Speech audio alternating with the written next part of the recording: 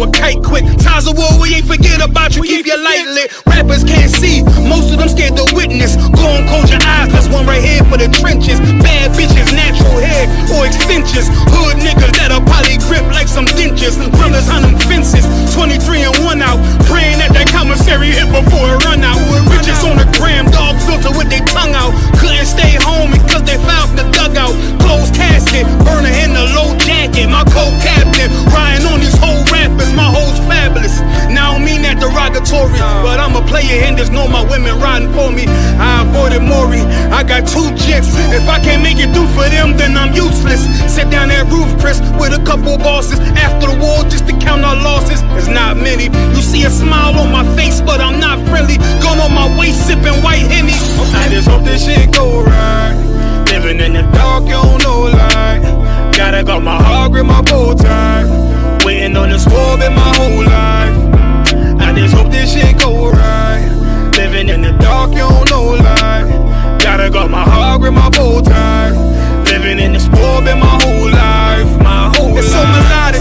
When I be dropping this ebonics, this ghetto phonics, they got me on the level supersonic. My bomb atomic, and you know where you can find me. Somewhere probably folding this paper origami. My name is pure as the Dasani, my wave is like a tsunami. I went from 0 to 100, feeling like Ricky Bobby. I made a deal with the Reaper. Got a couple wives, they some keepers. Talk a lot of shit, but you can't walk a mile in my sneakers. Bitches go to Miami, come home with change features. Now she got a BBL, her ass fatter.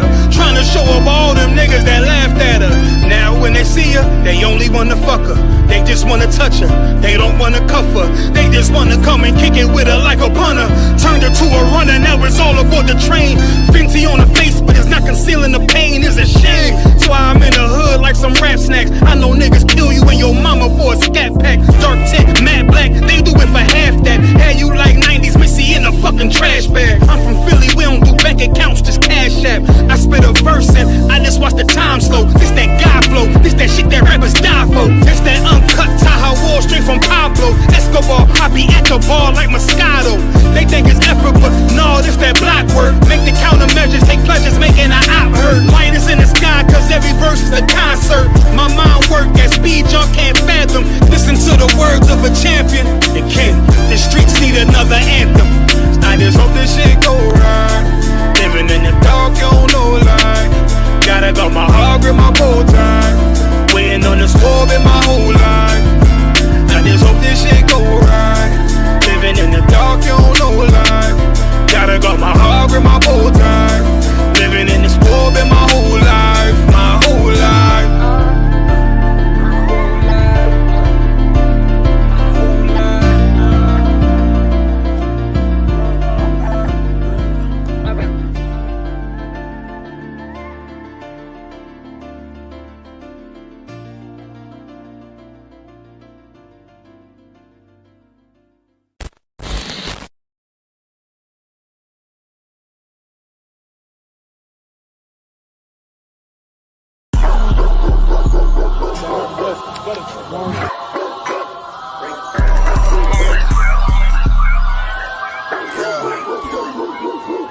Let's get right to it, dog, you know it's raw. Well, let me catch you if you're showing off. I wanted to get you, I hold it off. Thought he was solid, but told it off. Running the field with the underdogs. Don't wanna get involved. I can admit it, I know what it's time when I'm tripping, I gotta regroup. Niggas will fumble a bag. I get to the cash fast, gotta salute. I've been a hustler, look how I'm coming up. You running your mouth, better run it up. I'm running this shit like a big dog. Living my movie, they pissed off. Pushing the law, cause we in charge. They gon' play this in the synagogues. How do I feel? I'm feeling great. Bigger the problem, the bigger the plate. Making my move, that shit gotta wait. Ahead of my time, keep it in line. Put on their face, I just learned to keep it all to myself. Wait, a couple of niggas that hang with me that'll bang for me. If I'm doing bad, never change on me. We the salt of the earth. We the motherfucking underdogs. We underestimated. You understand what I'm saying? I got tunnel vision. There's a bunch of ways I'm gonna get it. It's my way or the highway if you ain't fucking with it. Do what I say or go about your fucking business and take this money with you. I ain't dealing with no fucking children if they not my own. Going by myself, I'ma die alone. These bitches catch my wave and more just hopping on. They hear what I make, it starts to turn them on. I think it's sorcery, the way they ride the bone. The black magic stick, they stopping by my home when I'm not even home. I'd rather be alone, so I can conquer shit, and I can see it wrong. I just keep popping shit, cause I won't be here long. I'm hopping on the road, and get my knees along. She wanna drop it low, and get her eagle on. My new bitch bad as fuck, she look like me alone. I came up from the dirt, was born right under y'all, and just like God of wine, said I just want the ball. These niggas seasonal, I watch them leave and fall. The last gon' finish first, cause we some underdogs. They say the first shall be last, the last shall be first. Nigga, we gon' rule this kingdom, nigga. This one West. Ride to the sunset, slide to the moon for a boss. All said ghetto, then I got him, that's my doggy dog. Don't bark, gotta mean bite, we them underdogs. Off the wire, 5 yards, I'm pressing all of y'all. 9 niggas up like I'm director from a casting call. I don't give a fuck, you want beef? Next to all of y'all. UPK priest, lace up boost, then it's time to ball. The clip name Windy, all these shells, I'ma let them fall. Niggas claim they better than like who they think they better than. One West soldier, best believe we got that metal in. Last name Cannon, cause I still got them drummers in. Cap, I set that trap to hell, yeah, I'ma let them know. Underdog, you niggas trippin', we'll be poppin' on you sniffin'. Real crafty with that smithin', lock in on the mission, rockin' all out. Who the type to hop out, you be bitchin', cop the crew time. Now the Glock, glitch it, nigga.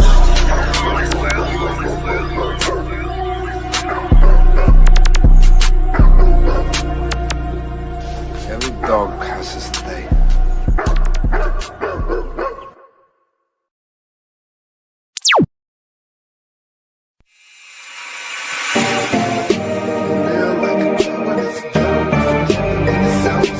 I'd rather die like a man than live like a coward. There's a ghetto up in heaven and it's ours. Black power, 144,000. I'm just trying to make 144,000. 144,000. I'm just trying to make 144,000. One body, one face, one Lord. Feel like I can take over the world with one sword.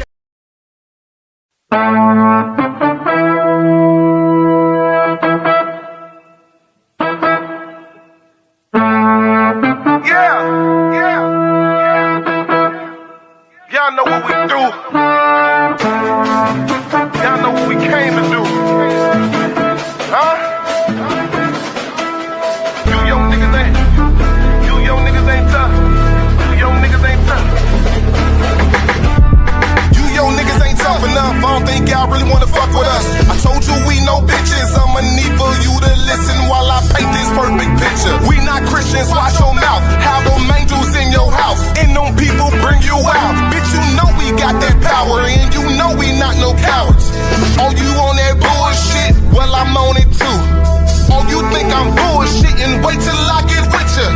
If I gotta go to ground, I'ma shut the town down. I ain't about to stop until I hear stand down. All you gonna see is a lot of man down. You dealing with the men of war. We at war. I sided with the Lord, of course, on one accord. We ain't never stopping now. You running now. All my niggas go to ground. We go to ground. You dealing with the men of war.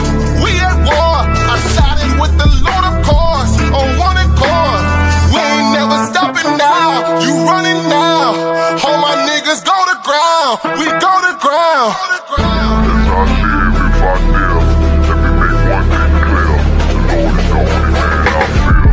We are not the same. No, we not related. I'm not stuck on living. Death is a vacation. My camp undefeated. You cannot debate it. You just want the clout. We just want the grades. I'm just trying to get it. If not, I'm trying to take it. Give me that. I say fuck the devil. You think I'm talking Satan? One West in my blood. I'm a U.P.K. creation. We don't give a fuck. You can see it in our faces. Got it out the mud. Straight up out the basement. The world done made me crazy. The world done turned crazy. You dealing with the men of war. We at war. I sided with the Lord, of course, on one accord. We ain't never stopping now. You running now. All my niggas go to ground. We go to ground. You dealing with the men of war. We at war. I sided with the Lord, of course, on one accord. We ain't never stopping now. You running now.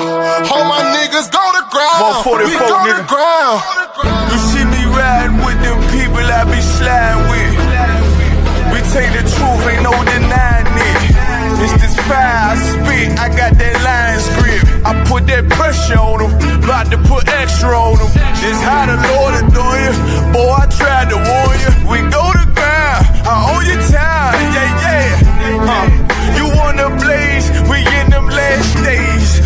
They tried to keep my niggas locked up in them cages, yeah. I'm in pages, yeah. In them scriptures, yeah. I'm gon' flip it, yeah. I got that shit rockin'. I got that bulletproof heart and spirit, yeah. Retarded with this Glock, I'm gon' give it to you.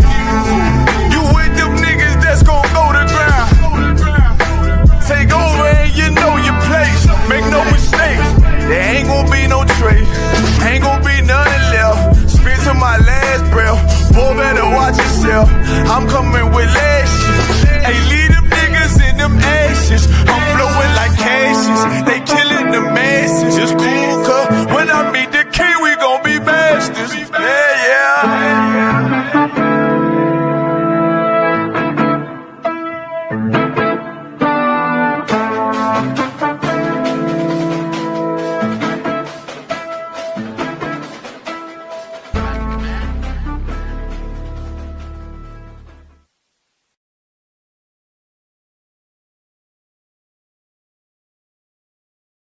Until the general gets here. Everybody can put their phones on mute. Too, please. All right, let's clap it up. Boy, I want these lights a little closer if you don't mind. All right. So a little bit closer. Also, this here.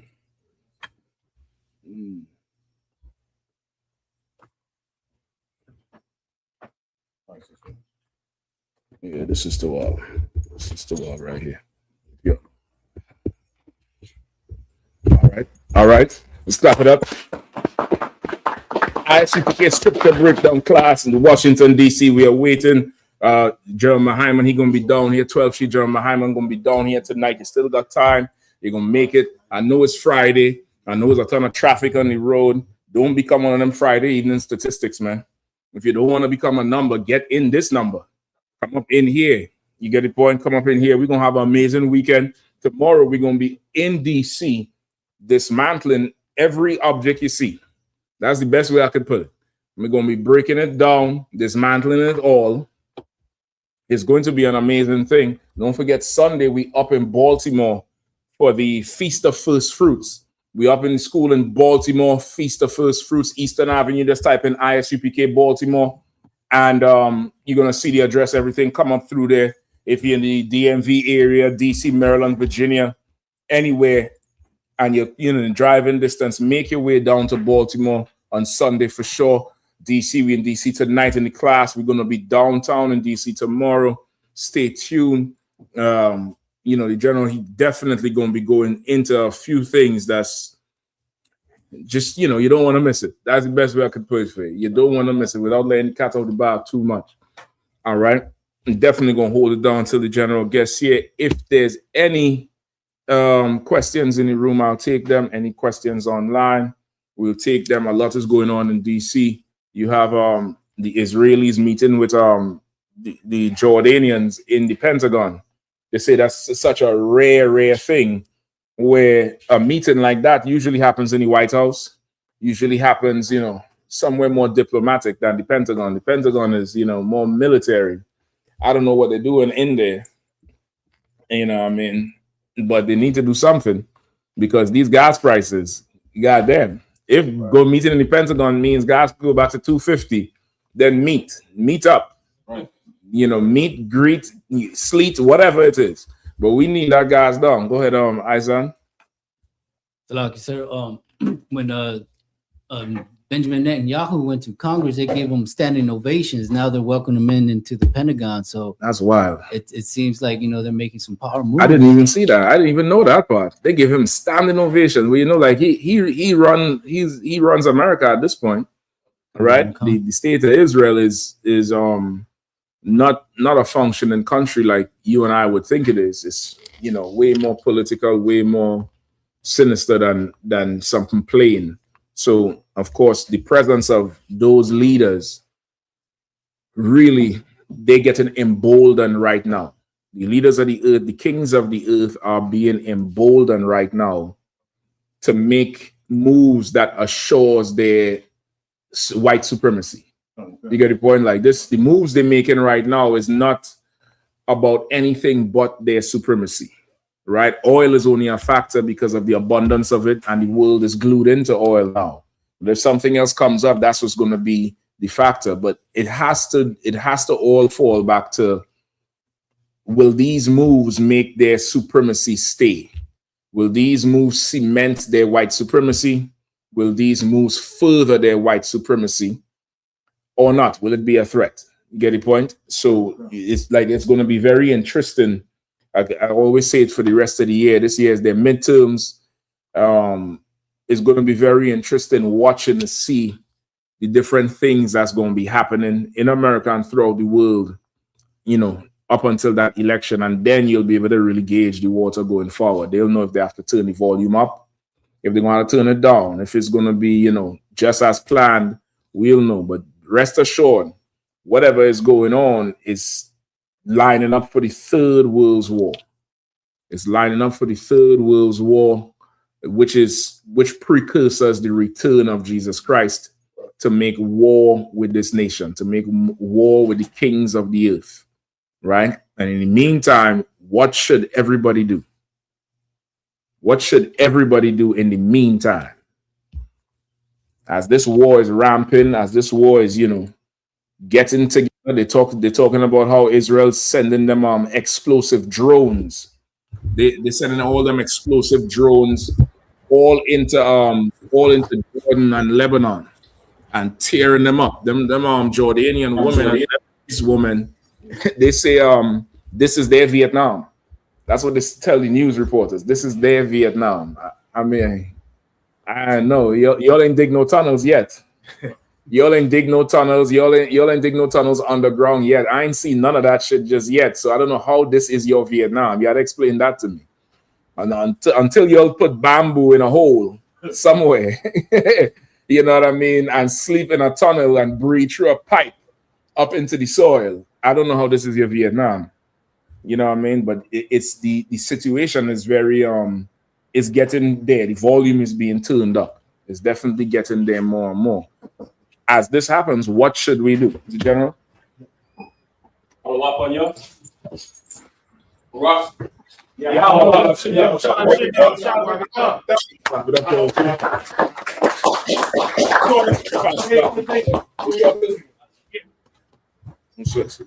sure didn't?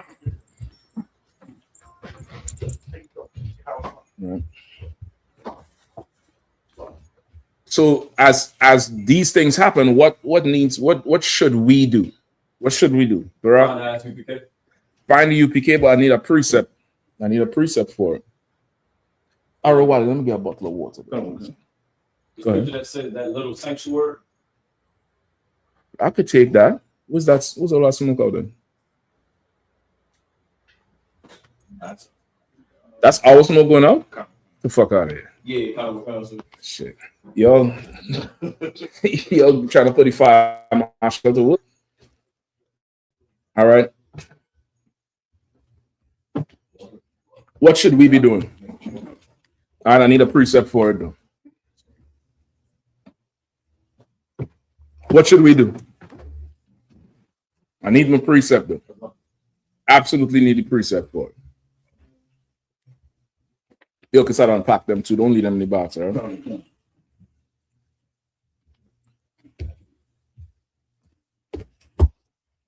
Come on. They gearing up. They meeting in the Pentagon. They're meeting all over United Nations. They're talking about who's this country? UAE, United Arab Emirates, just paid for Colombian private militia and mercenaries to go over there in Sudan and join the RSF. They're locking the things down, brother. What should we do? Because Ezekiel 11 and 16, sir. Let me hear that. That's not what I have in mind, but let me hear that. Therefore, thus saith the Lord God, although I have cast them far off among the heathen, and although I have scattered them among the countries, yet I will be to them as a little sanctuary in the countries where they shall come. I got you. I think that's the one that Barak pulled. Okay, that's good. You find the little sanctuary. The Lord say He'll be to them a little sanctuary. They'll find that little sanctuary. Perfect. But what should we do? We should just find the little sanctuary? Something else. Go ahead. I want to turn to the 2 and 1. Say again? Zephaniah 2 and 1. You onto it, you close. That's good too, but there's still some more. Like sir, if I may. Yeah, go ahead, priest. You're coming in kind of low. Any way you could get closer to a mic or anything? Yeah, kind of a sir. I might have to say stand a little closer. Is this better? Yeah. Go ahead, please. In Revelation, meaning come out of Babylon and not partake of her sins. That's what I want, brother Tawada. I'll give him a hand. That's exactly what I want. That's exactly what I want. Pull it for me, brother. Or somebody pull it and read. Somebody pull it and read. Like that's what needs to happen. To find the sanctuary, you're gonna have to leave Babylon first. You're not finding the sanctuary and staying in Babylon. And what do I mean by staying in Babylon and leaving Babylon? Pull the precept first too, and then you really get the understanding of it. All right, Revelations 18. Let's rock. Water, sir. We got the book of Revelations, chapter 18, starting at verse 4. And I heard another voice from heaven saying, come out of her, my people, that ye be not partakers of her sins, and that ye receive not of her plagues. Right? Come out of her, my people, that you don't partake in her sins or receive any of her plagues. And we all the way in Babylon right now. We all the way in her, and we taking part in her sins. We taking part in her sins from the highest to the lowest, from the Diddy parties to Adrian Broner, to your teachers in school, to the police. You get the point? The police, I mean, they just arrested a DC lieutenant. He's the devil though, but he was on his way to have a escapade with a 14-year-old boy in Maryland. They got the catch a predator? To catch a predator guys pulled him up. They pulled him up right there on the damn thing. And he's a lieutenant. Like this place, her sins have reached to heaven. And of course, they're saying, come out of her, my people. You get the point, as a general? No sweat. And they're saying, come out of her, my people. So now that's what we need to do now. What we need to do now as a people is come out of Babylon. Come out of her. What does that mean? What does it mean to come out of her, my people? What does that mean? Come on, Arwadi. Yeah, use the mic there. No sweat. You hear me, sir? Yeah. We could hear you. That's for the people online to be able to hear you. What that means is don't celebrate her holidays. Don't partake in what America got to give as far as deviancy, criminal acts, lies, like I said, the holidays. Don't follow behind her. We still here. We don't have to leave the shores of America to not be a part of America. Right. That's what you want. Come out of her. To leave in Babylon is not a migration. It's not getting on a plane or jumping in a vehicle or getting on a boat and leaving, with a destination to end up somewhere. You get the point? Go ahead.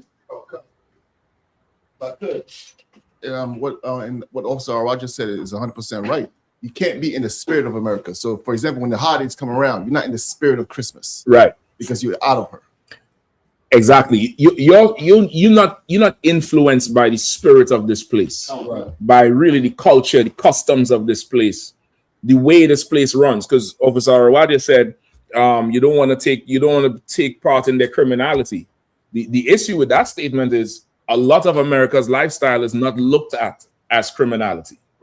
It's just not looked at as that. It's looked at this is the American way. This is what America does. This is America. Right. America, yeah.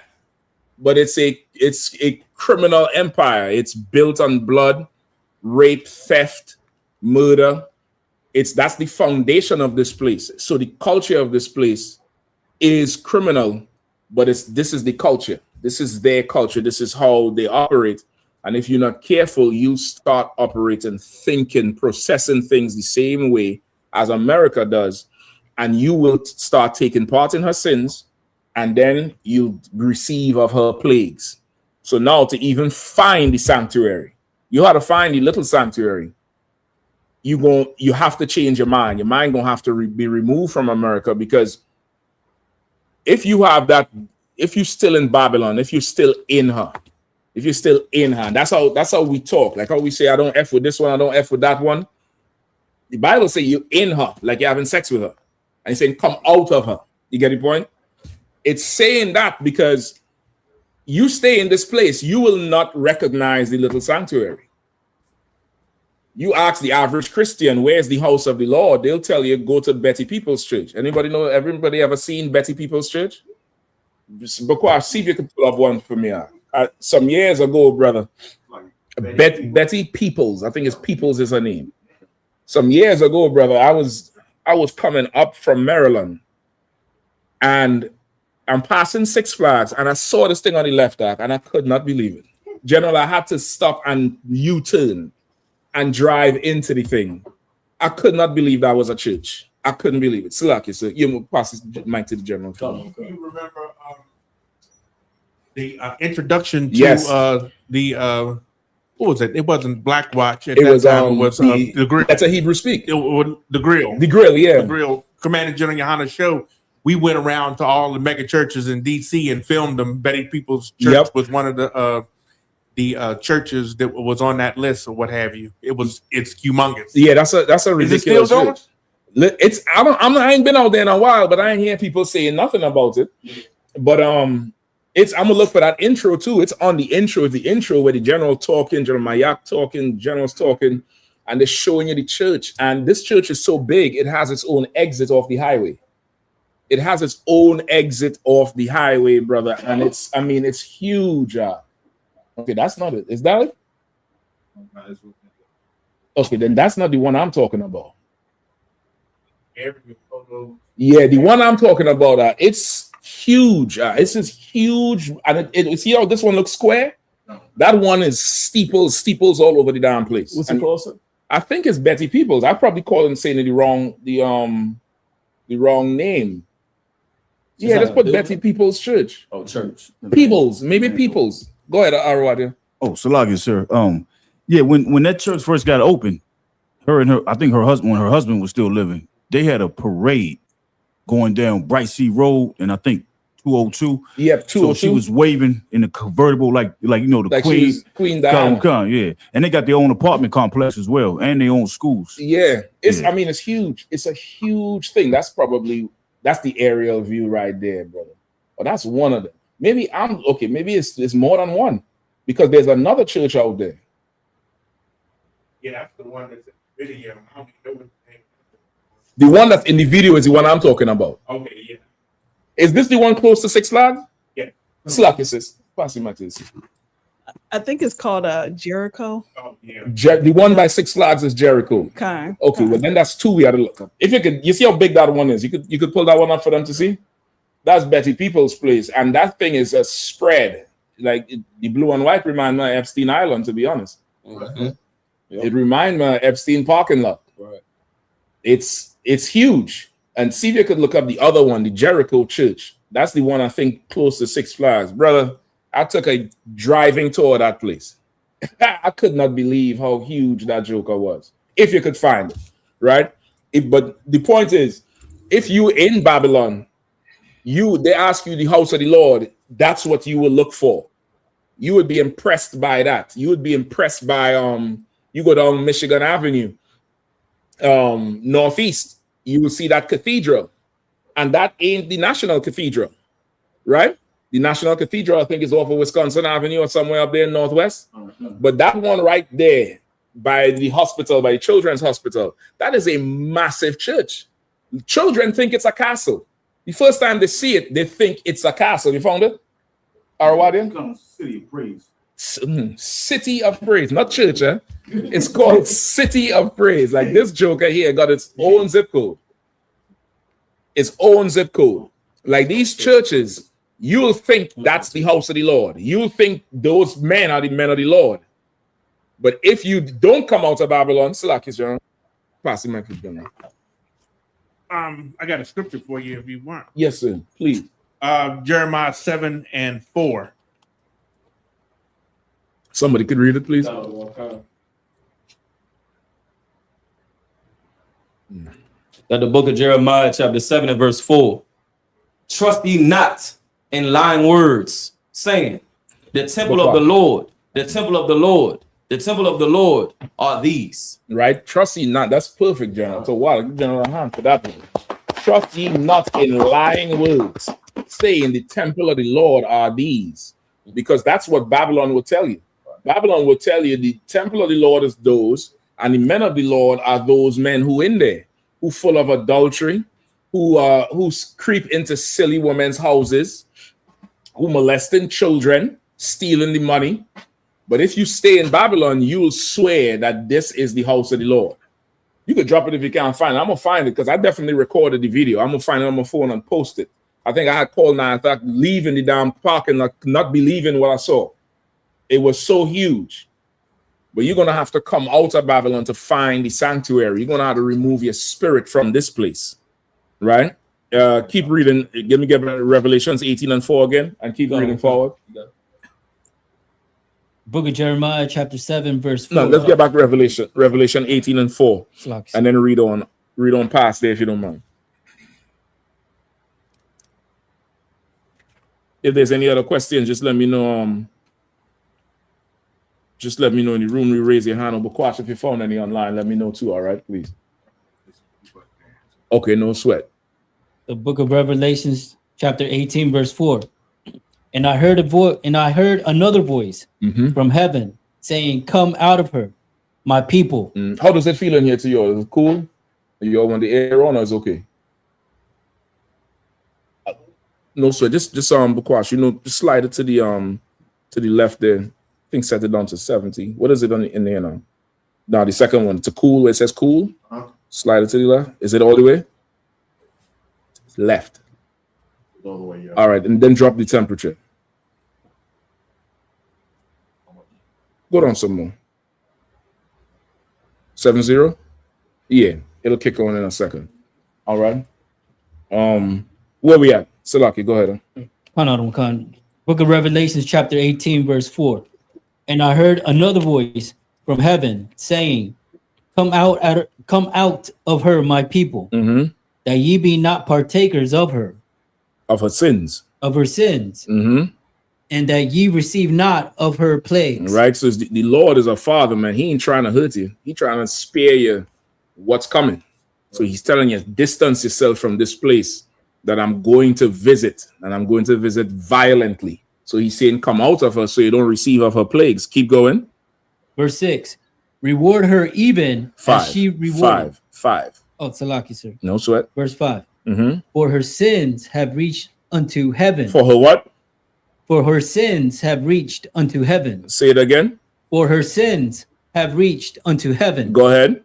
And God hath remembered her iniquities. Brother, like the sins of this place right now have reached unto heaven. I don't think that one is it either. You could drop it for now. I'll find. I had the video on my phone for sure.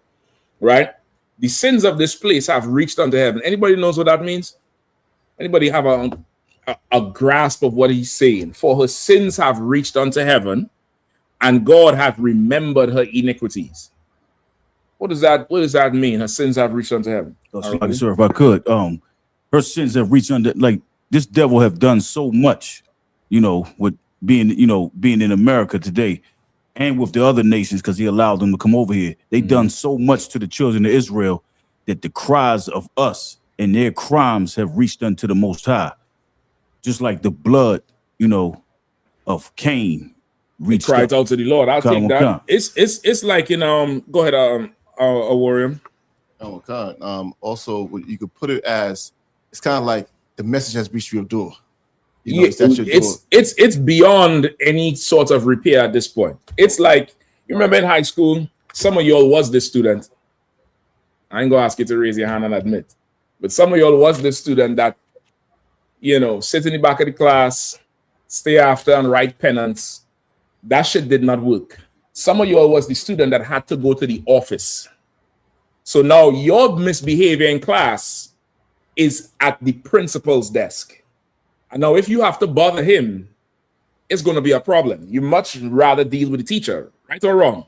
America's sins, brother, is the Lord he's hearing too much about this thing now. It's too, and he remembered her iniquities. You get the point? You bringing back memory. Now you're supposed to live your life where your reputation would precede you in a good way. When people remember you, they would remember the great things you did, how classy you were, how brotherly or sisterly you were, how generous you were, how hospitable you were. But imagine your memory is of every ill, foul thing you've ever done. You're really asking for judgment at this point. And America's sins have reached unto heaven. They talk about Alligator Alcatraz. They're trying to close it down this week.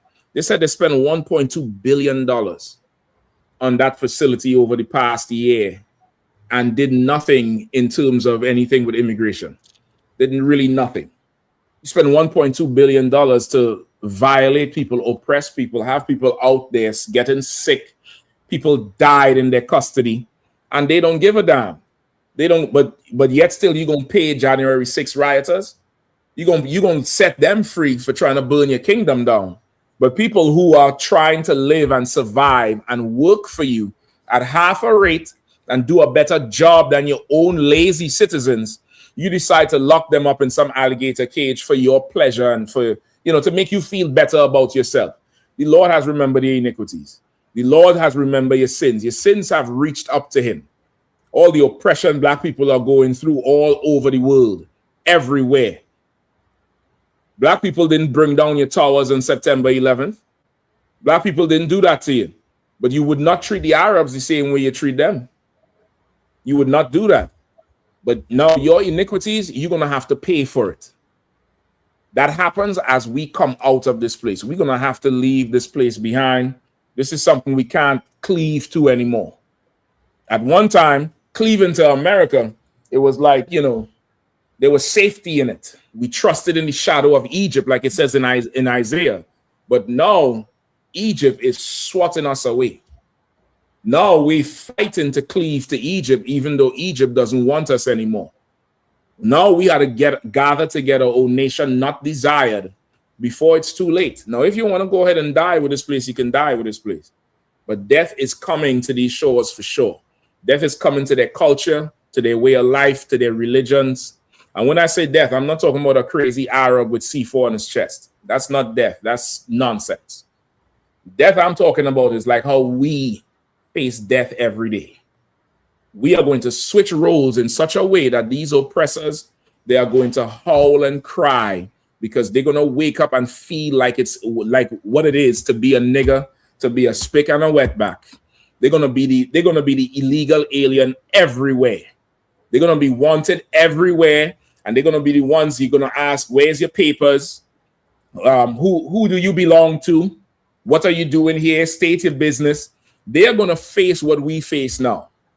And that time is coming. I know it seems gloomy. I know it seems, grim. The pressure is on, but the pressure is on means that it's getting closer and closer and closer to the end.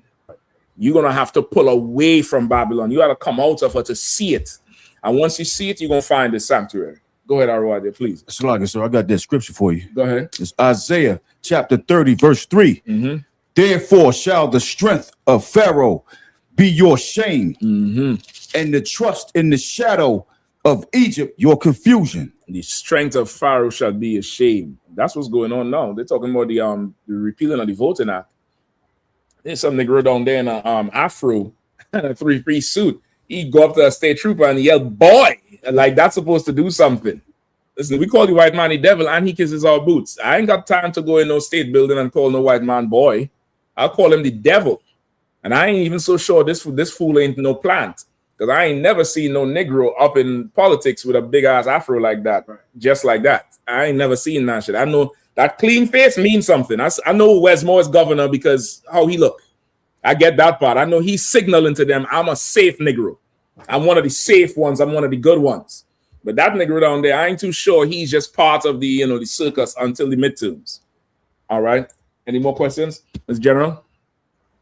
Lost. No sweat. Go ahead, Ambakwat. What we have online?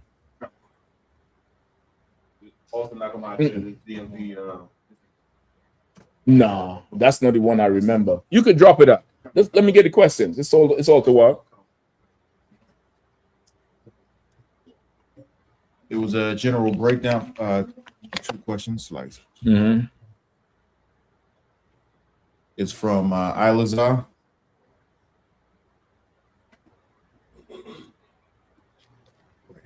Says Shalom Adawan. Can I get a general breakdown on Ecclesiastes chapter 10, 1 through 7? Ecclesiastes. Say what he wanted again. Ecclesiastes chapter 10, verse 1 through 7. Okay. Let's see if we could try it. And it's a general breakdown, sir. Ecclesiastes 10, 1 through 7. Okay. What's the other ones? There's another one. If those are short, I might do those first.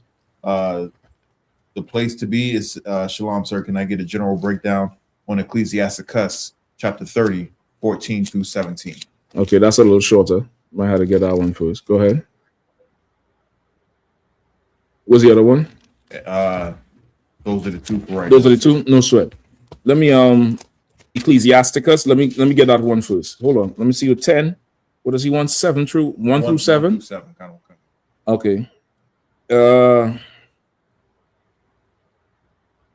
All right, we can start with that one, and then we go through Ecclesiasticus. What's the other one? Ecclesiasticus 30, 40 through 17. All right, let me see a look at that too. All right, whoever has Ecclesiastes. The book of Ecclesiastes, chapter 10, verse 1. Dead flies cause the ointment of the apothecary to send forth a stinking savor. So doeth a little folly him that is in reputation of wisdom for wisdom and honor. Verse 2. A wise man's heart is at the right hand, but a fool's heart at his left. All right, let's get verse 1. Read verse 1 again. Anybody want to take a shot at it? Let me know. Dead flies cause the ointment of the apothecary to send forth a stinking savor. So the apothecary is somebody who would make oils and ointments and fragrances and stuff like that. So the ointment of the apothecary, the dead flies, like not the buzzing fly, but these sweet flies that go around fruits and stuff like that. Just imagine them flies getting attracted to this thing because it smells so good. Even till today, I think sisters know it. They put what is it, cinnamon and something in a pot, and it attracts the flies. It just kills them, right? Because they're attracted to the smell. But this one here is saying the dead flies in this ointment, because it's not meant to kill them. This is a fragrance. This now will sour that fragrance. It will cause it to smell off than what it really is. You get the point?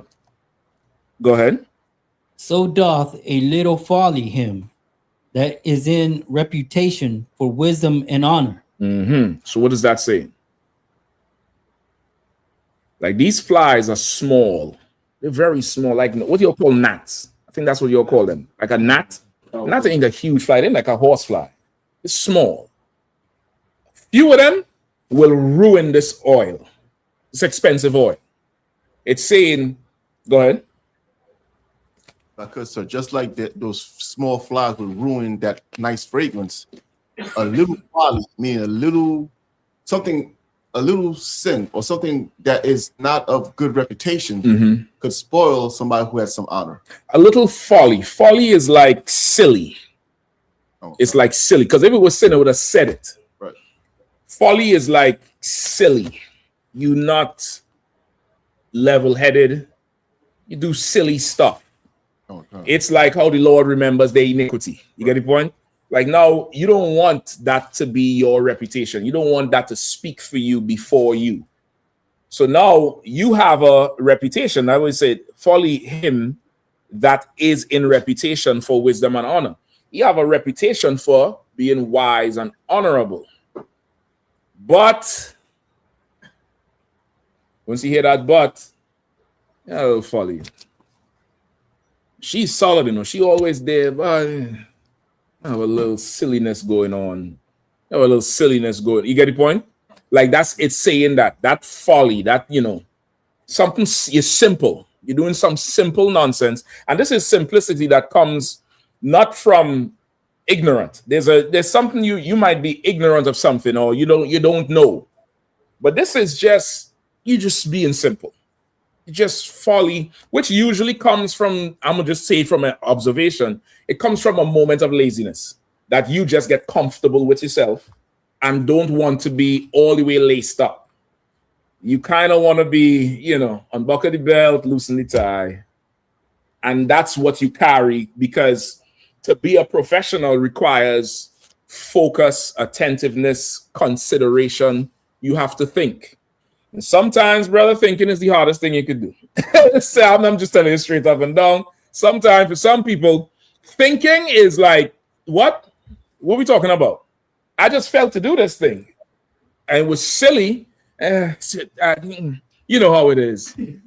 That shit, brother, it's nobody remembers you speaking. Nobody remembers your class. Nobody remembers your great counsel. That's what's going to start to stack up as your memory. You get the point? Go ahead. Do me a favor, because you could probably shut these windows here too, all right? Under folly, sir, can you also say, like, somebody who had a good reputation, being seen one time drunk would spoil that reputation? That could be folly. It depends. Also? It depends. What's his name? What's the brother's name? No. Definitely not him. That's beyond folly. Nobody don't care about his boxing right now. There's nobody don't care about, you know, Mexican. Remember he was saying, I can, American, Mexican, any man can get. Nobody don't give a rat's ass about that. Not Adrian Bruner. What's Sodom and Gomorrah? Lot? No, not Lot. Noah. Noah got drunk. Was that folly attributed to him? Nah, sir. It presented an opportunity for somebody else to do folly. Exactly. You get the point? Okay. You understand? Okay, being drunk so much in a technical way. Technically, being drunk is a sin because you're losing control. But it's a sin because of what you do when you're drunk. You get the point? Like, if now you being not laced up causes you to sin, then that's the issue. You get the point? Noah was separate. You get the point? He got drunk. He's in his tent. One son came in and mocked him because that son has folly in him. You get the point? That particular son got folly. The other sons did not have folly in them. The other sons covered his nakedness. You all remember that part? They walked in the tent backwards and covered their father. And the father, once he sobered up the next day, he cursed Ham because Ham had folly in him. You get the point? I'm sure Ham was useful in building the ark. Right or wrong? I'm sure Ham cut some wood. I'm sure he roped up some of them animals and clean the horse stables on the ark while it was on the water. Right. You think any of that matter at this point? You think Ham was in there with the elephant ark, with the elephant shit shoveling it overboard? He was cleaning the chicken while they was, cooking on the ark for 40 days and 40 nights. Ham was there. That don't matter with this folly you did. You understand what I'm saying? So it's the context of it, damn near. You understand? Let's keep it going. Please. I'm this is good for me for now. To water. Appreciate. I'm to water. Verse 2, sir, or verse 2. Hold on. The book of Ecclesiastes, chapter 10, verse 2. Go ahead. A wise man's heart is at his right hand, but a fool's heart at his left. All right, what is that saying? Well, I got some notes in here. I don't even remember writing this shit out. That's the last time I looked at this particular. God damn. Go ahead. What is it? What does it say? Anybody want to take a shot? A wise man's heart is at his right hand, but a fool's heart at his left. So your right hand being your strong hand means you have your mind and your thoughts well put.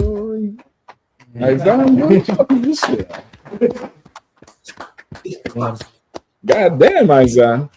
That's exactly it. It's your heart is your mind.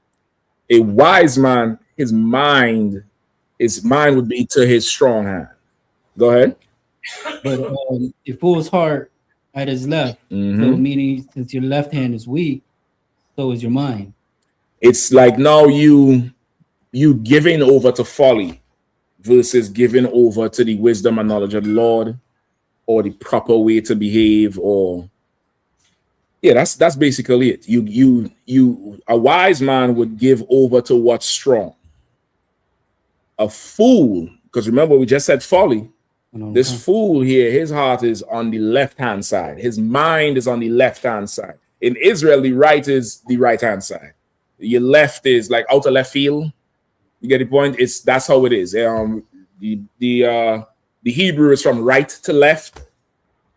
You get the point? Your Sabbath service, where do you all enter? From the right side, right?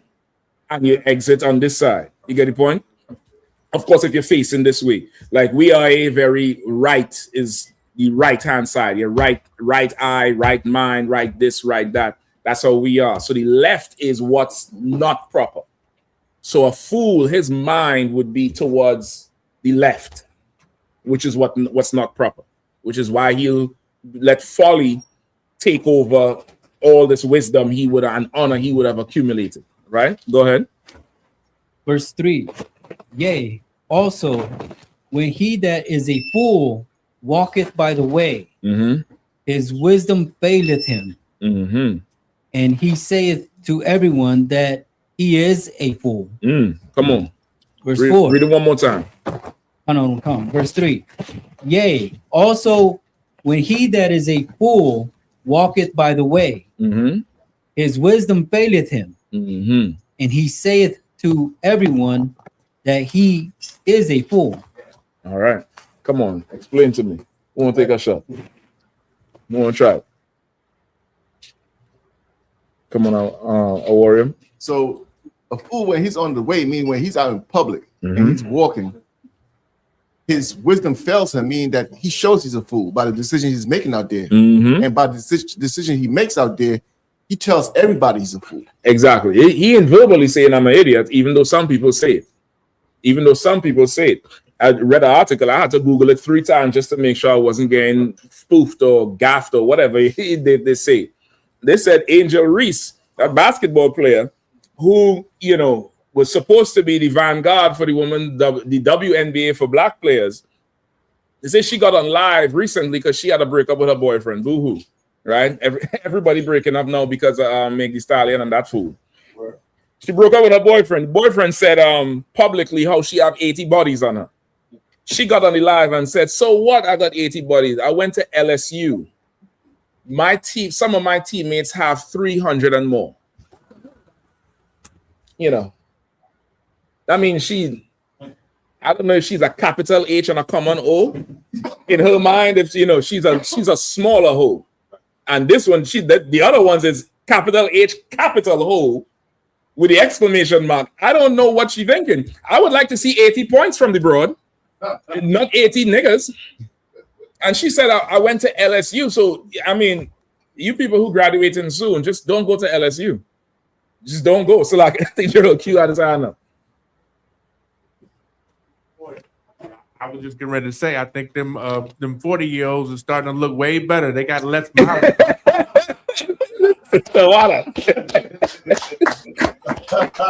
Listen, it's rough out there. Listen, come out of her, my people. You know what I mean? She might have to do 6 months to a year to get her name. 80. That's a lot of iniquity to forget, woman. God damn. And that's what you saying was then. you know, we in a rough time, man. Like now, she don't have to tell nobody she's a fool. She don't. She don't have to say she's an idiot.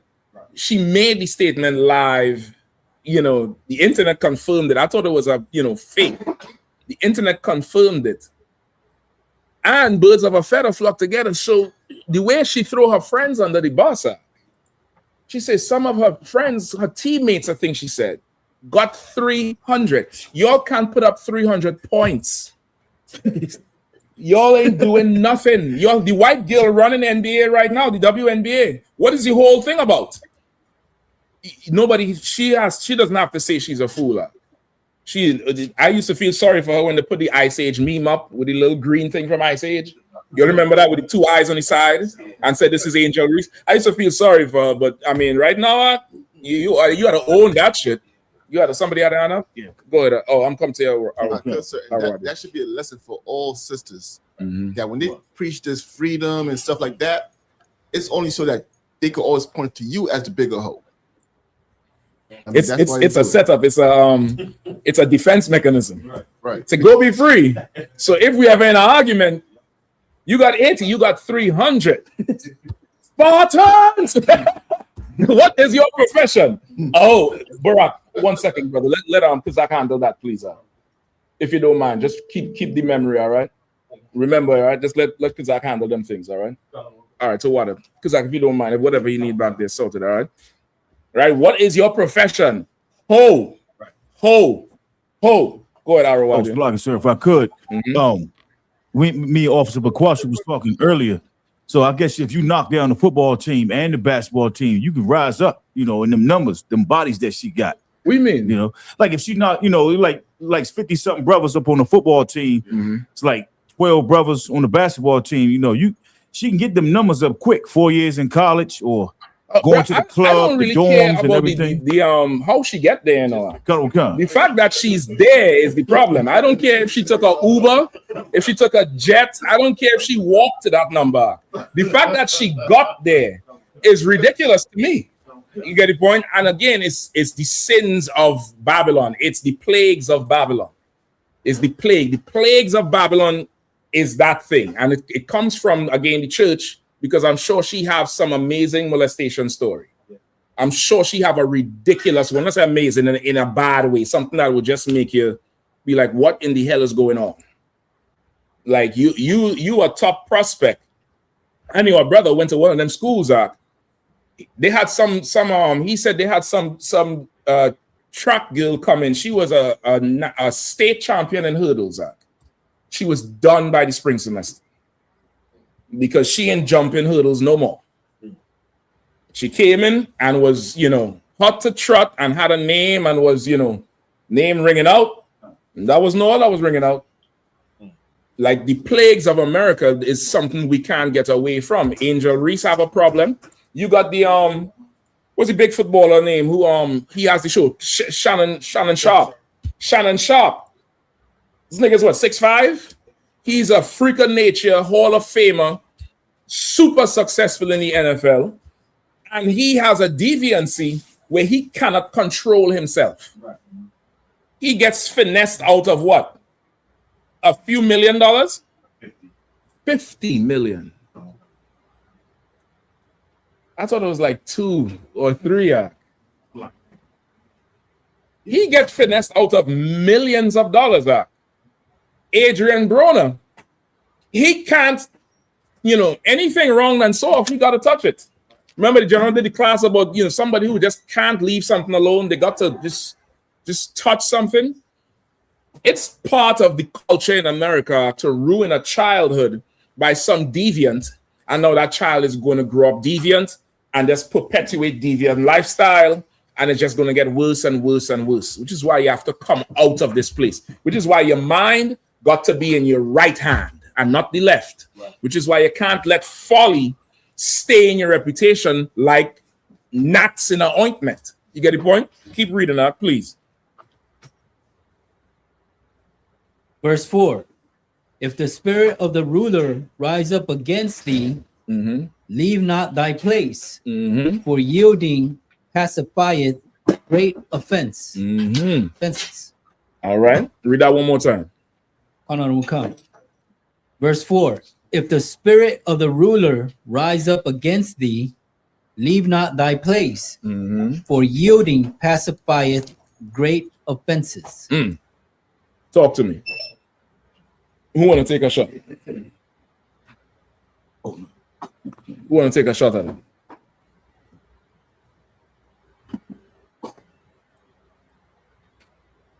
Go ahead, Ron. If I could, sir. The spirit of the ruler, meaning under the government you're currently under, or under the authorities. Well, I wouldn't specify it. A ruler is a ruler. Or any ruler, any ruler, any authority over you. If it, of course, a ruler who's over you, not a bully. Right. You get the point. A ruler, somebody. There's you know, it's obvious this person has authority in this situation. Right. Go ahead. If a ruler, legit authority, that's what I want to say. If a ruler with legit authority comes up against you, do not stay in your place. Basically, that's what. When I say do not leave thy place, what does that mean? What does that mean? You might have to rearrange some of these chairs and just to keep the space. Want me to give it up here? No, I'm thinking maybe you'll come on this side, and that way the sisters can have an extra row right there. You know what I mean? You'll see y'all could sit right behind Warrior and I.S.U.P.K. All right, just take your chairs and just slide over there, and that way the sister could sit right where you all were sitting, more or less. That would probably be better. All right, because you can help. You could leave Bukwatch, but he gonna need space. But help your sister out here to get to that spot right there. That's probably better. Right? What's you saying?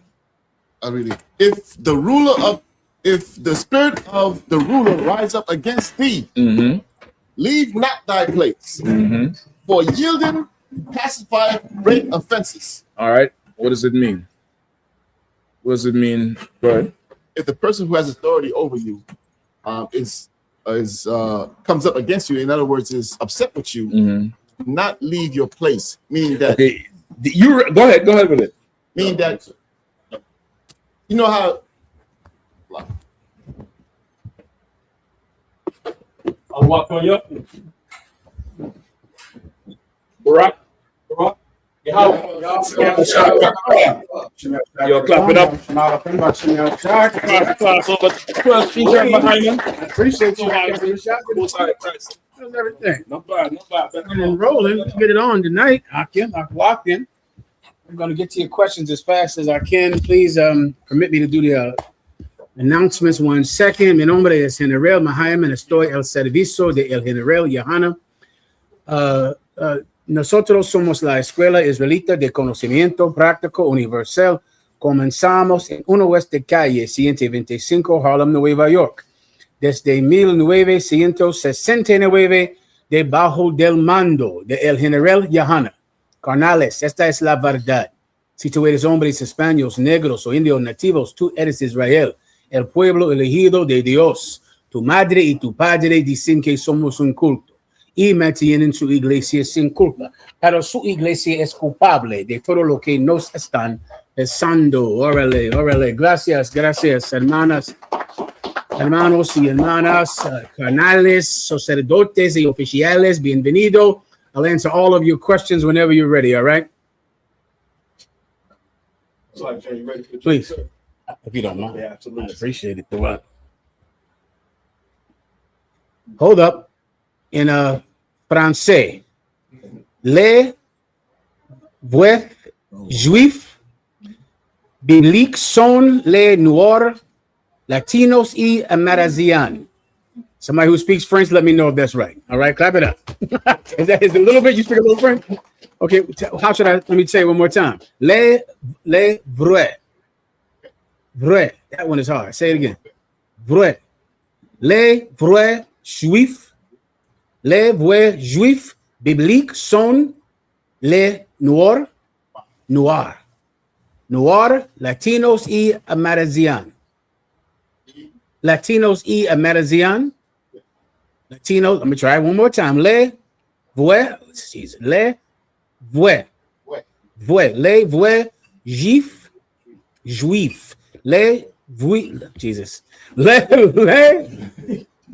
les vrais juifs bibliques sont les noirs latinos y amerindiens. Close enough. Close enough. I'll practice it. All right. I'm ready to rock, Aki, whenever you are. Questions, please, up front. Slug it, sir, if I could. So I was scheming through the YouTube, ran into Sarnetta and them again, you know. So I kept hearing something. They were saying that Paul, Luke, and John, they wasn't recorded, like their names wasn't on, you know what I'm saying, our records. Well, I mean, where does that come from? If you ever heard I of don't know what they're talking about. You got to ask them about that. The record is right there in front of them, right? It's the Bible. And of course, the Bible is written in the Qumran caves on scrolls that monks gave their lives to protect. Like many people look at the Bible, and especially the King James version of the Bible, it was written at a time when King James was in a battle with the Catholic Church, a terrible battle with the Catholic Church, because he wanted supremacy over the Catholics in England.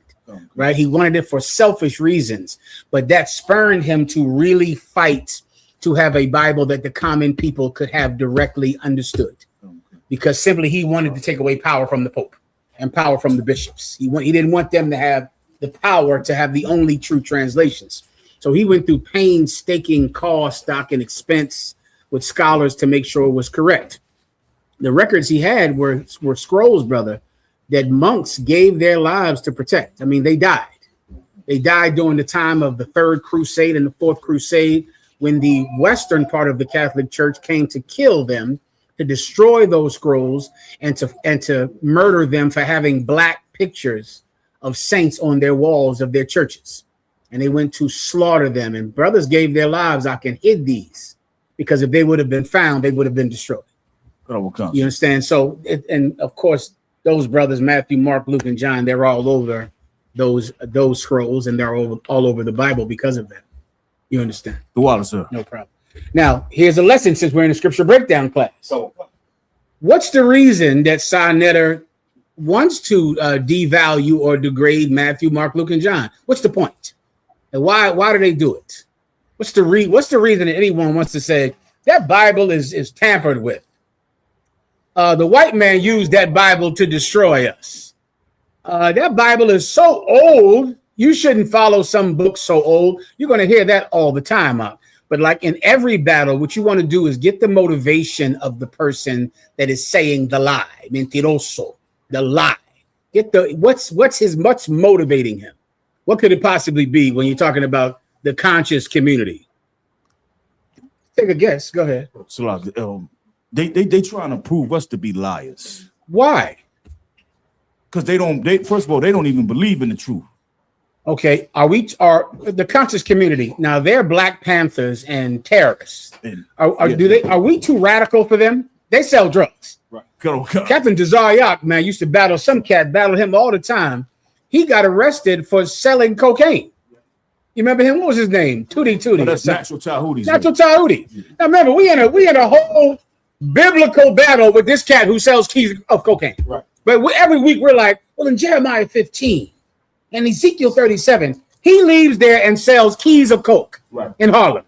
We in another battle forever with some cat that's saying you can make a baby without having sex, and in a battle over the Metanetta, whatever the hell that is.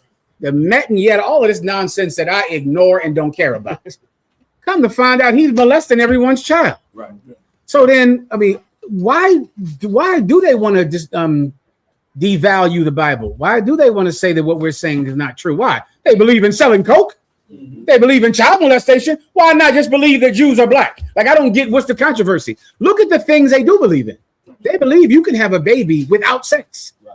They believe in all types of lizard men. You know about that? The lizards? Malachi. Are you telling me what we believe in is too strange for the conscious community? They believe in lizard men and the Yahanakis. So now, but I'm crazy because I believe that blacks and Latinos are the chosen people of God. Why are they so against it, brother?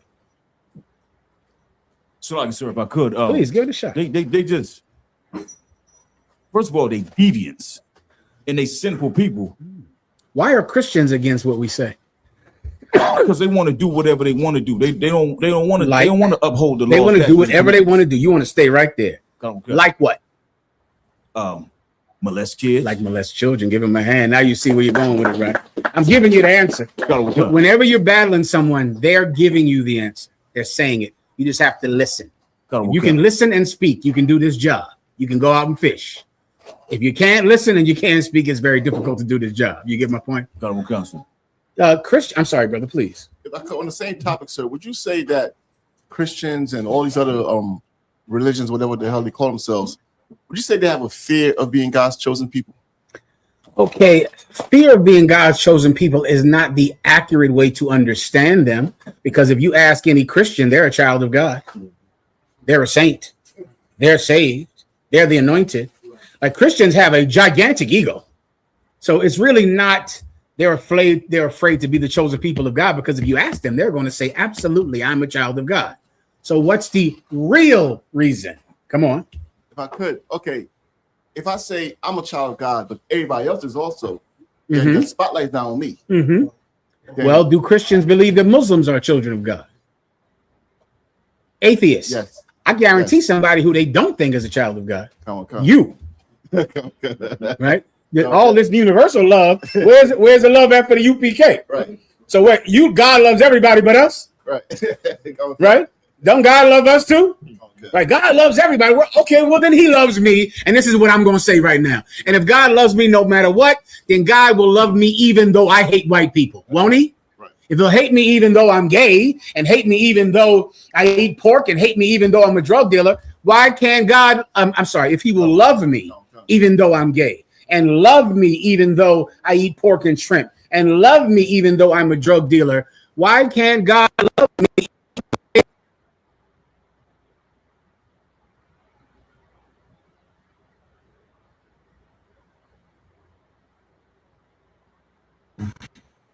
Is like Officer Awaja said, they just want to be lustful. What, and what things do they want to do? All the things America has told them to do, like eat pork, French lobster, birthdays, Christmas, sex in some very lascivious ways and deviant ways. You want to, okay, if you can't do this, this can make it difficult. You want to really boil everyone down to the sin that they commit, that they know that God says not to do in that Bible. That's it. It seems so much more complicated, because it seems like you are in a theologian's battle with Papa Natuti. Like, you in a real, you've seen him, brother. You watch him, so you know. You remember those battles? It was like, but they met in Yetta. When you translate it back from the original Greek, the original Greek, he's selling cocaine. The original Greek. That polite, forget about it. I mean, he was a scholar of scholars, was he not? He understood all knowledge upon the earth. Well, when the original went back to, what's the name of Egypt? Kemet. When the original Kemet, when they went to the valley of death, he's touching your child and having sex with a 13-year-old girl. I'm starting to think they're not so scholarly like they might want me to believe. Right. I'm thinking that maybe they're hustling me. Maybe they're just sexual deviants and drug addicts. Right. And so their whole problem with Matthew, Mark, Luke, and John are those words that tell you you cannot be a drug addict or a sexual deviant. Right. Maybe that's all this is about.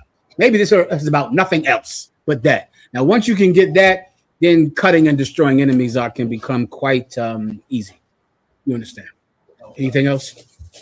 Please. The water, sir. No problem. Clap it up. Good night. Please. It's been a while since I heard you say it, sir, but I remember you would have the breakdown where you said New York is Jerusalem, Philly is Corinth, DC is Rome. If I could, sir, can I just get a breakdown on that again, sir, please? I'm sorry. That's old. That's old One West doctrine. That's old as when I was coming up. Brothers always said that New York was Jerusalem, Philly was Corinth, and DC was Rome. And it's based on their how similar they are with the places in the Bible. Of course, Jerusalem is where the truth started, right? It's where all the tribes are, all 12 tribes are in New York, right? It's the home of the truth, 1 West 125th Street, Harlem, New York. It's Jerusalem, in spirit. You get the point. Corinth is like a city that is, and the brothers that have been to Philly or grew up there know Philly is super into. Okay, we used to call it the Philly chill, right? But it's brotherly. That's the best way I can describe it. It's like it doesn't have the ambition that New York has. It never had. When I was coming up, it did not have. I would go back and forth from Philly to New York. And I remember one time going to Commanding General Yahanna. And I spent time with him in New York and then go back to Philly. And the brothers in Philly were chilling. What they knew how to do is sit right there with a bottle of liquor and laugh with each other. You get my point? Right. But New York was super ambitious about Times Square, New York people, fishing, but they also hated each other. You get my point? They had a lot of problems with hating each other, but they were animals about the truth. Right. I mean, they were straight up and down animals like in New York. About going to a camp, Jesus. About Times Square and fishing, they were animals, but they did not like each other. You understand? And I remember one time coming back from New York, and I sat down with Commander General Yahanna, and I said, how can the brothers in Philly be more like y'all brothers in New York? He said, what you mean? I said, man, I go up there and, brother, they is going to camp out and they is fishing and they losing their mind. Philly is very relaxed and very cool. They love each other, but they're not very ambitious about growing the school, about making the school go from 10 brothers to 30. They're not very ambitious. And he said, well, that's true. The brothers in New York are aggressive. He said, but the brothers in New York have a lot of problems that the brothers in Philly don't have. And I remember that specifically. And because Philly, they loved each other. They cared about one another, but they didn't care about growing. You get my point. And that's Corinth. Like when you read in the Bible, Corinth, even that brother who slept with his father's woman, he came back around. They was happy to have him. You get my, he was proud, but they didn't hate him. Paul said, you better never let him come around again. But Corinth was letting him come back around. Why? Because that was their homeboy. You get my point? That was the brother they was with. He made a mistake. He did this. It's okay. They were like that, and that's how Philly is. It's Corinth. It's a place more focused on relationships than the aggressiveness of spreading the truth. And they're very good at that. You get my point, right? Rome is the seat of government, right? And usually the brothers that grow up here grow up under the shadow of Egypt. Like it's like almost like if you're from DC and live in the DC area. I remember coming down here for the first time, being in awe at this giant garbage that y'all live under. You living under that building with that old Washington monument and that all of those giant monuments to Lincoln and Abraham Lincoln. And what's that street you can drive downtown, and it's where the IRS is, and there's like mausoleums down there, like giant stone pillars to American imperialism. Right. And you live under that every day. Every day you're seeing that, going to work every day and seeing the success of your oppressor and seeing the monuments that he built to crown his success. Right. And it definitely puts you in a certain vibe like fear. Like, fear is like you could be afraid to come against that monument downtown. That giant seat of power. And before you know it, brothers in DC kind of tap out, just give themselves over to their position under the oppressor. It happened when all those brothers and sisters marched down here on the March on Washington. Those brothers walked here. They walked here. They did not drive here on buses. They came to Washington, D.C. from Alabama, Mississippi, South Carolina, and Georgia, and they walked. Can you imagine the kind of drive they had to get here to better their lives? Right. But when they got here and the speech was over, they just settled in Southeast. That's it. Right. Where was all that energy at to walk here? Yeah. You get my point? But once you get here, it's like, well, I can't come up against this monument, this giant White House, this building, this government. And then before you know it, you just live in the shadow of Egypt. And that's how it was in Rome. The brothers in Rome lived in that shadow. Of course, Paul came and saw that there was value in the Holy Spirit in all of those places, including 4 other places, which were the 7 churches that Paul established. And he saw that even though this city might have this issue, this school might have that issue, that they could fix those issues. Because what they had right about them was that Jesus Christ was in the midst of them. So he just went and fixed them, just tweaked them. He went and worked on Jerusalem. Peter did that.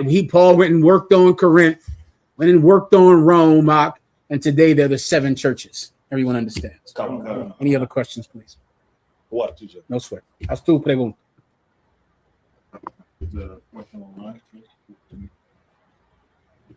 Is in the book of Ecclesiasticus. Locked in. Yes. The place to be has says, Shalom, sir. Can I get a general breakdown on Ecclesiasticus chapter 30, 14 through 17? Sir? Absolutely. Glad OKC. Whenever you're ready. Who made the food, Akim? The sisters? What's the name? Allah. Ayan Lawana. Allah, say so you can go ahead and say it, brother. Sister Ayan Lawana. Give her a hand. Captain Pastor, Sister Taqwa. The water out there. Appreciate it. All right, I'm ready to rock.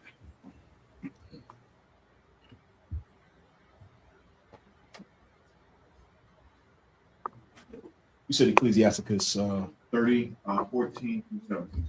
The water, please. The book of Ecclesiasticus. Sorry, please. Levi up front. Slack. I hope I ain't miss no sisters. Did I miss anybody? Okay. Good job. No problem. Go ahead.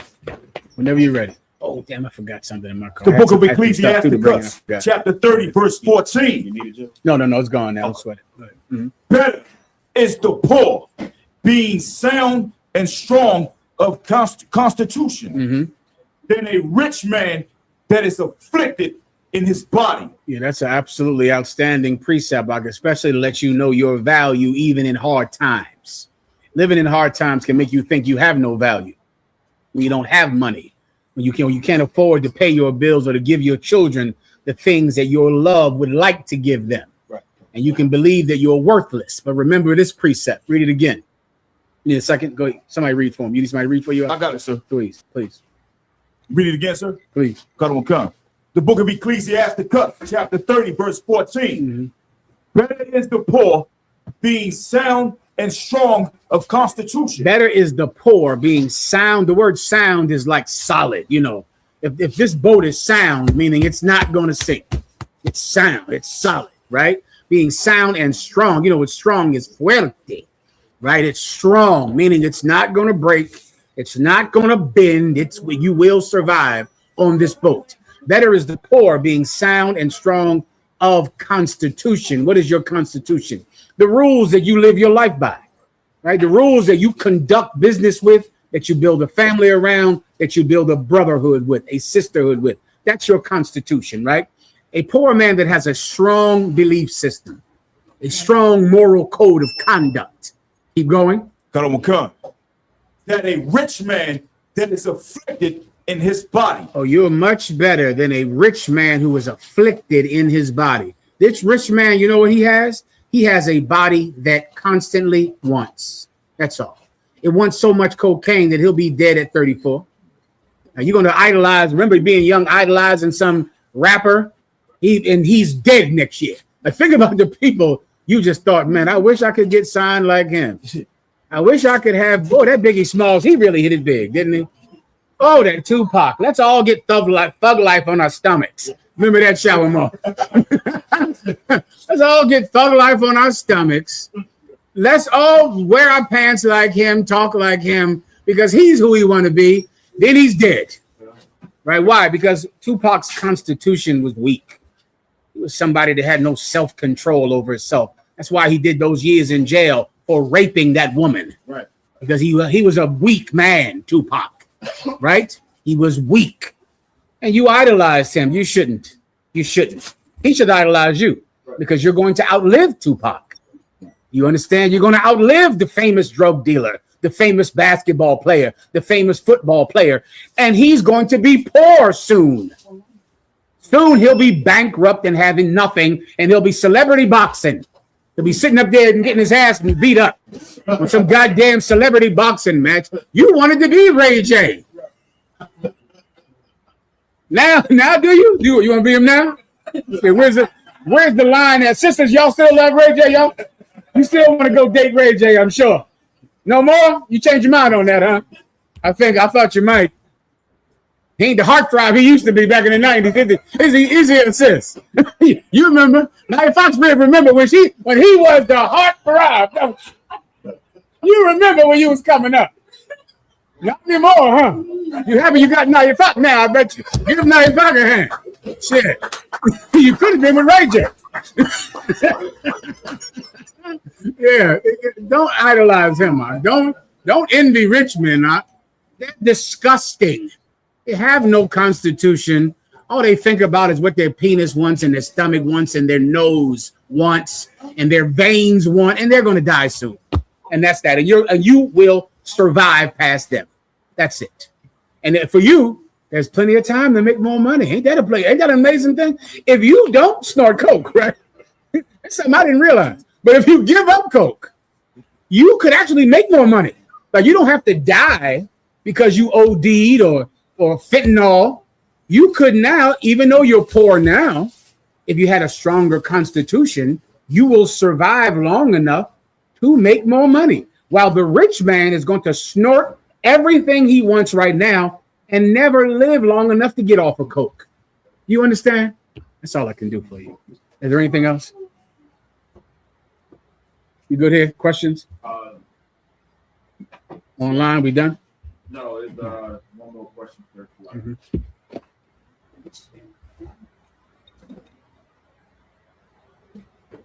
It's in Zechariah 2 and 5. The seven questions. Mm-hmm. No, we're ready. Zechariah.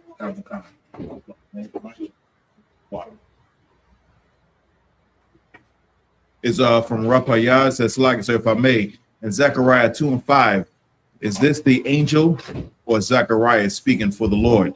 Also, may I get a general breakdown on verse 11? Go ahead.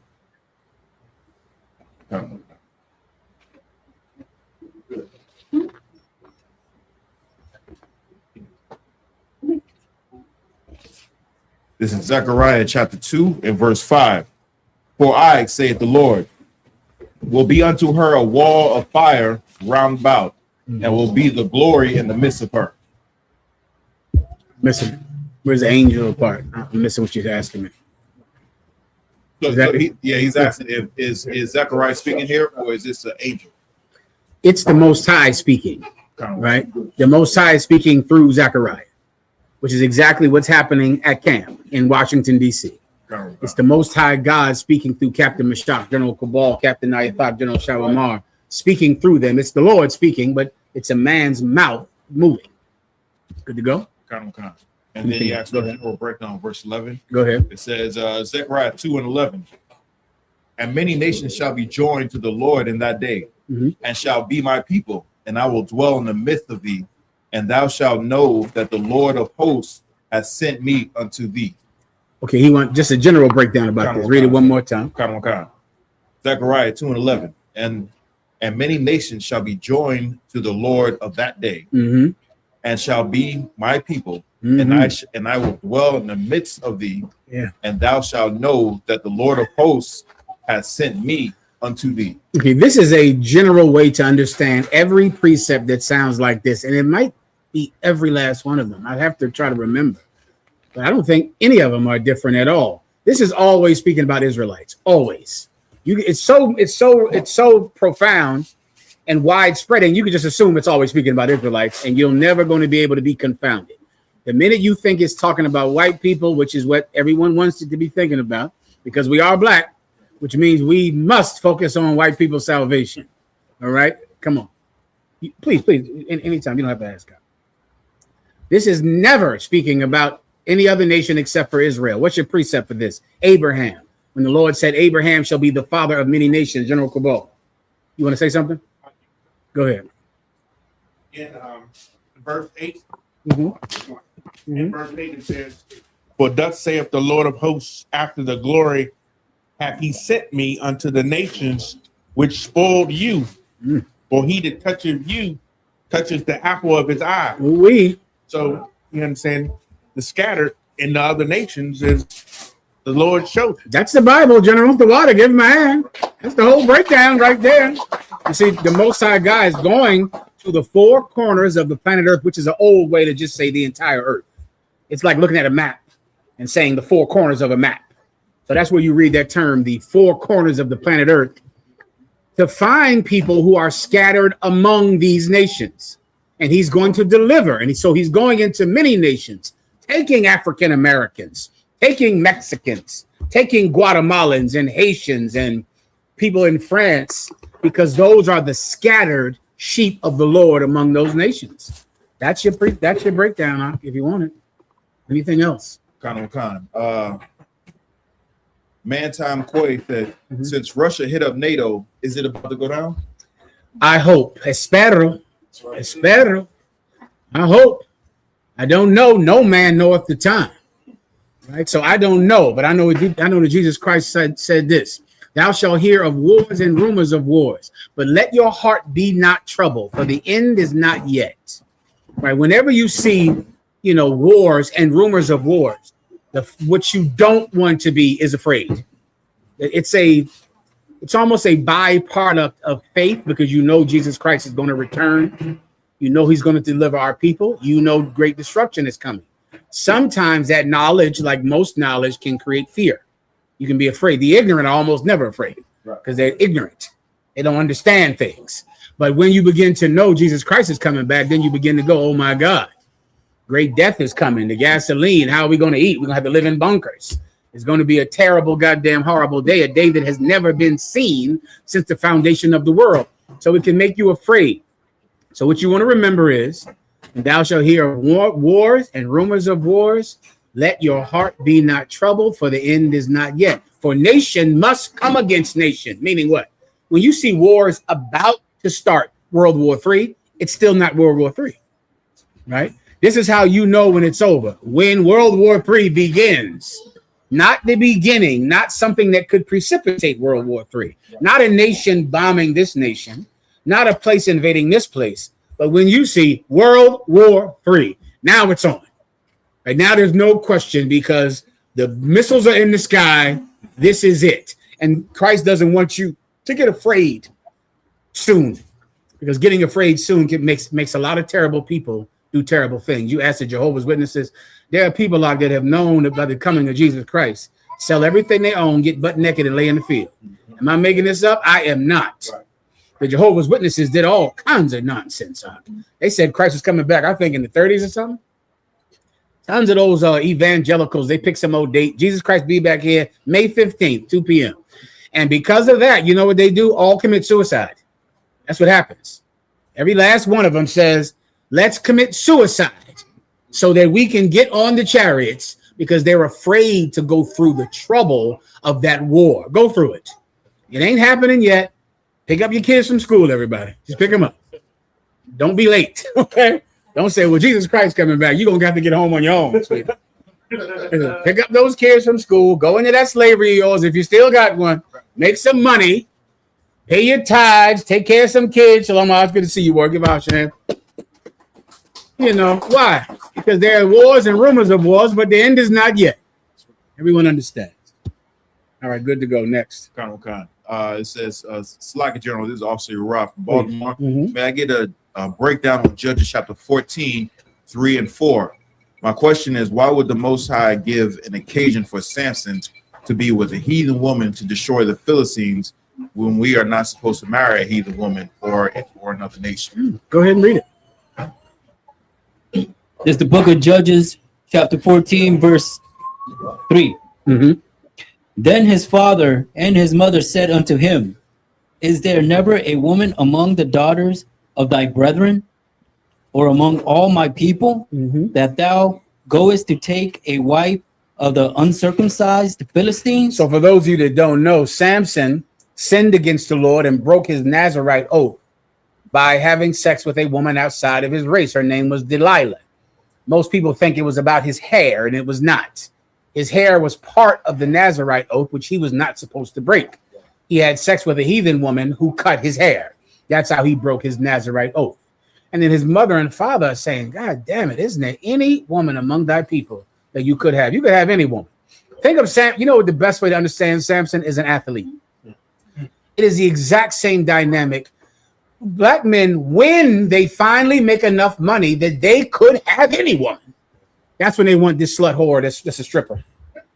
Then it's like a wild thing. But that's the reason they became an athlete. And you'll find that out. That's the reason, because here you are, brother. You got it, right? You could be with anyone you want. You could do it. You are the high value man. You could be with any single woman you want. That's when he wants a slut from a trailer park at that moment. That's what his father is asking him. Why would you do this? You're Samson. You're famous. You don't have to do this. Keep going.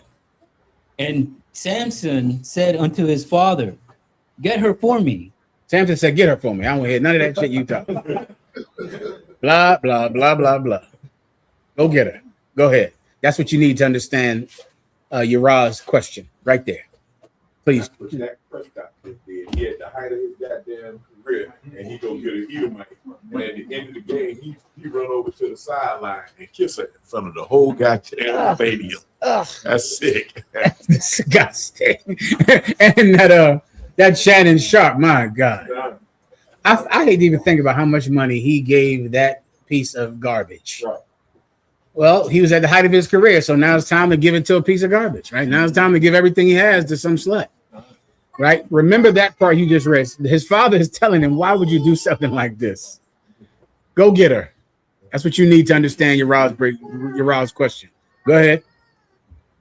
For she pleases me well. Go get her, because she pleases me well. And that is the weak constitution of rich men right there.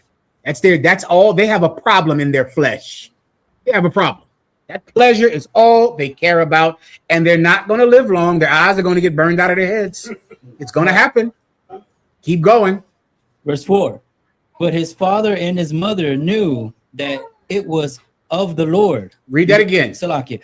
But his father and his mother knew not that it was of the Lord. That's it. His mother and his father didn't realize that him having sex with this heathen was of the Lord.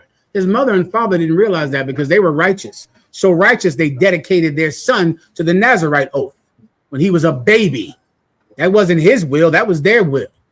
For their son to take an oath to never drink wine, to never cut his hair, to never marry a woman, to never cut his beard. They loved the Most High. They didn't realize that this sin was of the Lord. Keep going. That he sought an occasion against the Philistines.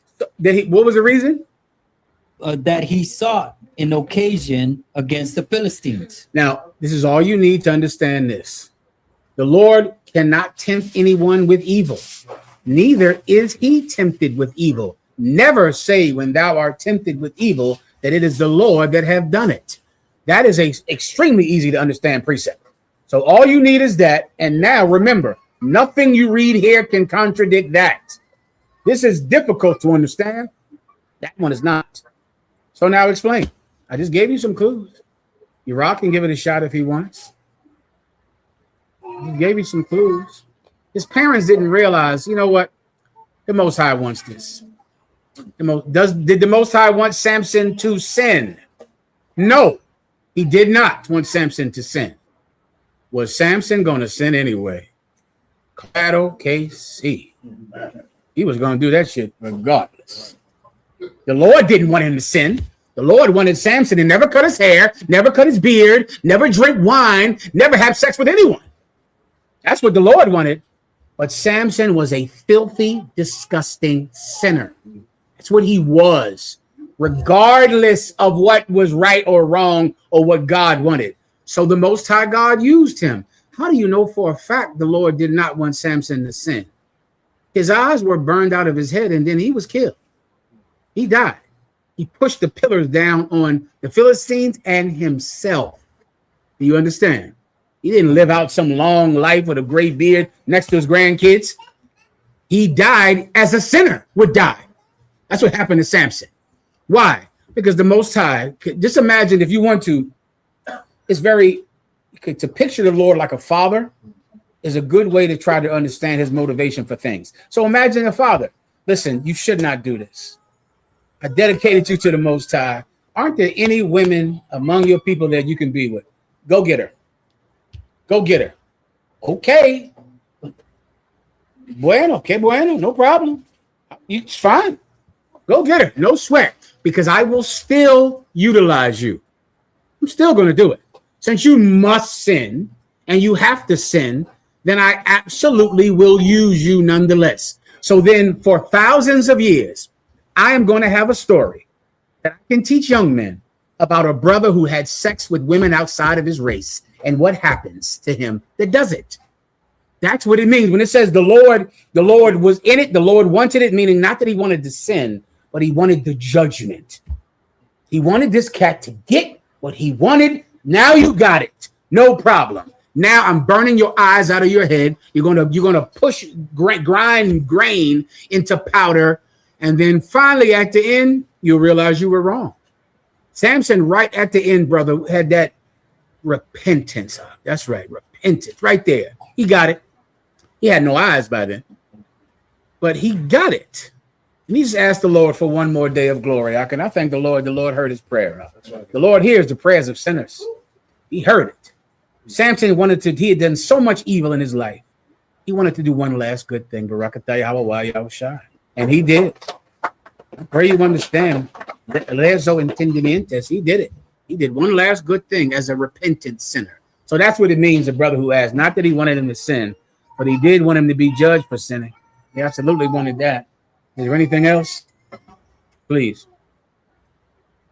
It's from Austin Nakamaya. It says, like a general, 2 questions. This year I've spoken to men from... I'm sorry. Rezo entiendes. That's correct, Ash? Rezo entiendes? Not entendimientos. Rezo is prayer. I pray. Right? Rezo que entiendes. Entiendes. Got it. Go. Please. It's from Austin Nakamaya. It says, like a general, 2 questions. This year, I've spoken to men from the early 20s and 30s. Mm-hmm. They share common experiences where sometimes they'll date a sister who's sometimes they what? They'll date a sister. They'll date a sister. Go ahead. Who seems to be okay on the first week of dating. Please. I'm listening. But by week 2, the sister has some random breakdown into tears about how terrible her life is. Yeah. The brothers are shocked by the sudden mood change. Mm-hmm. Most brothers rush to improve the sister's life, then end up hurt by sisters later down the line. Yeah. The first question is, how can you young men identify and protect yourself from such a person with that spirit? And 2, how can a father or guardian train a daughter to defend herself against that broken spirit? All right. There are a few precepts you're going to need, right? You're going to need first, a woman will have any man. You're going to need that first. I'll take that. And then give me he that can control his spirit. You also want to give me keep under her body. You need that, right? And I'll take anyone you have in whatever order you have it in, all right? That's an excellent question, right? And it's absolutely necessary to learn. Here's what you have to face. Most of you are never going to learn it, right? People are not born if people aren't stupid. That's just a fact. That's just a fact. You see that scotch over there? That's where babies come from, brother. Babies come from scotch. Or to a sister, vodka, I'm sure. Vodka, the rum, Bacardi, the wine. I'm sorry, the wine. Right. That's how babies are born, young brothers, from not thinking about your decisions. You understand? So now you should teach this to your young brothers. It's important that they learn it because they can put themselves in a better scenario, right? Sometimes the best scenario is just not going to happen because of the call of nature. That's gracias. Sometimes it's not going to happen, but you absolutely want to put a young brother in the best possible position to make a good decision. All right. But what I want you to understand is sometimes all the learning in the world don't fix this. This is that other thing. This problem here. You understand? This is nature. And it is extremely difficult to fight. All right. But you can help someone to have a good chance at making a better decision. All right. So whenever you have that choice, I mean that precept, please let me hear it. Kind of. This is Ecclesiastes 36 and verse 21. A woman will receive every man. Read that again. A woman will receive every man. A woman will receive every man. The thing that's one of the most important things. I mean, this is so vital, but it is so difficult to understand. You know that what the key is to getting a good woman is the ability to turn down women. You have to do it. It is like, I mean, it is. There's just nothing more important. Right. Like the reason that you pick terrible women is because you cannot say no to a woman. You can't turn down sex. You just can't do it. If you could say no, if you could go years saying, no, sis, Salakia, I can't do that, sis. No, my apologies. No, I'm flattered. But no, it's all right. Brother, you're giving yourself an excellent chance to get a good rib because you can say no, you can turn them down. But when you cannot turn a woman down, you are bound to make a mistake because you are saying yes. And you have to just be willing. Let me make it more simple. Be willing to lose a good woman, just to lose it. She might be great. She might be wonderful. She might be the key to all your problems. She might solve all. Oh, she got plenty of money. You know, she's an entrepreneur. Do y'all know about that? Oh, they all entrepreneurs now, Michelle. They all got businesses. They all flaunt them like crazy. Oh, Jesus Christ. LLC. Ooh, they got him, General Kubal. If 70's good. Samson women. Oh, Lord. Listen, they're so attractive in every way. They have an LL. You know they're doctors. Did you know they're doctors? They're doctors too. They have PhDs. They have LLCs. They have everything. Oh, they're showing their breasts. They got beautiful bodies. They got beautiful faces. They love you. And guess what? I got no problem with you having other wives. No, I'm fine with that. She's not. She's lying about that. She's lying. She is telling you that she absolutely can accept you have another wife. Let me explain. She can accept you cheating on your first wife with her, but she will not accept you getting another wife after her. Right? She likes the fact that you have a woman because then she can feel like she's better than your first wife. She can feel like your first wife is too heavy, too old, too slow, and now I'm having sex with her man. That ups her self-esteem if you have a wife, because then she can look at your first wife and go, he's over here with me now. You don't please him. You say, that's right, baby. I thank you. Listen, I'm getting the third one. Hand me my gun, and it's time for me to shoot you now. And then you're going to go, but baby, you said that was no. She's lying. So what do you need to do? You need to say, she's wonderful. I still don't want her. I'm still not going to do it. I'm good to go. I have enough. I'm like butter spread out over too much bread. I'm spread too thin. All right? You're wonderful. Be wonderful for some other brother. Go ahead. Y'all got it. Go ahead. Go ahead. Kazak and Mama shot. Y'all on deck. Get it. Go get it. I'm done. Levi, you coming up young and strong. Give something to Levi. That's right. Don't give me none. Fine. Okay, why? Because if you can do that, then you can avoid the inevitable, I thought she was great and she's not. I thought she could handle me having another woman and she can't.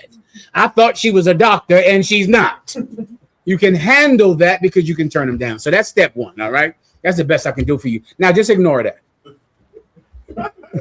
And just have sex with the first one you see on Instagram. All right, go ahead, brother from Baltimore. Go ahead. You from Baltimore? That's like in DC. My apologies. Go ahead. A woman will receive every man, yet one daughter is better than another. I'm telling you, brother. Listen, she'll be with anybody else. She just wants attention. The man is irrelevant. She just needs who will be calling her. Somebody. You get the point? Who will come over? Who will tell her she's pretty? Who will she talk to about the problems on her job? Anybody. How do I know? Because if she can't find a man, she'll get a bulldagger to do it. The person is irrelevant. Excuse me, children. Salaki, I forgot. Give you a little money for that one. I'm sorry. Just ignore it. Don't listen to none of this. Listen, but now she doesn't need. It don't even have to be a man, right? If she finds a woman, heavy enough with a football jersey, that'll do. And you ever see one of those women who they got like 4 kids, but they're a lesbian? It's telling you, like, it don't matter. You understand? Whoever, man.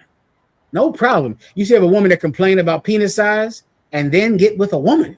What does that tell you? Does not matter. Anybody, anything. So what does that tell you? You're the one that's choosing now. Choose wisely. Say no. She's great. She's wonderful. I know. She's everything you ever wanted. Still say no. Just be able to say no. Say no, just saying I'm saying no just because. I'm saying no just because I'm saying no. There's good brothers out here. Listen, they're going to have you and love you. I'm saying no. And if you could start off with that, you were starting at a good spot. Keep in next precept. Please. Give me the other. Oh, shit. Keep under her body. Keep that foot on her neck while she is young.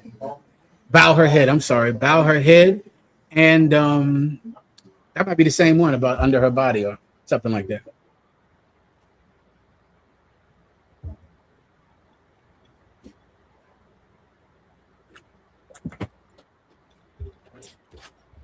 So you also asked for Proverbs 25 and 28. I think. Come on, sir. Proverbs chapter 25, verse 28. He that hath no rule over his own spirit is like a city that is broken down. Yeah, brother, if you can't control yourself, you're a broken down city. You have no protection. And women are the thing that's going to destroy you. It destroyed Samson. Right. That's what's going to destroy you, women. Right? No matter how strong you are, tall you are, rich you are, you're going to be destroyed by women now because you cannot control yourself. So a young brother has to be able to control himself. What do I mean by that? You have to turn down women. Excellent women, beautiful women, wonderful women. Women with everything you always wanted. You have to still be able to say no to them. Anything else?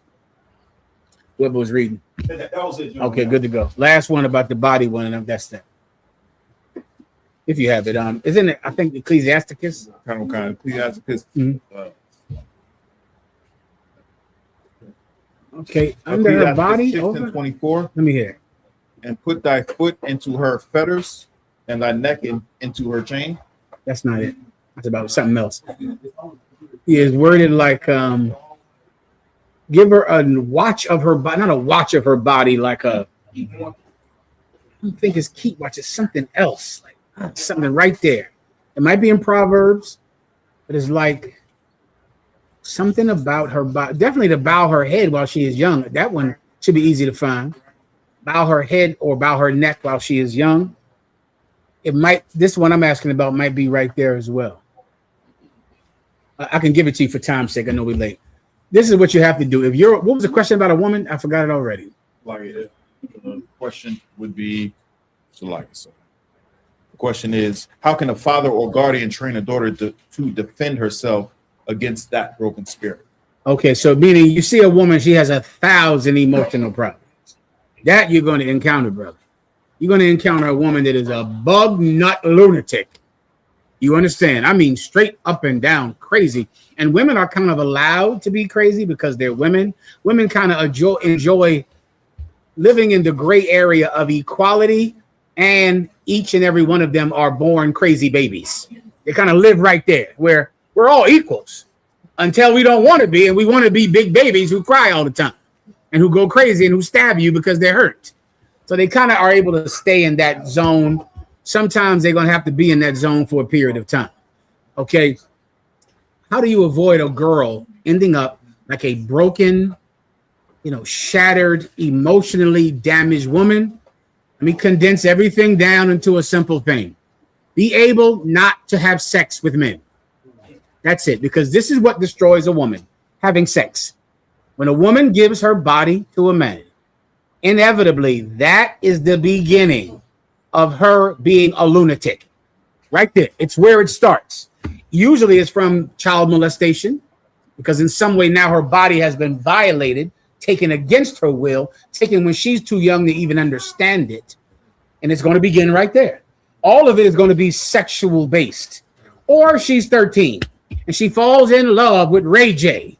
She's in love with him. She gives herself to Ray J. Ray J leaves her. She's broken and destroyed.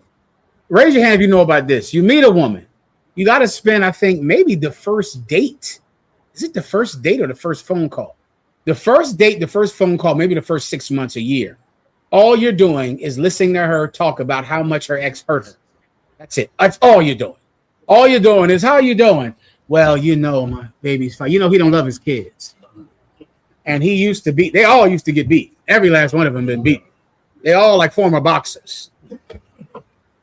Every last one of them has been hit by a man. He beat him. He don't come see the kids. He was physically and emotionally abusive. Let me help sisters out with something. There is no such thing as emotional abuse. That is not real. It is something that men allow women because you're pretty. You understand? But emotional abuse is not real. What's the charge? What's the how much time you do in jail for emotional abuse? What's that? 2 to 15, 2 to 5, 6 months probation? Men are allowing you to say, my ex, he physically abused me, emotionally. Oh, he emotionally abused you. Oh no. Is he in jail? Did you call the cops? When he told you that when he cheated on you, and that of course destroyed you, did you tell the police that he cheated on you? When he called you names, when he called you a bitch, did you call the cops? Is he in prison now? No, because there is no such thing as emotional abuse. Every man is just letting you say it and acting like it's true because you look good. Now, enjoy that privilege. Have you been emotionally abused? Absolutely. You have. It was terrible.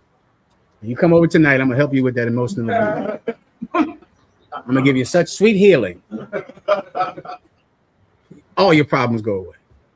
All right, it's not real, but you know that she's like this and she's hurt. What does it center around? She had sex with somebody she shouldn't have. That's it. She should not have done it. She should have been able to say no. She should have been able to say no to Ray J, no to Mike Tyson, no to this guy, no to the neighborhood drug dealer, which had sex with everybody, and he beat you, right? You know, the brothers that sell drugs beat you too. Lo and behold. Right? They also go upside your head and put lumps on your head like Ray J's lumps. You a celebrity boxer. You got lumps like Ray J. Well, you see, you was with this cat. He sold drugs. You know, you didn't care. You know, he was a big neighborhood bully. You didn't care about that. He was a big man at school. You didn't care about that. You know, he was some athlete that was a gorilla on some football field. He was a gorilla at home. Came home and went upside that head too. He was in a white man's military killing people, right? Guess what? Get ready. Get ready. Right. You got to be able to say no to people, women. That's the whole key. You like him. You like him. Listen, where did this happen at? Was this today? Where was I at today? I was in a coffee house today. And I'm pulling up to the coffee house, right? And it's a brother and a woman. Right, a sister, and they're on a date. You can tell they're on a date, and I'll explain. Right, because I'm looking at her, and he's doing this, and she's doing, brother, what I remember from back in the day. You know how you're dating a woman, and it's like you're trying to sell her a car, and she's waiting to see if you can talk her into buying this car, and she's doing it. She's like, all right. And I'm looking at her like, oh my God, I remember that. It's like, okay, you know how you buying a car, you know that the car dealer is hustling you. Yeah. You know it. You know before you walk in the door. You're getting ready like, this motherfucker gonna hustle me into buying this car. But what's the problem? I want to buy a car today. Right. So damn near, I want to get hustled. I'm just listening for, is he gonna give me is he gonna say the right thing that make me walk out of here with a car today? I'm wanting to say the right thing. And women on a date, you're going to see that look like, And why is that? And why would you? Well, because see, I know he used to beat you. I would never treat your kids like that. Your kids need a father figure, right? Oh, I'll take them to prom. I'll take them to the basketball games. And I know. He did what? He did that to you. These brothers. These brothers, I don't know why they gotta act like this. Me, I would never do that to you. And she listened like, Why? She knows she's been lied to since she was 11. She knows you're lying, but she wants to get a man. So she's hoping you can give her the right sales pitch so she can surrender her common sense and have sex with you. That's what she wants. And you're on a date trying, making sure you're nothing like that ex, right? You ain't nothing like him. You'll never do the shit he did. Never. Guess what you're going to do? You're going to go upside that bitch head too. Excuse my language. You're going to hit her in the head. Why? Who knows why? Why? Because she's going to drive you out of your goddamn mind, and you're going to hit her, and then you're going to say, God damn, now I see why that nigga lumped your head up. But what do you think he thought? You think he thought, you know what he did? Her ex was doing this on their first date. I'll never do what that your other baby's father did. Now he the current baby's father, and he lumping her head up too. And now she come to you like, you know, I've been through abusive relationships my whole life. Have you heard that before? I've been through abusive relationships my whole life. Oh, you're the answer. And you like, yeah, I am the answer. I'm definitely the one. Because I'm not like that. I'm nothing like that at all. I won't be like that. I promise you I will never be like that. And you sit and listen and make promises that you're never going to keep. Both of you should say no to each other. And now you're going to stop trauma in the Black and Hispanic communities. Please, go ball. She's trying to figure out who she's going to buy cracks from. Yes. It's like, yeah, you can buy it from. It's a sales pitch, and she listening, and she waiting, and you serving it out. Please. You don't have to ask her anytime y'all want. All right, everybody, that's all I can do for you. Now just ignore all of that and just do whatever you want. Okay? Anything else? Sir, is from Kwashai, says Slack Galawap. If a brother or sister keeps using the term you're worshiping a woman or a man, can you tell me what that means?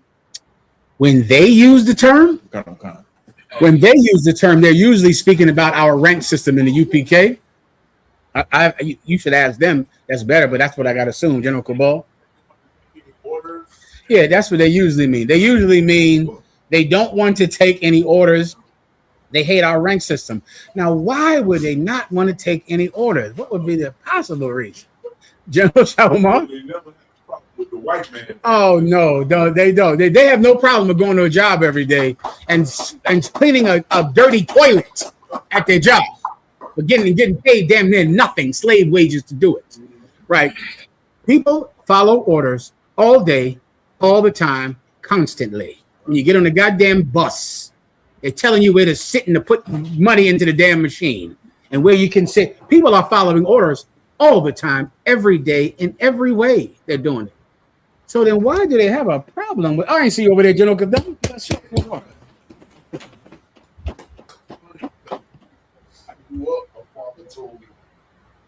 When I was growing up, my father always told me, you're going to follow orders from somebody.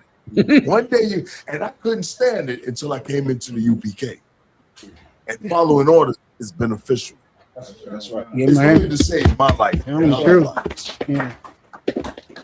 I mean, I don't know how you big tough independent men drive a car without following orders. What you say? F that seatbelt? Huh? You don't. You put the seatbelt on. The thing beeps until you obey it. Go ahead. I'm sorry. Oh, here you go. Go on. I'll sweat. Yeah, you're going to follow orders if you drive a car, if you get on an airplane. If you walk down the street, because you damn sure better cross at that stoplight if you're black or Latino, or else you're getting a jaywalking ticket, right? You can't talk too loud because that's disturbing the peace, right? Can't cause an uproar. You can't drink when you go outside like a grown man should be able to, right? You, not you. That's public intoxication. I think you're obeying someone constantly, all the time, every minute of the day, and I didn't even count the job that you're on, where some idiot is telling you to do all day, okay? So what would be the reason that they would have a problem with following orders from Commanding General Yahanna and the generals and captains and officers that he puts over them, otherwise known as your betters? That's what they are. Those are the people that are better than you. Why would they have a problem with that, General Cabal? Give them a hand. Can we get to that eventually? Right? Because the problem with following orders in the UPK is because we order you not to have sex with that woman until she's been in this school a year. That's the problem. And so when you hear that, you go, ain't no man gonna tell me when I can get a woman. That's why you broke the 1 year rule, right? Because you ain't no man gonna tell you when you can get a woman. Ain't hearing that. No. Oh, that's the one order you disobey. But you obey everything else in life. You drive from here to there and you obey. You cross the street, you obey. You go on the plane, you obey. Everything in life, you obey. You don't obey this one because this one is about your lust. Right. You see, you can buckle your seatbelt and still go drive to get high. Right. Go drive to a brothel. Go drive to go have sex with someone's child. You see, the rules that men give you don't make you compromise your lust. You don't want to follow One West because that is exactly what we're doing with our orders. That's the point. All right. Anything else? Yeah. Little man pull up and kill it. Then here they come. Exactly what it says. Tell me what to do. Yeah. Run. Give them a hand. Yes, that is the case. All right. Anything else? It's from America is Burning. Says, like I one, if I may. Can I get a general breakdown on Ecclesiasticus 30 and 17? I have that right here, sir. Ecclesiasticus 30 and 17. Death is better than a bitter life or continual sickness. That's it. What it's speaking about is trying to make the living understand the merciful judgment in dying when you have extreme illness. Like if you have someone in your life that dies and they're living with terrible disorders, terrible diseases like leukemia and cancer and terrible things, you're going to be very sad because you love this person and you don't want to lose them. But if this person has done everything that they can do to stay with you, and if they still die, then the Most High has decided to give them misericordia, to give them mercy, because it is better to die than to live like that. And you've seen people like in your life, you've had people like this, when you're looking at them just withering away and dying and they're trying to hold on. Sooner or later, the loved ones go, you know what? It's okay. It's okay, Mom. It's okay, Dad. It's all right. It's okay. Now, you want them to be able to get a relief from the pain that they have to suffer every day. It's making the living understand the mercy that God gives people that die with terrible illnesses. General Cabal. Sir, there was a story this week. Don't go to Canada. That's basically what I got to say about that. Don't go to Canada is the story because they committed some cat on the street or what have you. They have doctors walking around. You know, they got a whole assisted suicide thing up there in Canada where like you liable to, you know, you get homeless or anything like that, they just going to euthanize you or what have you. Basically, that's how bad they get. I never heard about that. I think I'm going up there soon. Yeah. Yikes! All right, well, remember that. I can watch the news. They committed this cat. You understand? The doctor just was like he committed and he couldn't say anything, and the guy was recording it or what have you. And you know, it's like I don't know anything about that. So why for letting us know? All right. Anything else? Is from YM Israel 37. It says, why do we say shield of David or seal of David? And what's the difference, if I may ask him? Shield of David that's the actual translation of what is called in the Bible, the shield of David or the seal of David. Magun Dawadah. Dawadah is David. Magun is shield. The white man calls it the Star of David because white people worship stars. That's the whole point. Just like Washington, D.C., that's set up in the pattern of a star, just like the stars on the flag. Stars represent everything. They worship the host of heaven. They worship what you look up at in the night sky. All right. The shield of David is not a star at all. It has nothing to do with the star in any way. Right. People think it looks like a star, so they call it the star because white people worship stars. Right. But in actuality, it is the shield of David. It's called the shield of David because it's a badge. And to understand it, just think of a policeman's badge. His badge protects him from you. He walks into your neighborhood, you're under arrest. Now, if someone walked into your neighborhood and kidnapped someone, what would the people do? It would fight back. But if a cop does the exact same thing, takes you, handcuffs you, and leaves with you, the people don't fight. Why? Because that cop is protected by his badge. He can take you out of your home. When a criminal can't, that's kidnapping. A cop can put you in a jail cell. That's called kidnapping. Unless you're a cop. Right. You get my point? What protects him? His badge. His badge means you better leave him alone. He represents David. He's here not kidnapping anyone. He's carrying out King David's orders. Right. So he walks into your town, he takes you outside, and he chops your head off. Is it murder? Can you kill him because he committed murder? No, you cannot. This is sanction. It's not murder at all. It's the order of the king that this man lose his life. His badge protects him from retribution of him carrying out his duties of office. That's why it's called a shield. It's called a seal because this same symbol was put on a ring so it could give a print in wax so you could know that this letter came from the king. So it would be back in a long time ago. Imagine this scroll. It would have a wax seal on it. You'd have to break the seal to read it. So the king's seal would be put on it. Now it would be handed out. Whoever broke it, if it wasn't the person it was sent to, whoever broke it would get his head chopped off, right? Because the only person that could read this is the person that the king sent it to. That's why it's called a seal and a shield. Y'all go mas. Anything else? Got on. Raw 327 says, Salagi, sir, will you explain Leviticus 19 and 15? Thou shalt not respect the person of the poor. Should we not respect poor people? Should we not respect poor people? Should we just kick the shit out of poor people? Yeah, do it. Go ahead. Go ahead and do it. Don't respect him. Kick him when you see him in the street. Now, let me help you brothers with something. He knows that already. Do you understand? He knows already that I'm not going to say, no, you should never respect poor people. You should kick them and stomp on them and steal their cup of coins. He knows I'm not going to say that, right? And I'm going to break it down now for him because I'm so patient and kind, long suffering. Anything else? Go ahead and read it whenever you're ready. It's the book of Leviticus, chapter 19, verse 15. Ye shall do no unrighteousness in judgment. Mm-hmm. Thou shalt not respect the person of the poor, nor honor the person of the mighty. You shall not respect the person of the poor, nor honor the person of the mighty.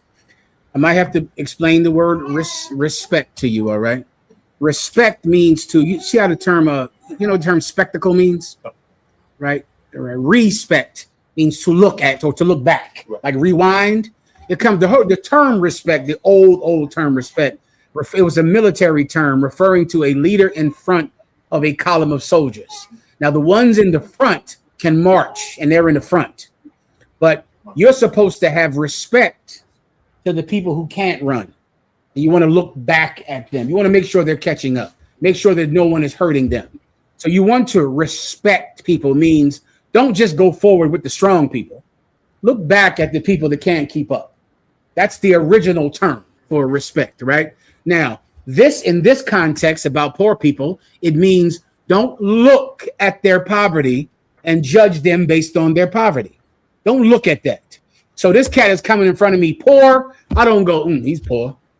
He only has a free lawyer, right? He doesn't have a suit on, which I wonder why you must have a suit on. Right. What's the point? You ever wonder why is that? Right, what is the point? Okay, so meaning if you're too poor to have a suit, right, you still have to have one on. So meaning I cannot come to court looking poor. Like, why would it be better? What if I came to court in rags? Wouldn't that tell the judge, God damn, he's poor. Maybe I should have some mercy on him. He came here in a sack and rags. You would think that would make the judge have pity on you. Right. Because he looking at you, Yahanna, I'm in a trash bag. Come on. I stole something. I'm in a trash bag. Can you give me a break here? A poor man still has to go to court looking like he's rich. Still. Because they don't want to have mercy on the poor. Well, the Bible is saying, don't look at what he's wearing. Don't look at that. Don't acknowledge it. It means nothing about this case.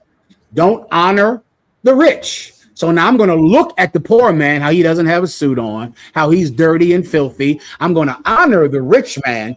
You're going to be a terrible judge if you do that. Right. Don't do that. Ignore that. Ignore their status in society. Ignore their financial status. That's not what this is about. Give me the precept you need in James. Now, the man has the ring on his hand, and you judge him differently than you judge the poor man. That's the precept that you need for this.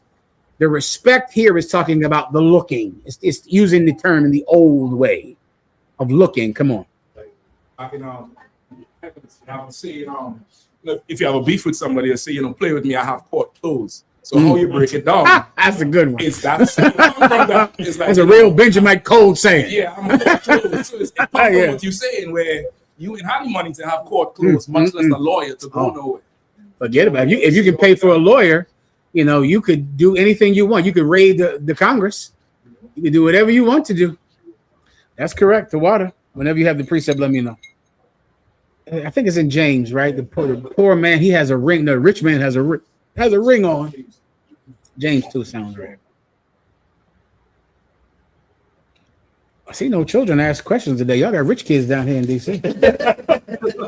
Need money. These kids got cash. Huh? God damn. Loan me some money. In case you want a little something, it's sitting there for you. Couple comments. James chapter 2, verse 2. For if there come unto your assembly a man with a gold ring and goodly apparel, and there come in also a poor man with vile raiment. You see that? They're coming to your company, a rich man with goodly apparel. That's why those Romans wore purple, which is why those purple pigs love wearing purple today, because that was something that was illegal to wear. If you were not royalty, you were not allowed to wear it. You can look that up if you would like. Buscalo, look it up. You wore that. Oh, you won this case. You walked in there with purple on. You won back in Rome, right? You see a rich man, he has goodly apparel on, and a poor man, his clothing is terrible because he's poor. Go ahead. Verse 3. And ye have respect to him that weareth the gay clothing. And he have respect to him to wear the gay clothing. Speaking mainly about the purple pigs at the IUIC, I think. I think that's the whole point of this. Precept, that and Christians, of course. General Catham. That's the point. That's why I pulled it. Right? That's the point. Like the judge is like, everybody got to wear a suit. And if you don't wear a suit, your lawyer is going to tell you you're losing.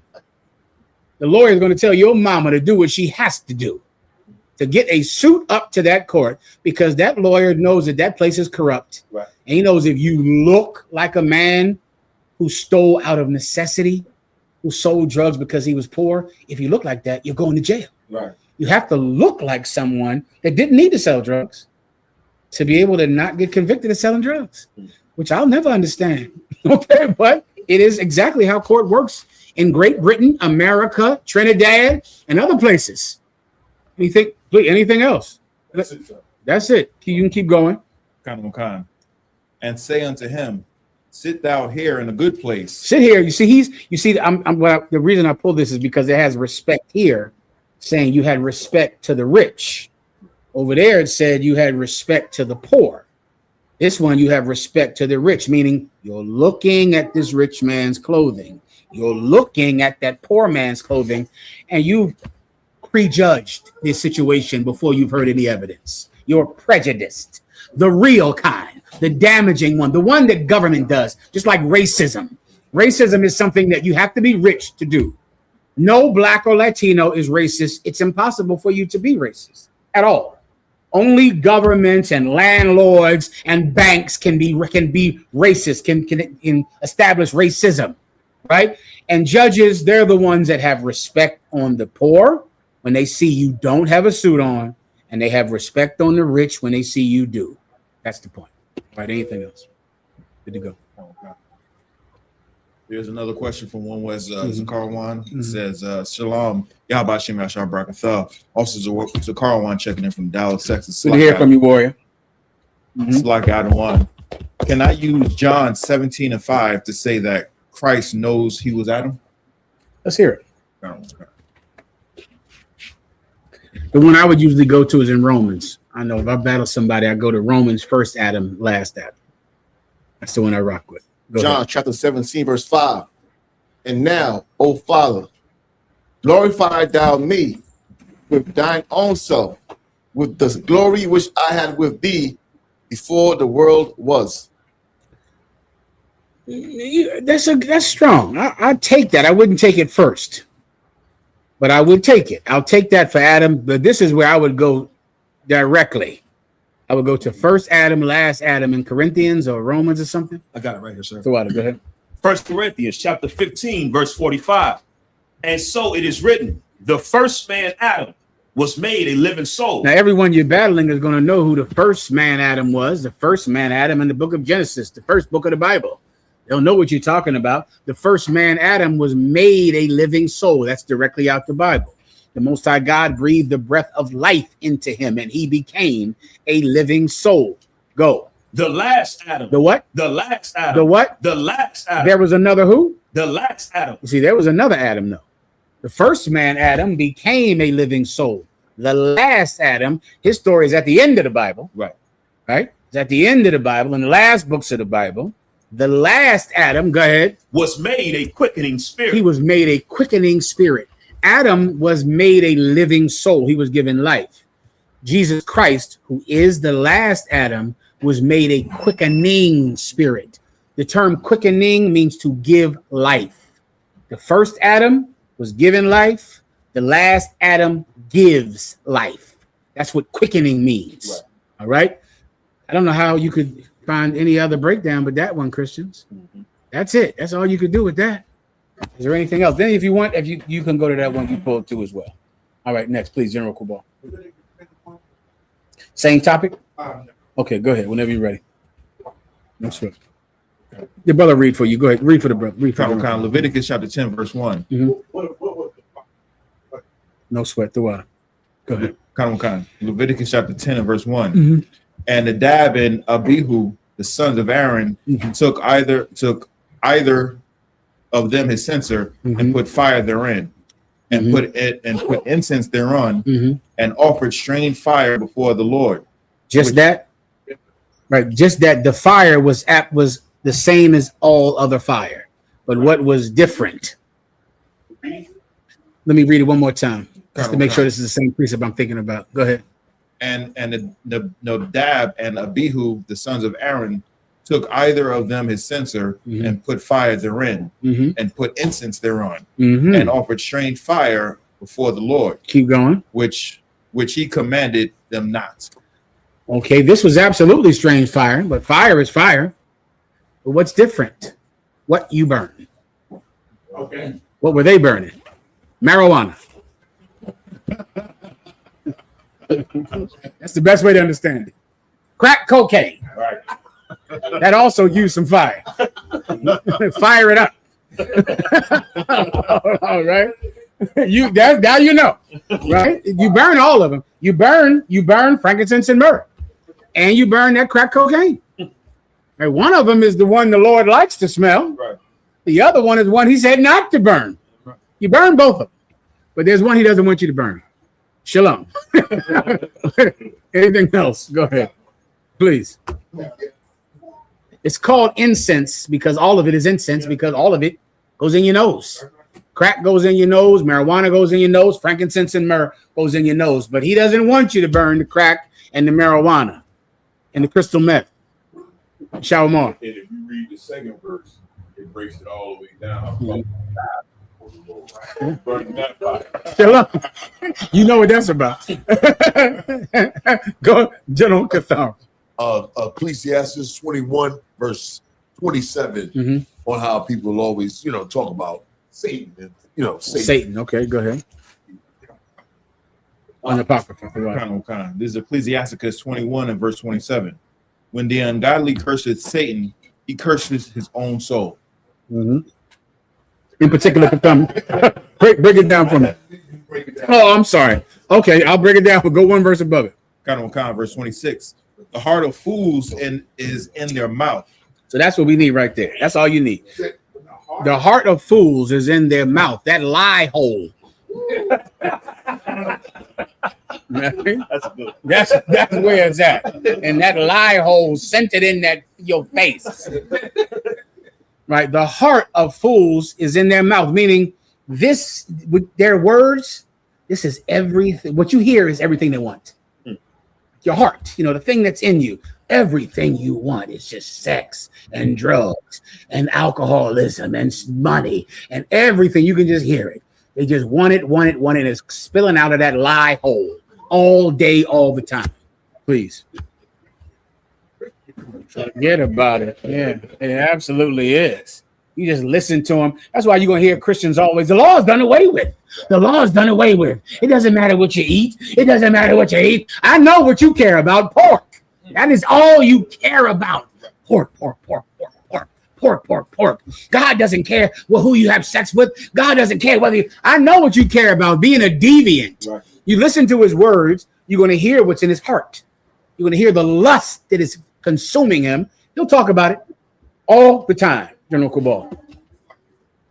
You heard the latest Fred Price Jr., the baby, came up against the Hebrew Israelite, so to speak, or what have you.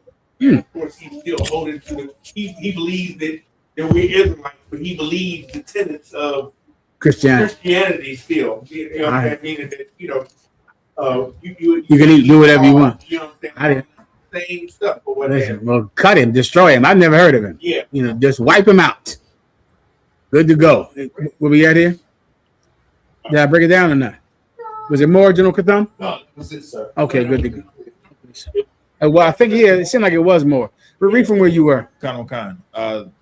Verse 26. The heart of fools is in their mouth, but the mouth of the wise is in their hearts. You get that correct, but the mouth of the wise is in their hearts. The mouth of the wise is in, as opposed to a fool. His heart is in his mouth because he's always talking, but your mouth is in your heart, meaning you're not speaking the thing that you want. You're not saying that at all. What you're saying is what God wants, because your mouth is in your heart. Meaning, imagine your mouth being up here lying, and imagine instead your mouth is in here, closed. So now you don't know what I want to eat. You don't know who I want to have sex with. You don't know what I want, because that's not what I'm talking about. I'm not, we're not fighting over my favorite blah, blah, blah, or who I think is good or what I think is good. That is not what we're talking about. What I'm saying is what God wants, because my heart is in here. I put it away in here, and I don't just speak about what I constantly lust for and what I constantly want, which is what preachers have grown famous with, just talking about money and talking about cars and talking about jets and talking about it constantly. Imagine if he could put that mouth away and put it somewhere where you could hold it and nurture it and now get it in here good. And now you'd have to shut this up. It's put away. So now what would you say? What God wants? Because what I want is in here. I might be a homosexual. I might be a drug addict. I might be someone that likes white women. That ain't what I'm going to teach.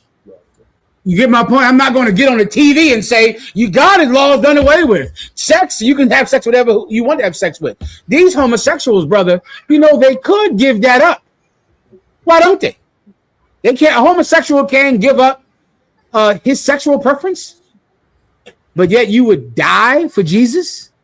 I think you might be lying. Right. Because why would somebody say that they would give their life for Jesus Christ, but they wouldn't give up their sexual preference? You wouldn't do that, though. And you expect, I don't know how Christians expect drug addicts to get off of drugs. When, I don't know if you know this, but drug addicts really like doing drugs. It is great. Cocaine is the really only real drug. That's getting high, brother. Thank you. Now let me tell you, a brother that gives that up, a homosexual can give it up. That's right. That's right. You hear me? I don't know what else he can do. He can stop. You could stop anything, please. Like, sir, what's worse, sexual lust or drug addiction? Say that one more time. What is worse, a sexual lust or drug addiction? They're all the same, and don't even think they're different. They're all strong, powerful. most times you were doing it very young, right? When did the brother first get high? 11? I'm sorry, I'm not even counting the smoke you inhaled from your mother and your father from getting high around the house. You were inhaling drugs. 3, 2. You get my point? You've always been high. You ever see somebody's car seat and the car seat smells like weed? The baby bag stinks like weed. The car seat stinks of weed. If the car seat stinks of weed, the baby sits in the car seat. Do you understand? The baby has been getting high since he could get in the car. And I think that happened the day he came home from the hospital. Do you understand? So don't think of lust as stronger. They're just all the same. This is what matters. Do you love the Most High God more than your lust? That's it. People that don't give up their lust don't love God more than their lust. People that do love the Most High more than their own lust. You can give up anything. There's nothing that you can't stop. I don't care if it was you or young. None of that means anything at all. You can stop doing anything. Ask the lesbian. She got 3 kids. What happened with that? Do you understand? There's people that think you can't stop being gay. But raise your hand if you know a lesbian with children. Okay. Do you know what that means then? She was with men. She was with men. And you know what she decided? These men are emotionally abusive, they're physically abusive, and I'm done with this. And she just switched. Now she's with women. And no one ever says, damn, that ain't possible. How could you have 3 kids and be with women now? No one even questions it on. No one even thinks anything about it. A lesbian has another lesbian watching her kids, and no one ever says, oh, where these kids come from? What all these lesbians? Nothing. But why can't a gay man say, I'm done with that? I was molested as a child. These terrible things happened to me. I was so young, I didn't understand. I'm done with that. F that. That's it. I'm going to change myself. The lesbians do it. Drug addicts do it. Why can't you? The Christian church doesn't want you to. That's right. Because the minute that gay people, drug addicts, pork eaters, and murderers stop going to church, the Christian church falls. And that's that. Anything else? Say algo mas, please. So in the next scripture, when it says in verse 27, when it says the ungodly curse of Satan, is cursing Satan is sinning. Cursing Satan is sinning? When the ungodly curses Satan, read it from the text. It's a lot here. It's a lot. I see it now. When the ungodly curseth Satan, he curseth his own soul. You get it? I guess I'm confused that it's saying that he curseth his own soul. It's right there. It's right there in front of you. Let General Cabal break it down. Go ahead. You got it. Christians. Give him a hand. That's all. That's all you need right there. What they do? And you know, the devil is a liar. The devil is a liar. The devil is. Satan, I rebuke you. Satan this, Satan that. Yeah. When the ungodly curse Satan, he's cursing himself because he is full of Satan. Right. You understand? Satan is what's in him. Right. So it's like, and that's why Jesus Christ said, when they acclaimed that Jesus Christ was doing miracles by the power of Satan, he said, Satan cannot cast out Satan, or else he would destroy his own kingdom. It's impossible for Satan to cast out Satan. Well, when the ungodly curses Satan, Satan, you a liar, Satan, you evil. Now let's have some pork and be gay men and have sex with children. Satan is in you. So when you curse Satan, you're cursing yourself. When you curse Satan, you're cursing your own soul because Satan has control of your soul. That's the point. You're a hypocrite. Can I break it down that way? Is that simple enough? Yeah. You're saying something, but you're a hypocrite because you do that. You're saying you hate Satan, but really you love Satan. You're saying you hate sin, but you're a sinner. You're a hypocrite. Satan is inside of you. That's the point. Good to go? Solid. Anything else? Also, Mashak, let me know. Can someone contact the brothers with Commander General Yahanna and see if I should hold or end it? Please go ahead. This is from Maga War 144. It says, Shalom, General. You schizophrenic people have a demon that make them say what their demons are saying out loud? Yes. It's so much of what we call mental illness is demons. That all of it. It's just all a demon. And that's good news, because if it's a demon, it can be fought. That's right. It can be fought. You can fight it. There's so many different ways. You can fight it medically. You can fight it with discipline. You can fight it with both. All right. You can fight it because it's absolutely a demon. A schizophrenic, that's a powerful demon. That's those demons that Christ talked about when the disciples went out and tried to cast them out. And they would come back and Christ said, you need to work on your faith. You don't have faith. Howbeit, this one ain't coming out with just faith. There's some demons where faith ain't going to be good enough. This one cometh not out but by fasting and prayer. Meaning what? That person that has the demon, they're going to have to want to give it up. How do they show it? They stop eating. You want to get rid of schizophrenia? You can't do it? Stop eating. Stop drinking. Do it. The brothers that's working with you, they stop eating. They stop drinking. Everybody just says, we locked into this. Because if a schizophrenic person does not want to not be a schizophrenic, I don't care how much somebody else believes. That ain't going to work. Right? So Peter can believe all he wants, but that is irrelevant. That person with schizophrenia has to say, I'm tired of schizophrenia. I can't stop. I'm not eating food for a day. I'm not drinking water for 2 days. I'm going to focus. I'm going to deny myself something that is essential to life so that I can develop the strength to give up something that's destroying my life. Everyone understand? Anyone else? General Cabal.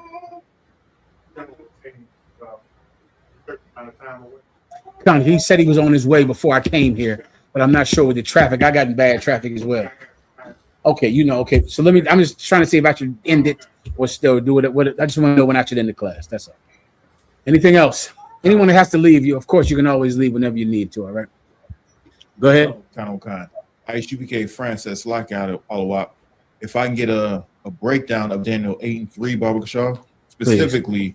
What do the ram and two horns represent, sir? This is Daniel chapter 8 and verse 3. Then I lifted up mine eyes and saw, and behold, there stood before the river a ram which had two horns, and the two horns were high, but one was higher than the other, and the higher came up last. This is jogging my memory, but not all the way. Keep reading. Verse 4. I saw the ram pushing westward and northward and southward, so that no beast might stand before him. Neither was there any that could deliver out of his hand. Okay, one second. I'm about 85% sure this is America, right? Okay, let me hear about the little horn again. The shorter horn. You got anything in there? It's like,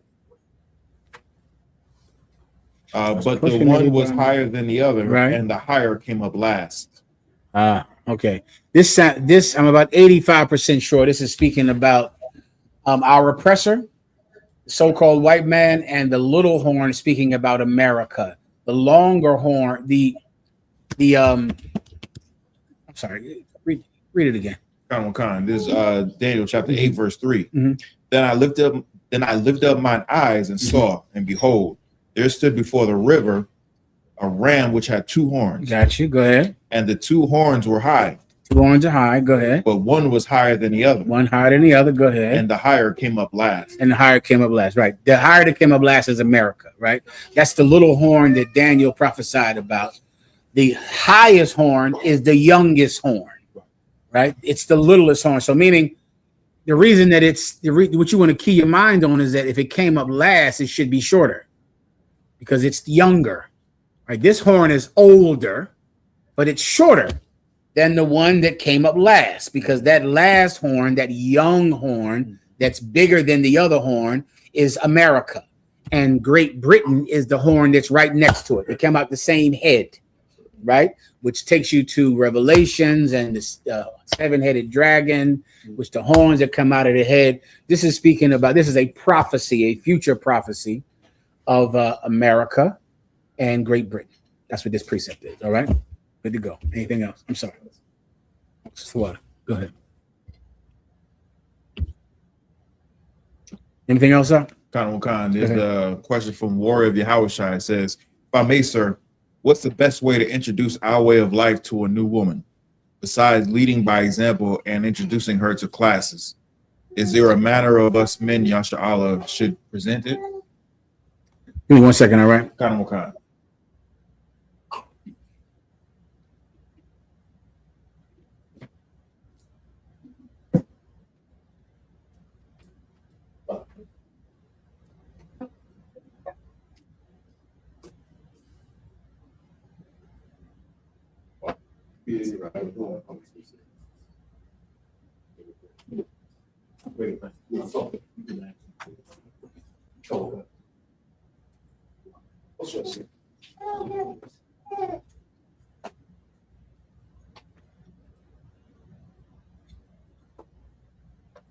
All right. I'm sorry. No, I don't think I'm good to go, Warrior. I appreciate it, do I? I'm sorry. What was your question? Khan. The question is, if I may, sir, what's the best way to introduce our way of life to a new woman, besides leading by example and introducing her to classes? Is there a manner us men of Yasha'Allah should present it? All right. The best way to present the UPK lifestyle to a woman is not to attempt to hide it and soften it so you can sucker her into having sex with you. Right? That's the mistake that you make.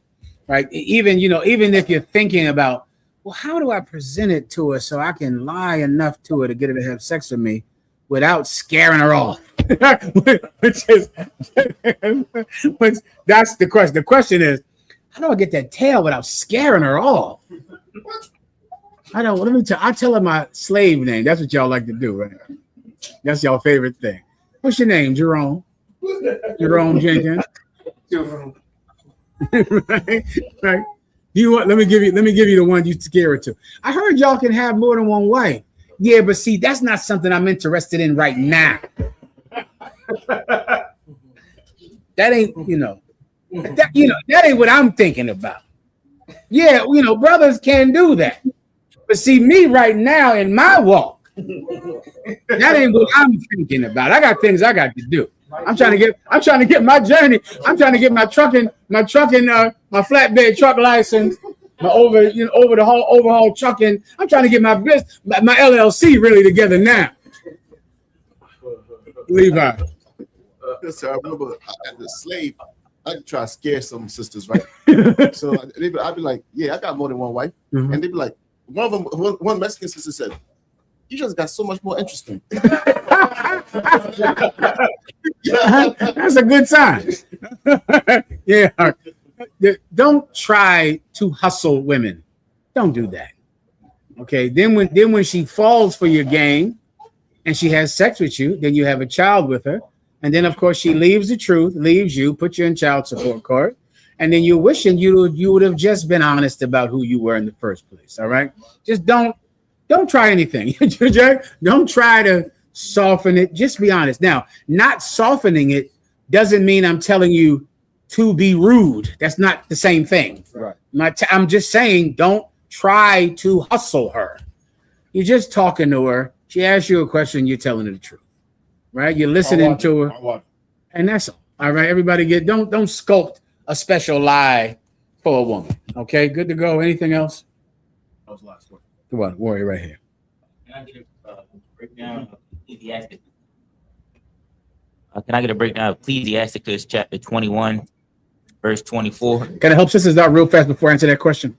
When the brother tells you he does not want a woman right now, he is absolutely going to get another wife. And you got to know that. That is going to happen. Okay? He just really likes you because you're so pretty. And he really likes you. And he doesn't want to scare you off. And he knows that if he says this to you, he won't get to have you. So he has to say, he's like trying to say, yes, we teach that.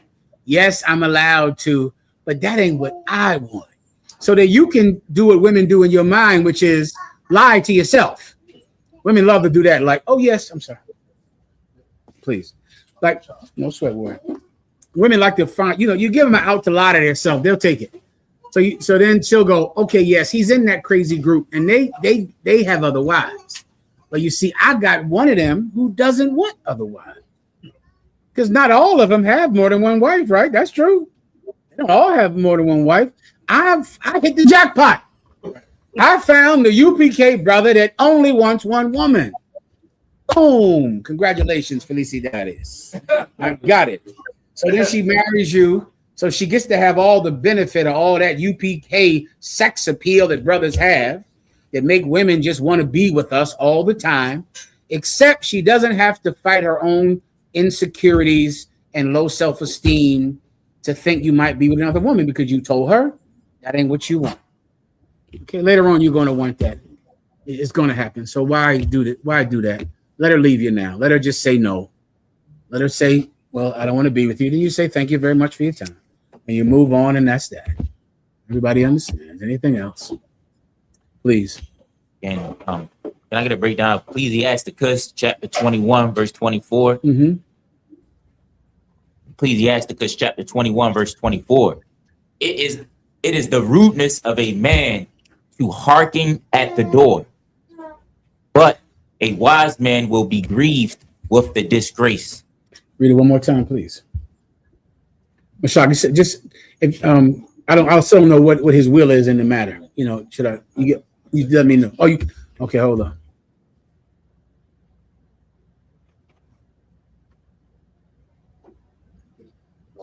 This is from you though, that's not from him. Oh, okay. Okay. 1 second, let me read it one more time.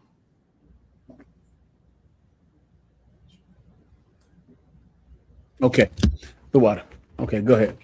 Ecclesiasticus chapter 21, verse 24. It is the rudeness of a man to hearken at the door, but a wise man will be grieved with the disgrace.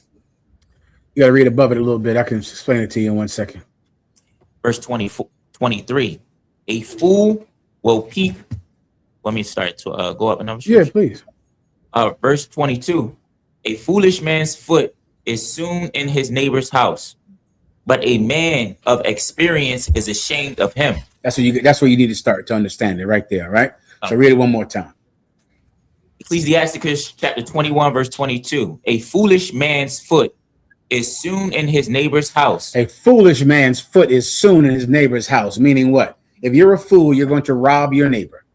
You're going to rob the brothers that you need to depend on for safety. You all live on the same neighborhood, on the same block. You need each other.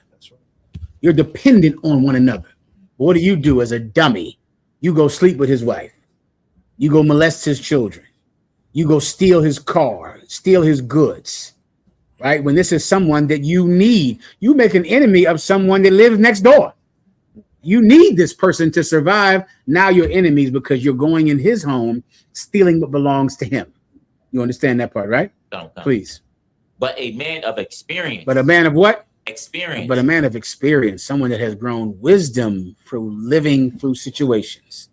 You know not to do this to him. No, anybody but him. I need these brothers. I need them to look out for my truck at night. God damn. I started giving kids money. I just paid kids money to be outside at night. They're around my truck. I started getting them all water ices. Hey, how y'all little bad niggas doing? You want some water ice? Anybody looking at my truck? No, all right. Go get some water ices and make peace with everything. Y'all know around here, what are we doing around here? We still giving out pizza and beer around here? Mashaka, you know it, Katham? Shit. What we do in this neighborhood? Tell them, you gotta tell these young brothers. We did this. We come around here, all the Hispanic brothers around here, and we go just pull up with cervezas. And everybody beer, everybody pizza. We love all. Here you go. What y'all want? Y'all want a drink?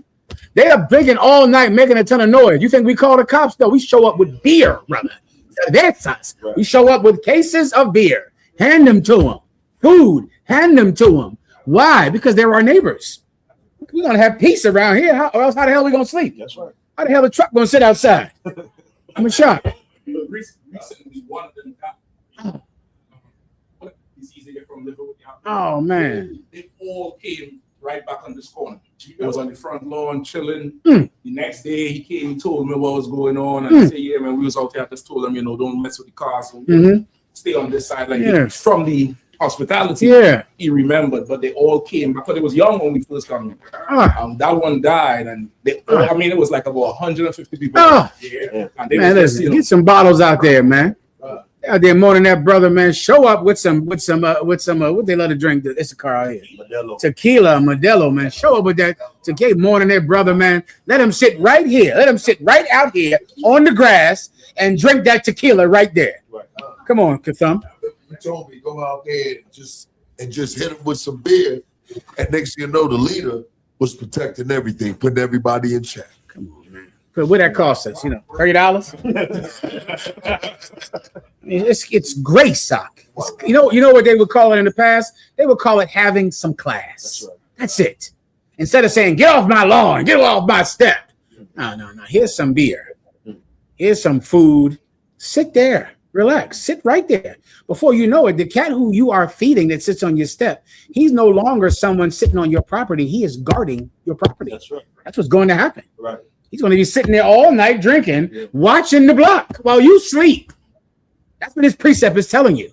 Like, that's what you would do if you had some experience. You wouldn't just treat every neighbor like you're stealing from them and robbing them and hurting them. You would treat them like allies. You understand? Continue. Microphone he needs. Go ahead. Verse 23. A fool will peek in at the door into the house. But what does a fool do to his neighbor's house? He peeps in at the door to his neighbor's house. Why is he peeping in? Same brother. Because he's trying to see what you got that he can take. He's trying to see what he can steal. Does he have a woman in there? Does he have some kids in there? Does he have a TV? What he got in that house over there next door? Keep going. But he that is well nurtured will stand without. But he that is well nurtured, he's been fed. He understands how to have friends, how to have allies. He stands outside that man's door. He's not trying to harm him. He's outside of it because this is his neighbor. He wants peace with him. He wants to be allies with him. And you can make the most cruel man your ally in many cases. I mean, someone else that they would think are these kids, like Captain Mashak is telling me, that are out here, what are the kids doing, Mashak? Teen takeovers. And you could make those teen takeovers your block guardians. They'll be guarding the block, all of them. They'll be outside late at night, summertime. They'll be making sure nobody comes at your car, nobody messes with your house. There's a way to do it. That's what this precept is about. Was that your question? Can you go into verse 24? Please. Verse 24. It is the rudeness of a man to hearken at the door. It is the rudeness of a man to listen at the door. They used to call that eavesdropping. When you listen in, they took to the glass. They used to put the glass up against the wall. I think these niggas argue so much now. You ain't got to use no glass now. I mean, they're yelling. You can hear them down the block. right. They go live, but they're arguing now. Yeah, it's rude to listen at your neighbor's door. Listen to him argue so you can go and tell everybody on the block he having problems with his wife. To gossip about him. It's rude to do something like that. That's the point. Good to go? No. Solid. All right, we'll go for a little while longer, all right? Once again, you want to leave, get the hell up out of here. I could care less. All right, go ahead. These children are awful quiet, Michelle. Let's see. Anybody? Who's good in here today? All of them. This one right here in this red is awful good. Her name. What's your name, little sis? All right. Let me. How do I say this in Spanish? Recibir tu dinero. Come on up and get your money. Recibir tu dinero. Good girl. Underbar. Good girl. Who else? Oh, look at the little one over there. How about that little one right there? Oh boy. What's your name? You can say it. What's your name? Oh, what a pretty girl. Recibir tu dinero. Come on up and get some cake.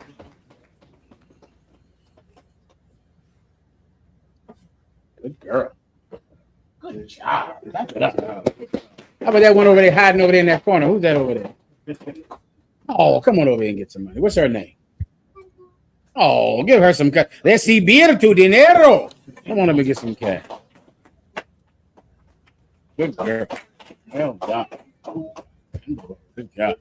All right, missing somebody, let me know, all right? I see one over there, back there in that corner right there. Who's that one?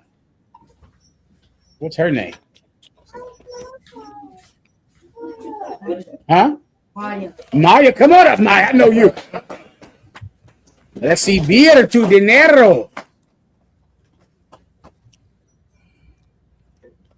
Good job. Well done. Got you off with that one, all right? All right, let's go ahead. Okay. Any other questions? It's a question from Michael Ward 144. It says, it's like, can I get a breakdown on John 11, 9 and 10, Papa Shaw? You got it.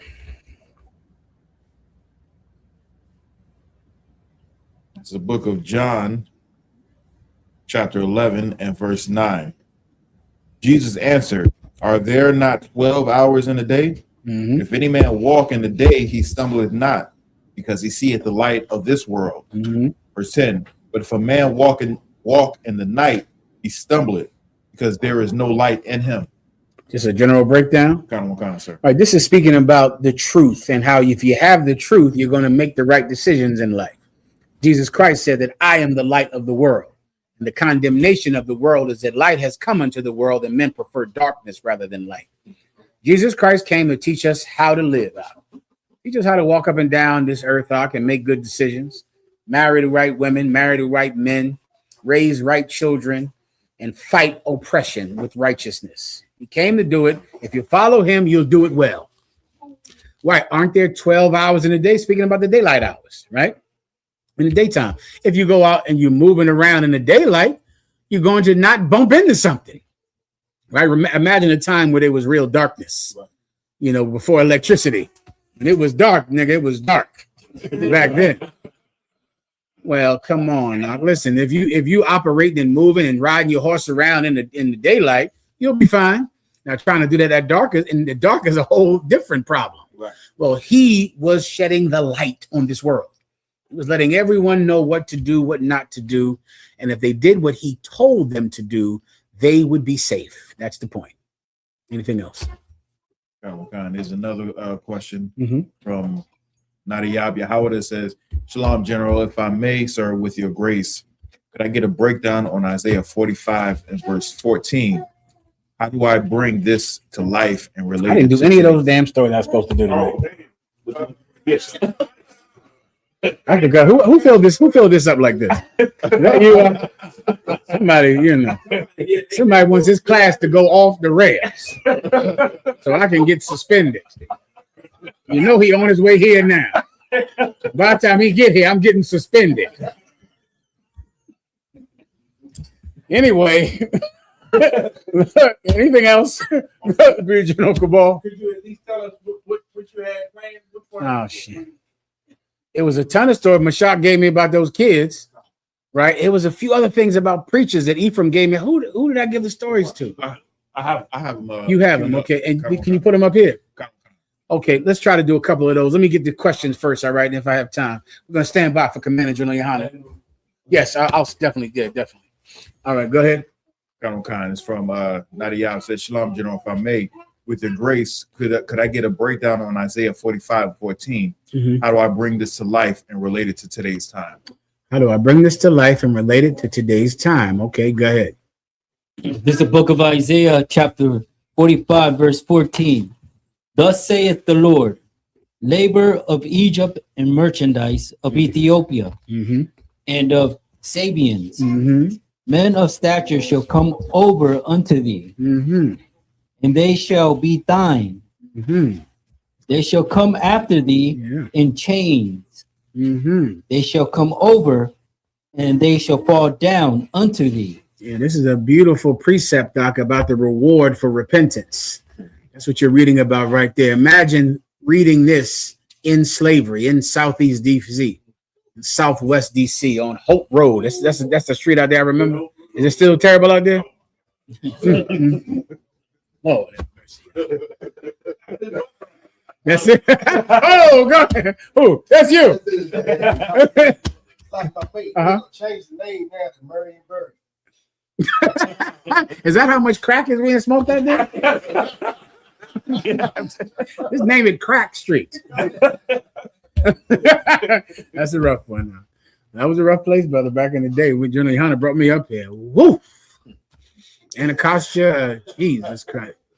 Well, anyway, let's imagine reading a precept like that and hearing about kings from other nations, royalty bowing down before your feet, being brought to you in chains. Like these are the type of things that slaves read. Nat Turner read things like this. Right. Nat Turner read these precepts, and slaves have read these precepts for thousands of years, and it has inspired them to turn their heart from wickedness. And that's the point today, because it's really unbelievable. Right, you're here, right, in the shadow of Egypt with all of those monuments and cathedrals to imperialism over your head every day, all the time, and you're living in squalor. You're living in squalor, and it just doesn't seem like that you'll ever get to go into their world. Come to find out, their world is going to come down to you. Right. They're going to be brought to you in chains if you repent, and you can give up alcoholism, drug addiction, marijuana, homosexuality, eating pork, eating shrimp, birthdays. You can't give up a goddamn birthday. You want to rule the world. It's a joke. If you give up these things, this is your reward. Kings being brought to you in chains on their knees. Is there anything else? Whoever was reading. They shall make supplications unto thee. They'll beg you, please don't kill us. Please, please, please, we'll give you everything. We'll give you our entire gross net worth. We'll hand it to you. We make this much in rice every year. We make this much in manufacturing. We make this much in wheat every year, in cattle and in farms every year. We'll hand it to you, please. We'll give you this much, please. Please let us live. Mm-hmm. Good precept be Revelation 21 and 25 when he said they'll that's bring the perfect precept. They'll bring their riches, the glory to other nations to you day and night. The kingdom of heaven, the lights will never go out. That's correct. No sweat. Anything? I'm sorry. Anything else? Are we done here or not? I think we're done. Are we done? Go ahead. Oh, one more question. You got it. Is Prince of Judah says, Shalom, Adawan, Salaki General, with your grace, what is the best way to deal with the rib who is unruly and disrespectful, even though you do all you can for them? Well, okay, you didn't marry her already. I'm assuming by that you call her your rib, right? So you married her already. Here's what you want to do. You want to first find out why she's like that. You married her already, so now you have to find out why is your rib so unruly and disrespectful. You want to ask her a ton of questions. Let me give you just a short answer because this is a question better answered in specific to that particular wife. It's another funny thing about women. Women are so much alike that you can forget that really, truly controlling women is learning how they're different from other women. Like every woman is different from another woman, but women seem so alike that you can just think, how do you do this with women? How do you handle this with women? Because they seem so alike. But if you want to truly control a woman, you have to learn what makes her absolutely unique and different to any other woman. And there is something. And you just find out what that thing is, because there is something. And so that's why I'm telling you, in general, you want to ask her, like, why is she so rude? Why is she so evil? Why is she so out of control? Why does she talk the way she does? Ask her about her mother and her father. Start there. Start asking her about that family, her mom, her pop. Start asking her about her first boyfriend, first time she fell in love. You want in essence really question her about her history. And in doing so, you'll see what makes her specifically different to every other woman on the planet. Now, once you have that, once you have the thing that is her and her alone, then you take that and you control her for the rest of her life. And she won't be able to do without you. There'll be nothing that she can do because she would have given you the most intimate part of herself. And then now she can't do without you. And so now, just the thought of losing you, when I say losing you, I mean, you not calling today. That's what losing you is. Losing you will feel like he didn't call me today. Oh, well, to get you to call every day, she'll watch her effing mouth. To get you to call every day. To get you to care about her, to look at her. Just to look at her. If you don't look at her, then she is destroyed. So she'll need you to look at her. Why? Because instead of putting on this tough act, which is what women do in general, this, I ain't taking no shit and blah, blah, blah, blah, blah, blah, blah. Oh, they tough. They tough. They so tough and so small and so tough. Right? And so that is a defense mechanism. So to the brother's question, all of that rude mouth. And just so you know, white women do the same thing. That's right. Every Chinese women do the same thing. Chinese women is rude as hell. Chinese people are just rude, period. Yeah. It's just a rude race of people. And a Chinese woman is cursing out that Chinese man all night, all day. Because it's not about being a black woman or being a Latino woman. It's about being a person that has no self-control. So you're just out of control. Tell you if you're Chinese, you're all goddamn night. Come on. Go ahead. If I could share this, shop, please. I had to drive a bus to New York today and come back on the way back. I had to use the bathroom, so I stopped and said, "We're gonna take a break, 15 minutes. If you're not back at this time, I'm leaving." Everybody was on the bus. I started to leave. The woman came up and said, "Hold on, my husband, he's coming." I said, "Is it the guy in the mirror that's coming running up now?" She said, "If she stuck her head out that window, out that door, and whatever language she was speaking, she tried to pull all the way out." He came on the bus and apologized to everybody. Well, that's good. he had some class. It's because we know black women. We think it's like it's a theory in debates and battles. Forget the name. It's like knowledge is specific to you, so you think it's important. Not empirical knowledge. That's something that's factual. Confirmation bias. That's close to it, but not confirmation bias. Oh, it's on the tip of my tongue. I can't recall it, but it's like it's small. I mean, you think because you went through this, this is true to everyone. That's what the whole premise is called. But it's really just you going through it. That is not what's happening. You think that black women are rude. Every woman is out of goddamn control because they all have a monthly. Have you heard of that before? They're all just, hysterical. And they're all, and that's how they are. So now, why? Want to figure it out. Why doesn't she have any control over herself? You're going to talk about that mom and that pop and that history and who's abused her in the past and the abuse she had as a child. You're going to figure it out. You're going to say, "Oh, that's why you talk like that. Oh, I get it now.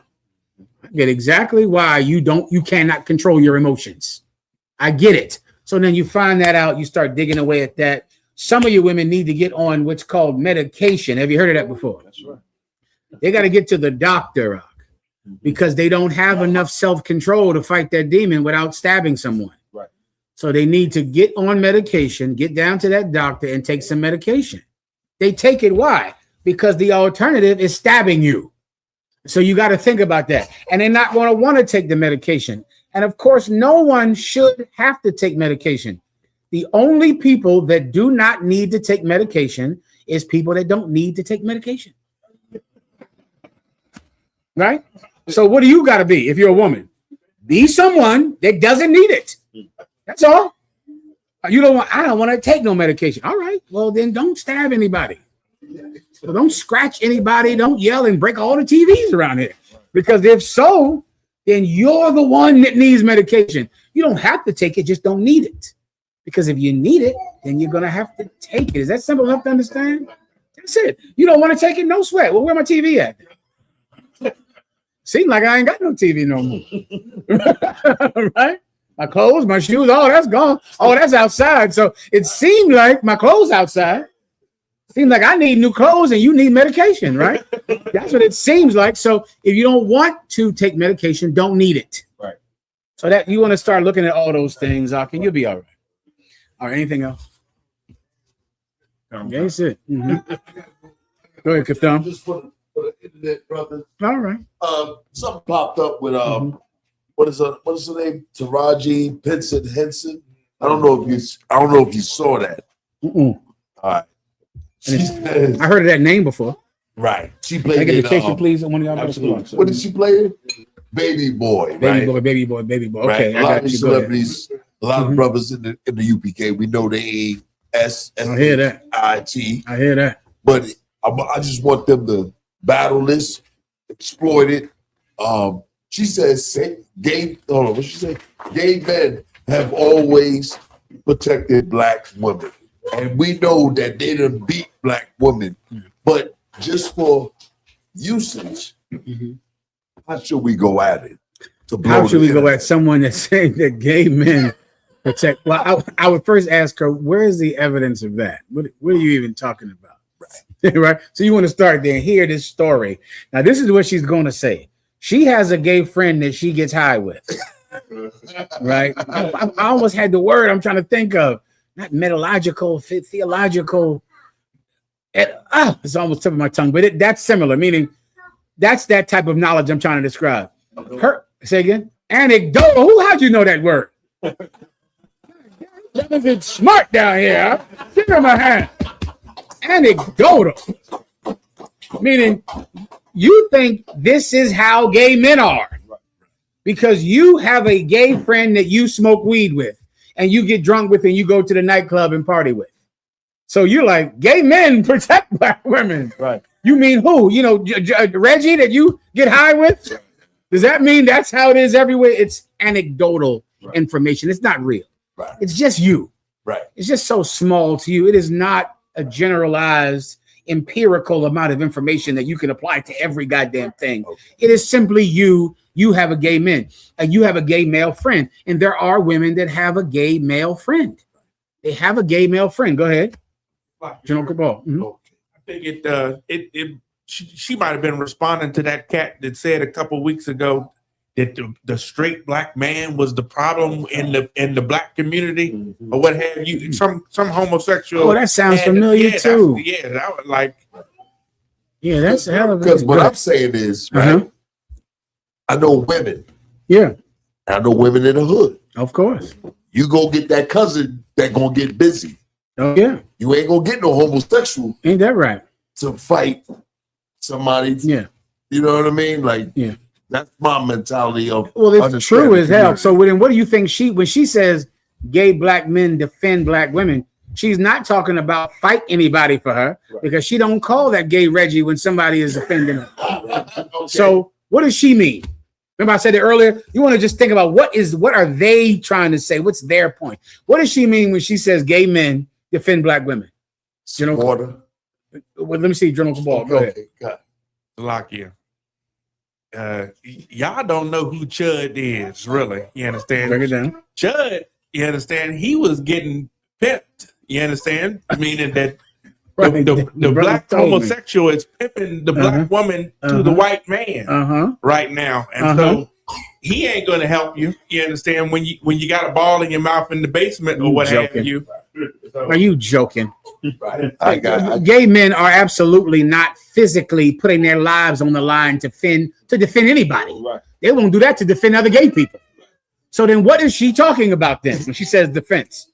Defending what she want to do. What do you mean by that? Sleep, get another so how does he defend? What does his defense look like? Girl, you should not listen to your husband. Give her a hand. That's it. Here's a gay man's defense. Talking. People are saying that you have sex with too many men. Girl, don't listen to him. Thank you, Reggie. Thank you for defending me. That ain't defense. Like, here's what defense is. Agreeing with whatever she says on the internet. Right. You get my point? Going on the internet and going, y'all talking about her because she had sex with so many men. Y'all stop talking to her. Thank you, Reggie. That's what you call defense? I thought I had to die when someone tries to take my wife or hurt her. Right. I thought I got to get out the goddamn car and now go die now. Right. I thought I'm obligated to do it. Because I know this much about all women.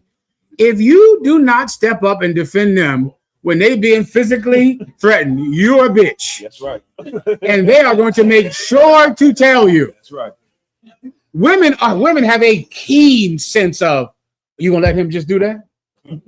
They're gonna do that to you. You ain't see what he just did? You gonna let him? Listen, you better be out the car before that come out of her mouth. You got to be out the car doing something about it, or else there will be no sleeping tonight. The minute happy, oh, that's it. Listen, I ain't going home with this bitch if I'm going out here. Nigga, who are you talking to? You're gonna have to do something because she knows what is masculine. She knows when you're scared and you ain't step up to do nothing. You got all diplomatic when that nigga came up. Right. You became a peacemaker then, nigga. You the Prince of Peace when them niggas came up. When she's gonna realize that, and she will never respect you again. Reggie gonna say, "Girl, you tell him." Thank you, Reggie. Right. Please. Like if I say too, sir, and the irony in what you're saying is, if a straight man doesn't defend her, she gonna call him gay. You my gay. point. Women are keen to masculinity. They get it. Right. They get what being scared is. Right. They get if you start acting all scared, what you brother, you done. Yeah. You are, and in doing so, they can help a lot of weak brothers. Right. Because if you can just do things to make sure your wife ain't never saying you're a punk ever. Right. Oh, that can help because she's keen to it. She understands it. She understands that you can't be afraid to die if it means defending her or your kids. And you can't. That's just a fact. That's not something. Don't have kids then. That's right. Don't have a wife then, because once you get them, you can't be like, oh, you hurt my wife. You slapped my wife in the face. Well, baby, listen, what did you do wrong? She got a lot of mouth. Shit. Brother, you better do something. I don't give a, you better get up there and do something about it, because she ain't gonna be happy with you because you all diplomatic. Right. Everybody gets it. I gotta go. Go ahead. I'm thinking the same thing. Like, something physical, and then, like you said, right. He's just supporting her decisions. That whole nonsense about, well, then let everybody be gay. Since gay men are so wonderful, let everybody be gay. Oh, I forgot. Then you can't have people anymore then. And I guess there ain't no more goddamn people. If everybody is gay, then guess what? Ain't no more gay men either. You see how ridiculous this talk is? Right. Oh, so gay men are the best. Okay, no sweat then. Well, then let everybody be gay. Guess what, Reggie? You wouldn't even be here unless for people who love vagina and penis. That's how gay people get hit. That's how all bad people, good people, all kinds of people. So the concept is something for arguing, something for online, but it's not true. Nobody believes it. It's just good to argue about nonsensical things, and it means nothing else. Come on, Warrior. Microphone, come on. We can get to the stories if you please go ahead.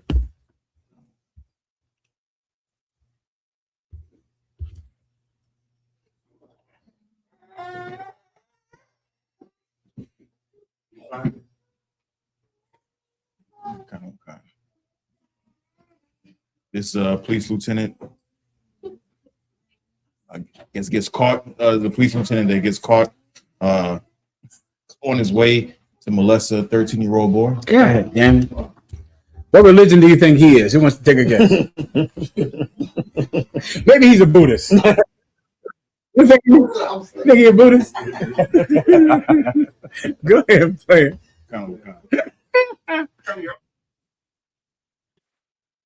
Oh, it's right here in DC.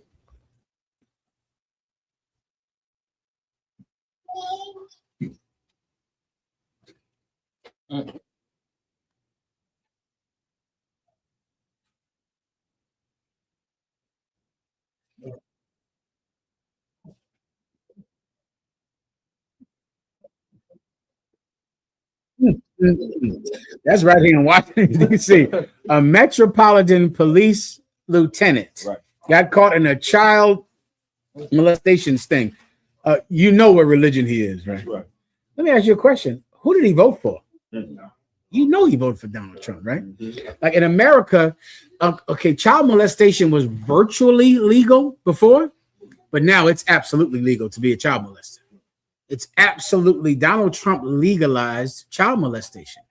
And child molestation, brother, I've struggled sometimes trying to think of, I like to try to think of how could I condense things down into what is as simple and what is the basic enemy to destroying families. And it's hard for me to think of something worse than child molestation. Right. Child molestation is, I mean, it is at the root of every crazy, terrible person that you wonder what's wrong with them. Right. Somehow they're being interfered with as a child. As a child, somehow they're sexualized. Somehow something sexual has happened to them. All of these brothers that you think are gangbangers and they want to kill everybody, you'd be stunned how much you want to kill other men when a man has touched you when you were a boy. Right. And then you grow up and you are just killing anyone and everyone because you don't ever want anybody to think that you're weak again. Somebody thought you were weak when you were 6 years old, right? Somebody thought you were a punk. Never again. Right. Never again. You understand? Right. That's the root of it. That's why, of course, in prison, they're getting stabbed. Because in prison, they're making sure to hurt the people that ruin their life. They're doing it. And then you go to women, and every woman that you're looking at, you're wondering, why is she so promiscuous? Why is she so destroyed? What's wrong with her? Inevitably, it's going to go back to some type of sexual abuse. It is so damaging. It's hard for me to quantify it or to think of something that competes with it. Poverty does not compete with it. There are people, brother, you can be absolutely poor, living in poverty, get straight A's in school, go off to college if you have good parents. Right. Everybody knows this. If you have good parents, sometimes you don't even know you're poor. You don't even understand you're poor because you're in a loving home. Right. Everyone is caring for you and everything is good. And you're poor. You don't have everything you need, but everybody's working hard and working together. And no one is abusing the children. And now in the ghetto, in the projects, in Southwest, on Hope Road, still you can have good people. But then when you introduce child molestation into poverty, into the ghetto, into already a stressful situation, now you're wondering why everything is burnt to the ground. And that's the reason. That's the reason. And now Donald Trump has sanctioned it and pardoned everyone that was party to it and made it legal for white men to molest children and doesn't care about it. It's not a priority, and you absolutely can get a pardon. And this devil here could absolutely get pardoned for this. He absolutely could do it. Donald Trump has done it before. What does this show you? Also, give me another. I'll break it down with the rest of the stories, but all of them will have a common theme. All right. Give me the next story. Can I get some ice, please? What's up? Yeah. Oh, no problem. Let me go. The water. Go ahead. The person you've ever killed. Wait, rewind that and play it again. Come. Your claim that your abusive stepfather forced you to kill a man when you were 7 years old, is that the only person you've ever killed?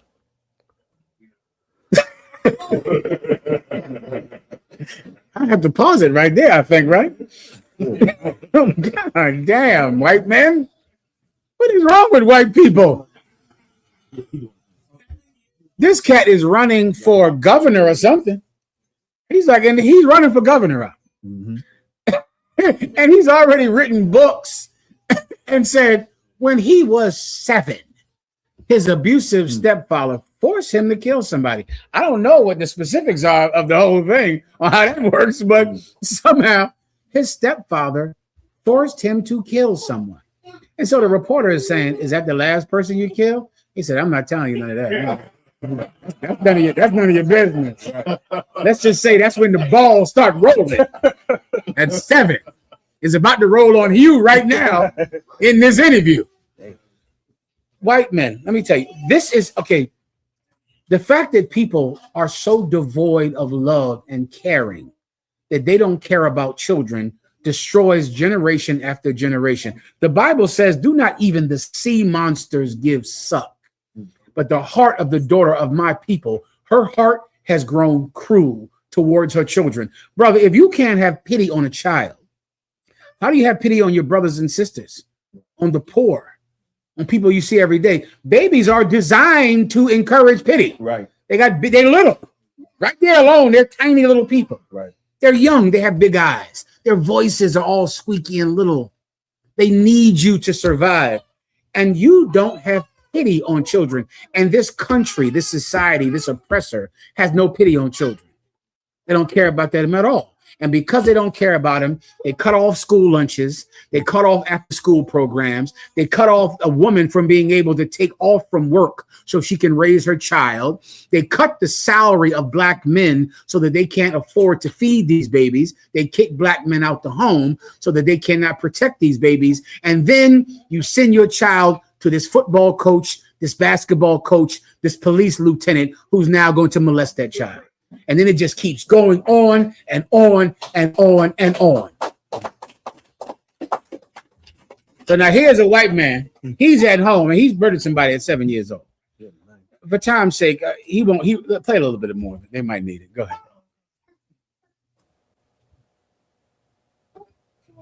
Well, I would say as a child, yes, I mean, without question.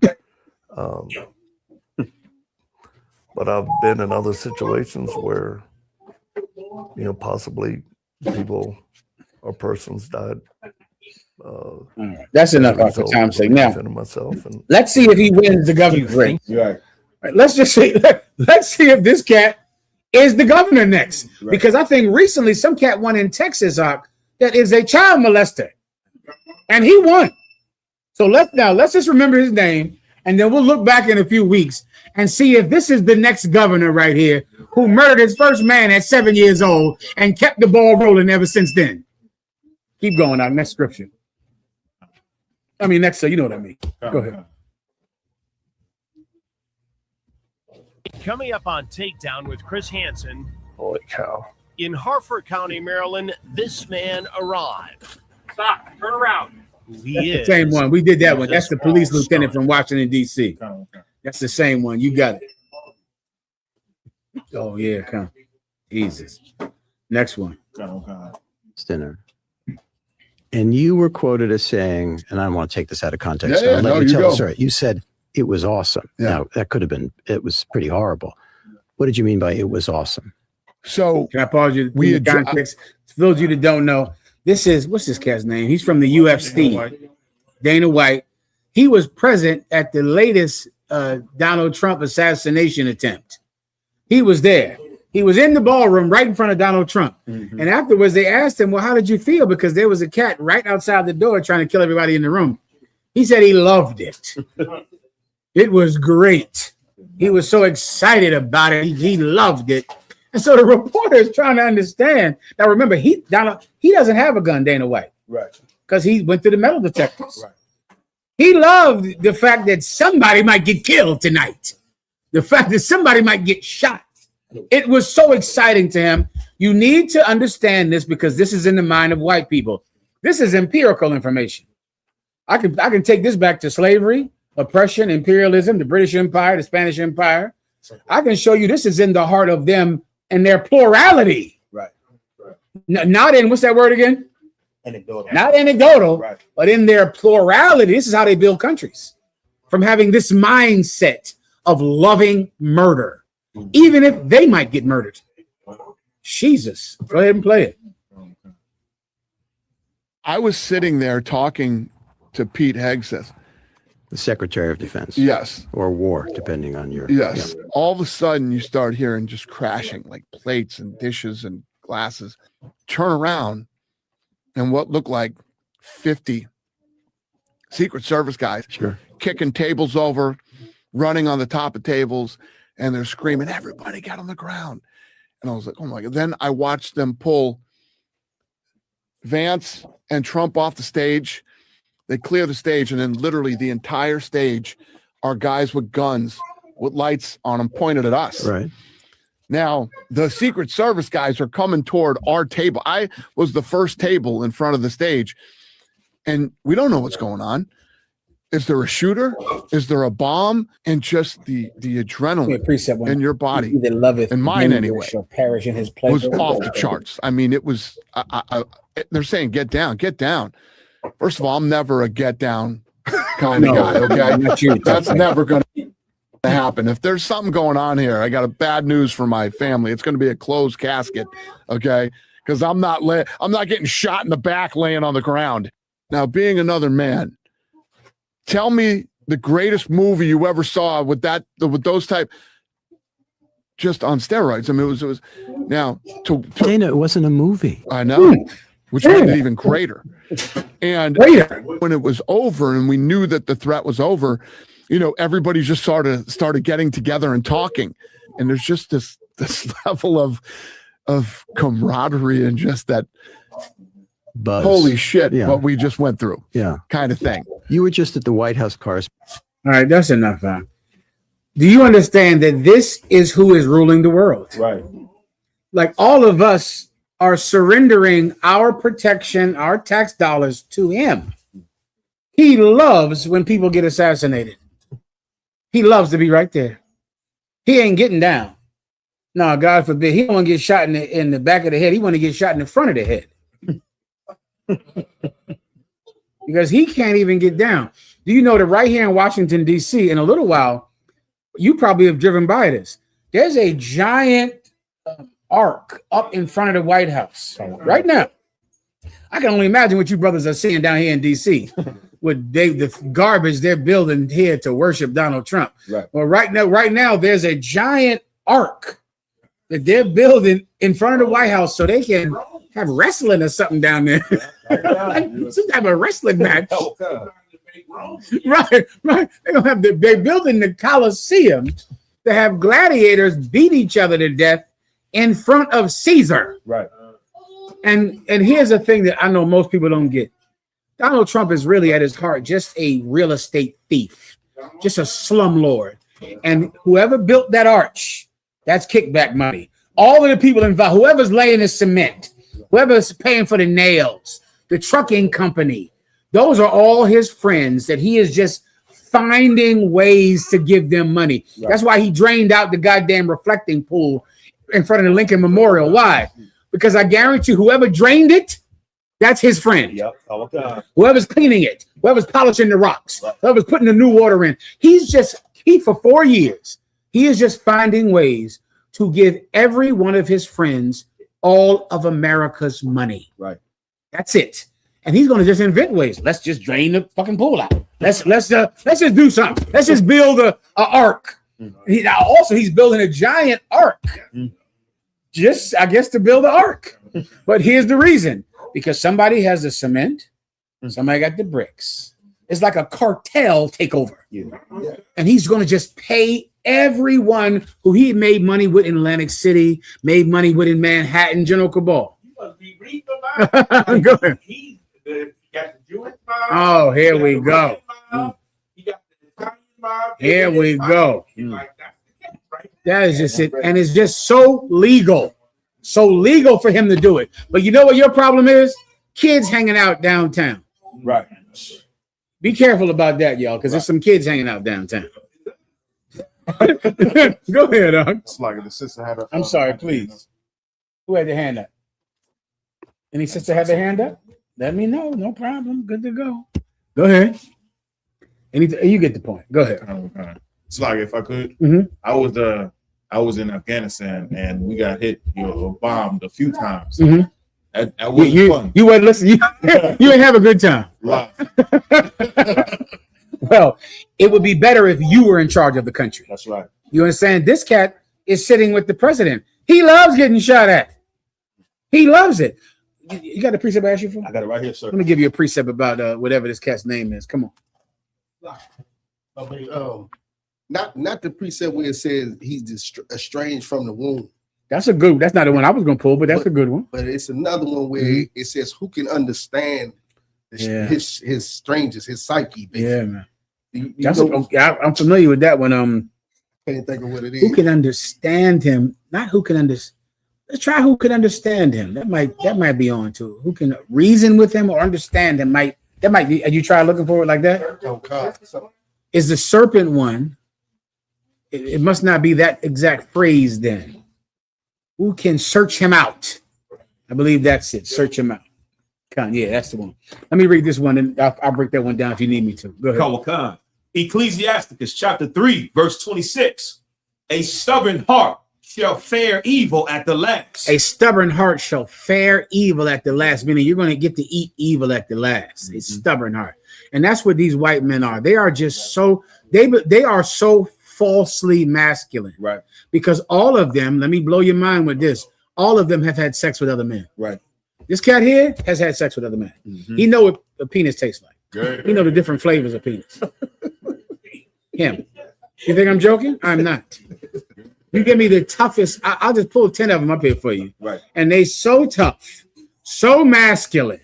They manly fisher and hunters, big game hunters. They taste penis. They've all done it, and they do it damn near like we were young. Yeah. We were young. Yikes. They do it like, like, it's part of growing up. yeah, part of growing up, tasting some penis with a few bros.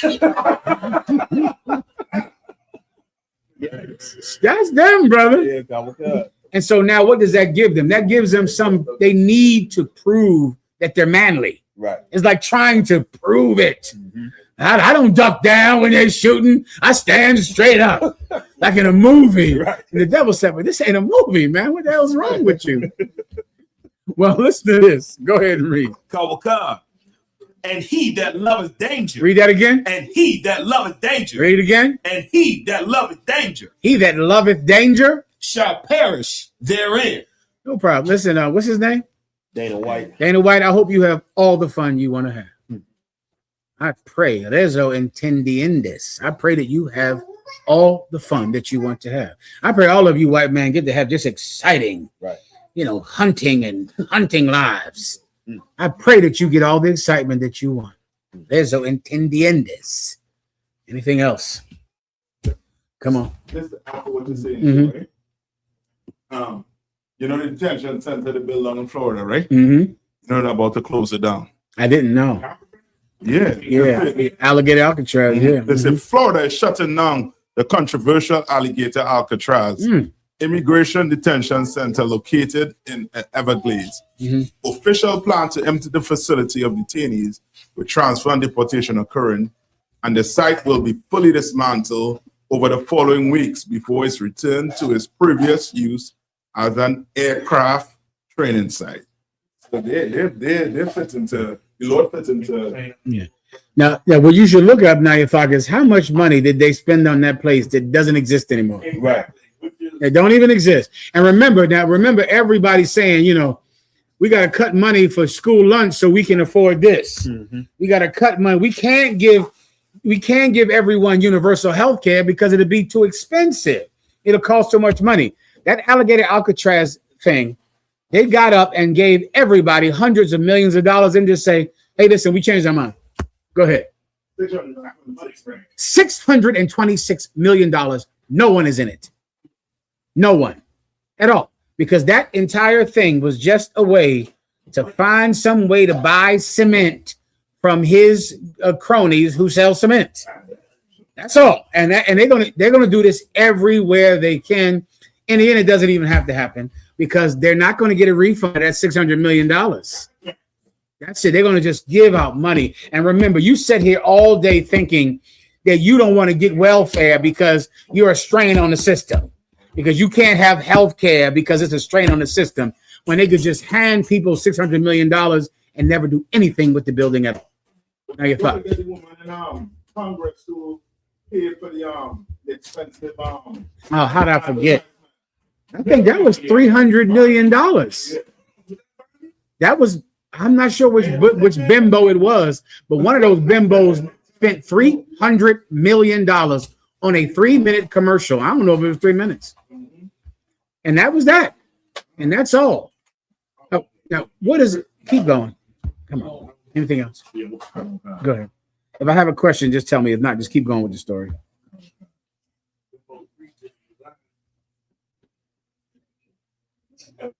I don't think of myself as being. 1 second. Go ahead. Let me get Ash. Go ahead, Ash. Never until recently. What? Yes, he was. That Doge. Whatever happened to that, Ash? Right. Doge. They were going to go into the government and stop all that frivolous spending. We got to balance the checkbook in America. And meanwhile, he was getting $1 million a day, fired every black woman that worked here in D.C. Yep. And that's that. And it's over, and he's gone. Go ahead. Military readiness service. When you go to the clinic and you get ready to go to war or what have you, they can't even keep the buildings open or what have you. So, you know what I'm saying? If you're in there, you understand, you better hurry up and get the hell out. You better. Because you understand, you ain't getting no service right now. You understand? In the nation's capital, all the way down to your special military in Quantico, yeah, man. What have you can't even keep the goddamn doors of your clinic open, and it's terrible. shame as far as that part. It's horrible. And you know, General Cabal, do you know all of our parents and our brothers and sisters felt bad on welfare? Yes. They felt guilty. Right. They feel ashamed to go down to the welfare office. Right. You got food stamps and food assistance. You feel ashamed to let anybody know that you are taking $300 a month from the government. Right. You feel terrible about it. And we all grow up like this, when meanwhile white people are squandering the entire economy of America on playing. What does that tell you? Don't feel bad about it. You know what the key to take it to money with America is? Here's the key.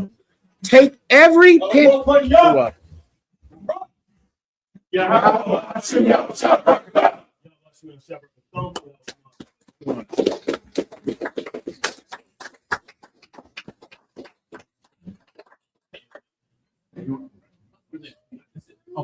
So like you said. Please, CFK, please sit down. Can you grab a chair for the general, please? You can take this one. Hold on. I'll take that.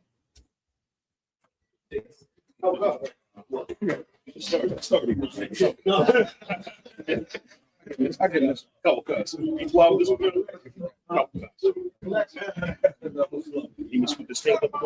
If it seems, I'm not sure. Okay. I'm already here. It's good to go. What? Kind of want to go. No, good to go. Yeah. That's right.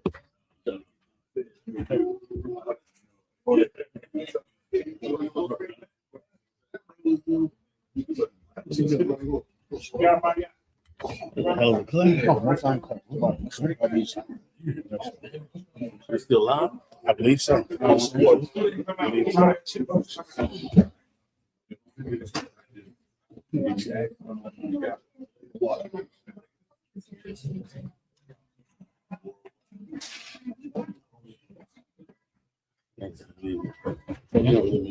No, good to go. I think they just doing a couple of stories. They got the grub here too. I think that was it. You got another chair down here if we need it. There's two right here. Hey, Michelle. Yeah. It's shot this swap. Michelle. Real quick. Is that Michelle's daughter, Zan, right there? Is that Zan? What's your name? Zan, how old are you? Huh. Remember you were born. You're a grown woman now. Look at her. Give her a hand. Oh my God. You like a little tiny damn baby. You're 15? You remember me? Who the hell I am? I damn near raised you. Ask your father. Ask your father and your mother. Pick you up from that school every goddamn day.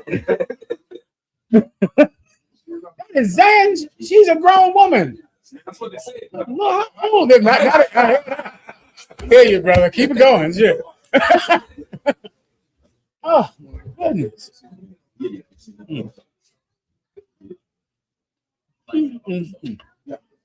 It's cute. That time go by. He was sitting right back there. He's right there. He's right next to Shalamar. Arch is over there somewhere too, or something. Thumb is over there as well. Yeah. I'm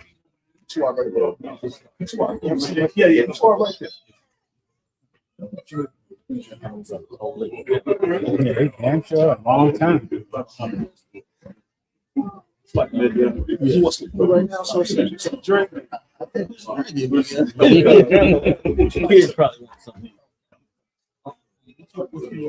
I had to scotch. No, that's what this is. Oh, it's like a Jack Daniels. We have to stop some frogs.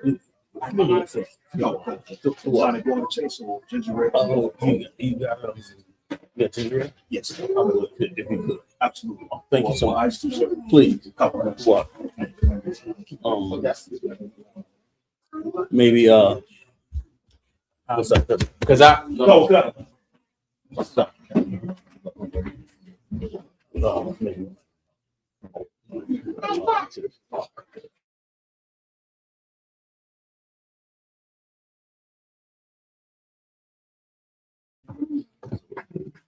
So he was a rare phone, man. Oh shit. You always there. I don't think nothing. I don't never think nothing of it. After going so long, I don't think nothing of it. You swear. No sound correct. Brother, I was just waiting until they sit down and I can keep going. Maybe we should do it now. Maybe we just keep going so we can wrap it up. We just keep going then, I guess. Yeah. Well, you got a microphone for everyone online to hear you. Okay, go ahead. Keep going. Yeah, come on.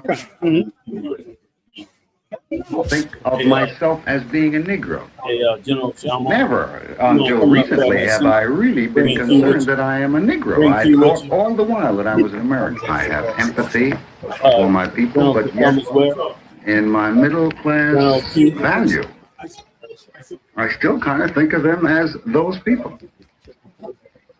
And I'm aware of it.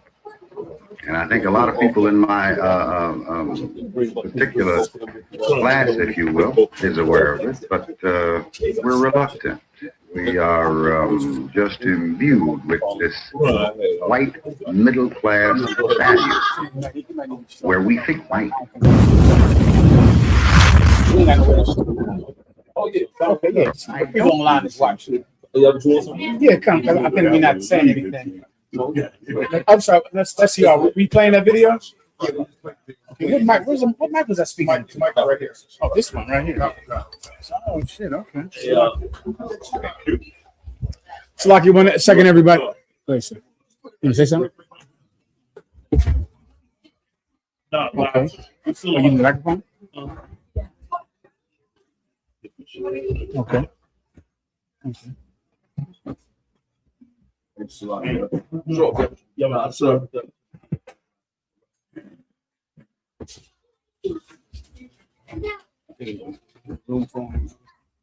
I can move in. Yeah. Can you put a chair on this side? Oh, you want chair here? You want it on this? I'm moving off. Yeah.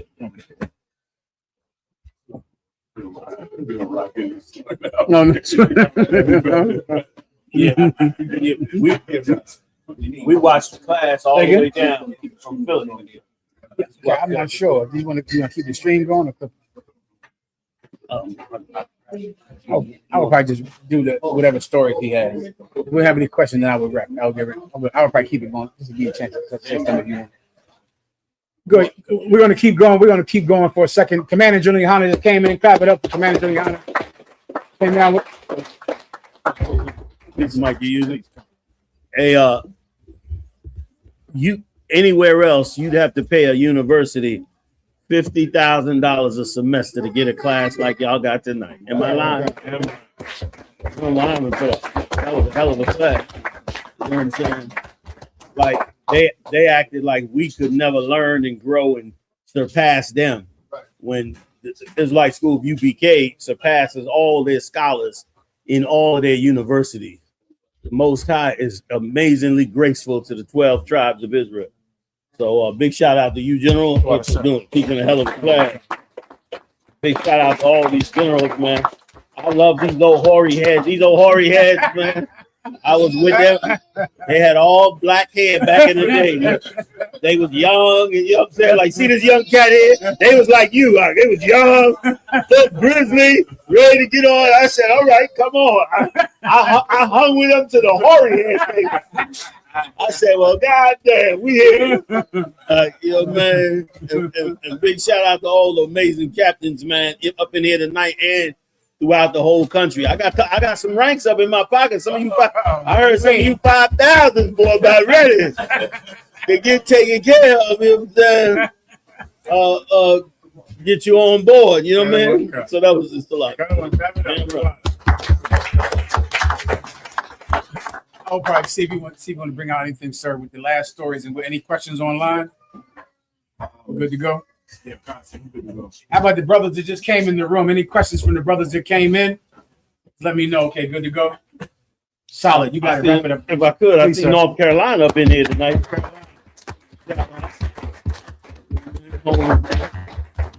Anybody else in that from out of town? Baltimore. B-Mall has always doing their thing. Congratulations to them out there. You know what I'm saying? And of course, Philly is here. Philly up in the building. You know what I'm saying? The captain coming through here, man. And somebody get a shot of these wonderful sisters and this wonderful food we about to tear up. All these sisters. I see Big Osh up there. Big shout out to Osh Puerto Rico. Up in the building, you know what I'm saying? Oh, yeah. Doing what he does, you know what I'm saying? Oh, yeah. So slug. No, that was good, sir. Good to go? No questions online? Okay, you got it. We'll just, whatever story you have left.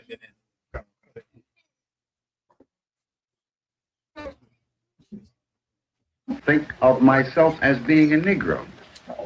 Never until recently have I really been concerned that I am a Negro. I thought all the while that I was an American. I have empathy for my people, but yet in my middle class value, I still kind of think of them as those people. And I'm aware of it. And I think a lot of people in my particular class, if you will, is aware of it, but we're reluctant.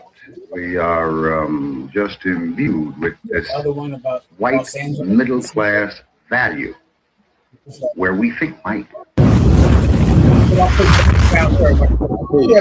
Now this is you see it's in black and white. That means it's before 1963. This is like in the 50s. And this is black people in Cincinnati who lived in an affluent neighborhood. And of course, black people from the South were starting to come up to Cincinnati to work in those factories. And black people who considered themselves better than the poor black people from the South did not want them to come up there. Also, I have another video I believe the brother had about it. It was from Los Angeles. When black people who had money in Los Angeles saw the influx of black people coming from the South and stopped it. They did not want black people coming up. They did not want their neighborhoods to turn black. They didn't consider themselves the same as poor black people. And the reason this is important in Washington, D.C. is because this is the city that struck down affirmative action. Like affirmative action, most of your parents all lived on that. That was like the black dream. Affirmative action, it gave you a path to fight racism on the job place. And it was the reason that you had black congressmen, the reason that you had a black Supreme Court Justice, Thurgood Marshall, and Clarence Thomas. The reason that you were able to get a job in the government is because governments were forced to hire black people. Here's what I know no one knew outside of the UPK. This is what you didn't know.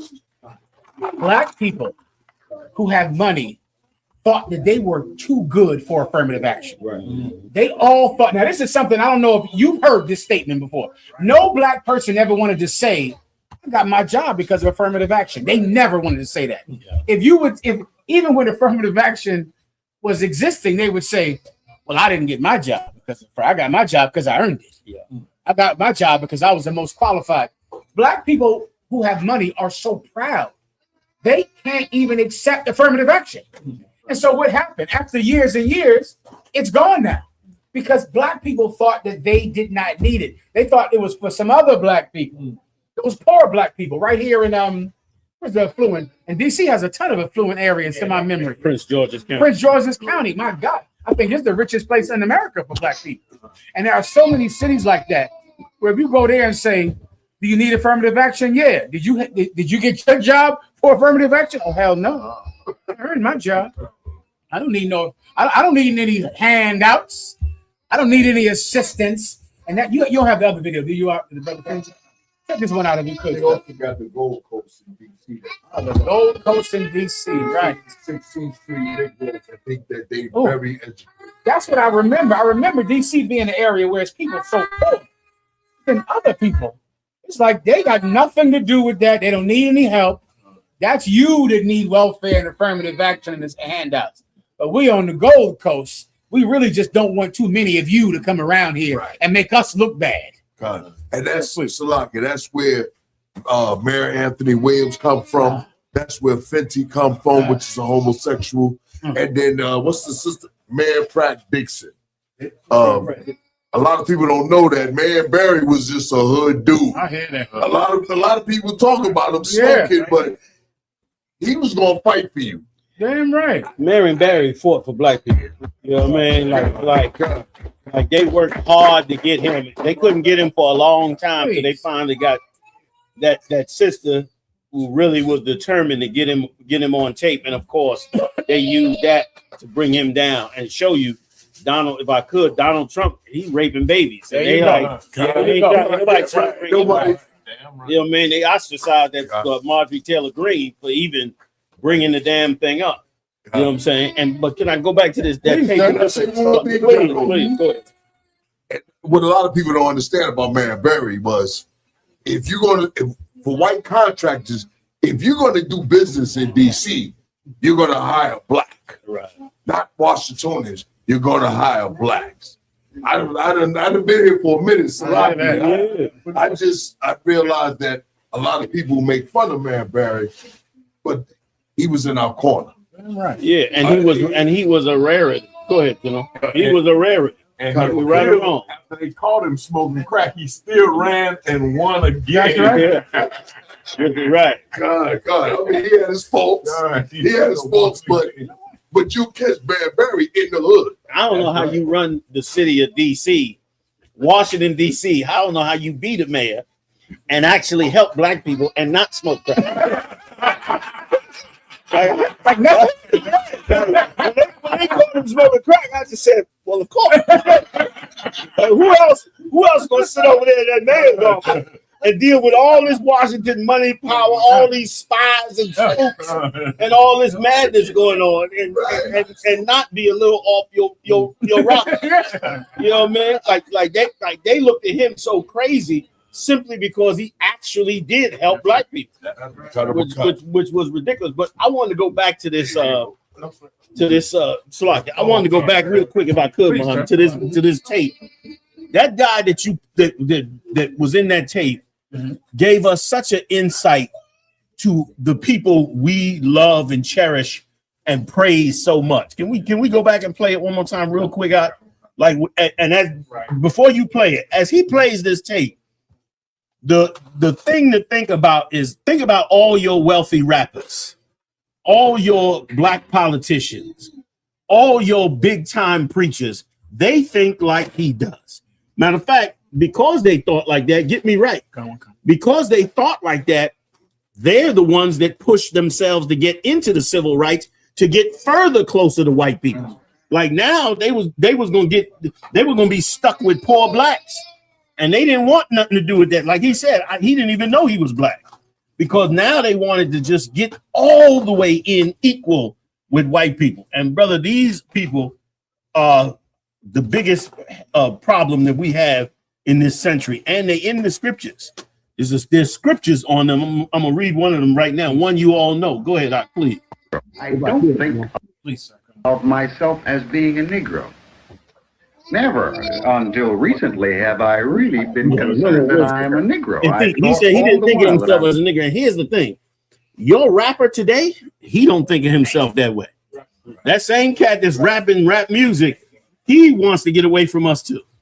He wants to be a traitor to us too. He wants to turn his back on us too. Like Taraji P said what she said for a little bit of money. She'll turn on black men and throw us all under the bus, all because the homosexual community will pay her some money to say that these gay men are the ones that's actually helping. Like they're doing the same thing that this cat is doing, but boy, is it an insight to see him actually do it. Go ahead and play it out. I'm gonna get up on it. I have empathy for my people, but yet in my middle class value. I still kind of think of them as those people. As those and people. I'm aware of it. And I think a lot of people in my particular class, if you will, is aware of it, but we're reluctant. We are just imbued with this white middle class value where we think white. White. That's our people, all in charge. They think white, so they decide white. And it is why we would never get no help. That's why Kanye West sounded like a crazy man. What's the name of the brother that took the knee? Kaepernick. That's why he sounded like a crazy cat. And that's why these wealthy, they got to be forced, you understand, to adhere to the law, statutes, and commandments of the Most High, because they will sell us right under the bus. And it's why they hated Moses. If I could just get one, please, if you don't mind, General. Y'all know this one. Please, and I was going to ask you, going to pull the same precept. Are these the same Negroes in the wilderness that said we want the flesh pots and let us go back to Egypt? That is most definitely who they are. Come. They are the same ones who was disgusted by us being the culture that we are, disgusted by us trying to help ourselves. Right. Like that, like you trying to help yourself means that now he got to be associated with you. Right. When he was able to just be in white America, and like he said, think white, be like he white, not even know he's black, as long as you didn't come and try to say, wait a minute, what you all have up there, we should have as well. And the minute you start doing that, now you associated with him. And guess what? Now he wants to get rid of you. Exodus 5:21. Salaki, sir. You know, the whole thing in slavery with the house Negro and the field Negro and Negroes that think they can, you know, they got close to massa and it was a whole thing where it was called manumism or what have you, which is basically they write themselves a note to master. They could read and write or what have you, and they would pass it along and write their free papers. They had their papers and they could walk around and, it's the whole thing that they still pushing with IDs and stuff like that right now. Whereas that, they think they're on a whole nother level because they was free, quote unquote, as opposed to what your brother was going through in the field. They just left him for dead. I made a deal with Master. I was smart or what have you. I was able to hated him for it. Well, you know what I'm saying? Yeah. They tricked the Master or what have you, but then they hated the brothers that was still suffering under him or what have you, not knowing that because you sold your soul to get close to him in order to trick him, you understand? Why are you going to hate us? You know what I'm saying? Why are you going to hate us who out in the field ain't had a chance to, to love him so much so that you can trick him? It's ridiculous. It's completely ridiculous. Manumism or what have you, where you write the little piece of paper or what have you, you use free today or what have you. And that's how they, the whole thing about how they think they can get a better job. You know what I'm saying? They can, do this and that in order to get with white people, in order to, move up so that they can think white. They can just think about finance or money or what have you. And that solves all our problems when, you understand, you just fell into the trap of hating your own people the whole time. And that's why another nation is never supposed to feed us. That's why our people, that's why they got so angry when we started them food programs, because we started them food programs and turned our people to us. Hey, can anybody pull this one? Sorry, Mama, you don't mind, two quick one. Can you pull the scripture where the Lord said, thou shalt tithe the people so that they may live in thy sight? Give me that scripture as well. Because let me tell you, nobody is supposed to feed us. We're supposed to feed ourselves. We're not supposed to beg anybody, in a right kingdom for anything, because this is what happens. When you being fed by the other nation, that's why he said, I think white. Damn. That's right. He done left. And that's what happens to every entertainer, every sports figure, all of them. The wealth comes in and now they own their mind. They own their body. And because they own it, they take our children and put them in record labels and record songs, and then just dictate whatever the hell they want to give our community whatever they decide they want it to be. Let me just read these two scriptures, and that's why the truth is so beautiful, and it's why we're supposed to always hate them. Right. How you gonna want to join them when the fact that they put that money in your pocket means you're gonna be a slave? Right. Real quick, Mom, I'm gonna just slide back out. Oh my God, sir. Exodus chapter 5, verse 21. And they said unto them, the Lord look upon you and judge, because ye have made our savor to be abhorred in the eyes of Pharaoh. I love this scripture for that same reason. These are the taskmasters. These are your mayors, your governors, your supervisors, your this and that. And they want to be loved by the master because they want to be like the master. And Moses came along, man, and disrupted that. And we come along and disrupt it. We disrupt the Christian loving everybody order. And we're supposed to disrupt. That's right. We're supposed to be the problem with this mindset of joining this man and being his slave mentally, and he's the one feeding us and all. And they had the whole program to do it in the 60s. Remember when they sent all the brothers to Vietnam? They turned around and gave all the women welfare, right or wrong. And it's like, and everybody joked about how the white man became our sisters' husbands. Right or wrong, but it's a true statement because he's feeding us. You know what I'm saying? When the Lord had his own order where a man was supposed to take care of his family, this man came in and stole that and made our mindset be like his mindset. And that's why we always are to come up against it. Go ahead, is there more? Go ahead. A little bit more, sir.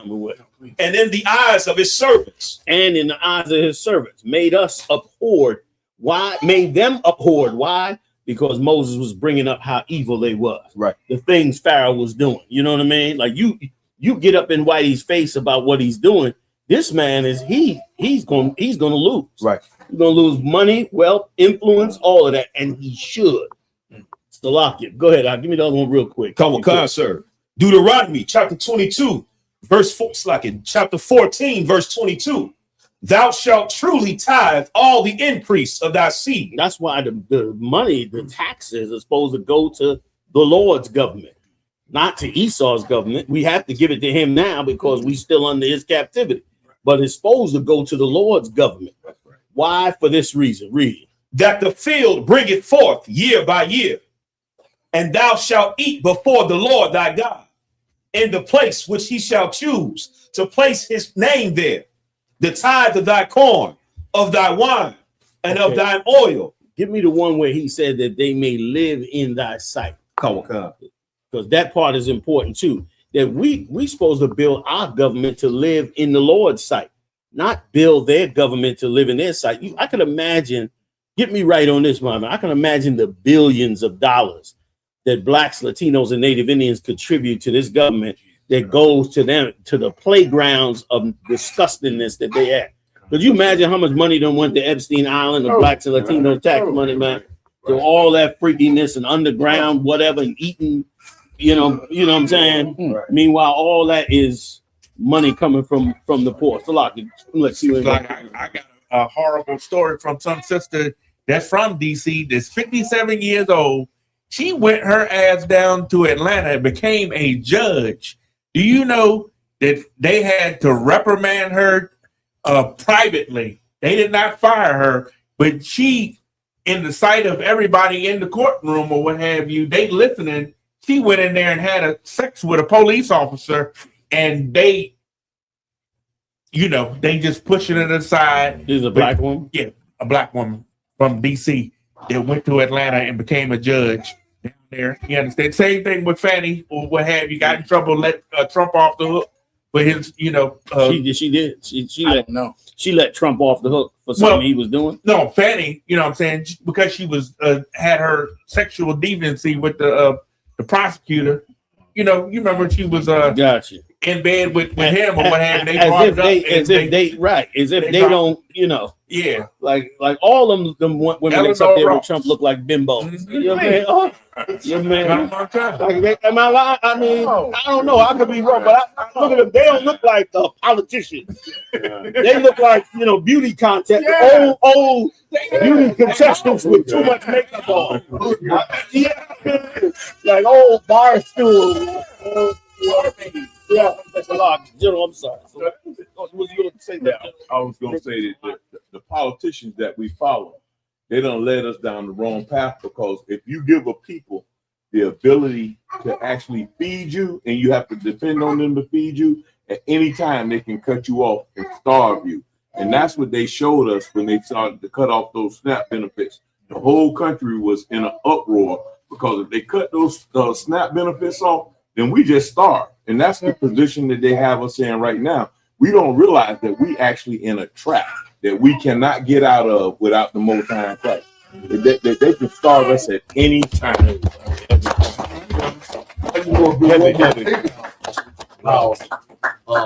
Latinos that are green card holders, did you know that they don't get refunds from taxes? They just pay taxes. If they get a check, they just got to pay taxes. So what black people do is they use them to cash lotto tickets, because they're not getting any taxes anyway. So IRS is not going to even deal with it. So if they don't even apply for a tax refund. So they pay billions of dollars in taxes. They don't get a refund. I didn't know shit. That's right. There's more. Okay, go ahead. Come on, sir. Hosea chapter 6, verse 2. After 2 days will he revive us, and the third day he will raise us up, and we shall live in his sight. That's what we need.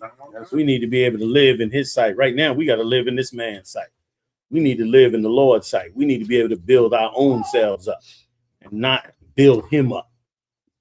And hopefully now that this third world war, you know, the ceasefire was just for them to get more weapons. What? That ceasefire was on. You had to go to China and Yeah, say, man. can I get this precious metal so I can build a bomb? Yo, man, everybody worry about Area 51. They in Area 51 shoveling that metal. Like, come on. They know this round right here. This the round. This right here. This the round. You see, they bombed the hell out of Israel. I didn't. They bombed that place. They bombing it like right or wrong. They bombing it like crazy. Iran is bombing them, bombing Israel to where they getting nervous. Like, we got to punch that nuke. All that. They shut them down in Lebanon already. You know what I mean? All those Israelites that went over there and settled in Dimona, they bombed the whole area of Dimona. I don't know if they still alive or what, but they leveled that whole place. Now they're going after their water plants, and they can't seem to get in there and get it. 30 more days, y'all. About 45 more days. These little rolling blackouts, you about to get announcements for them in about 2 seconds.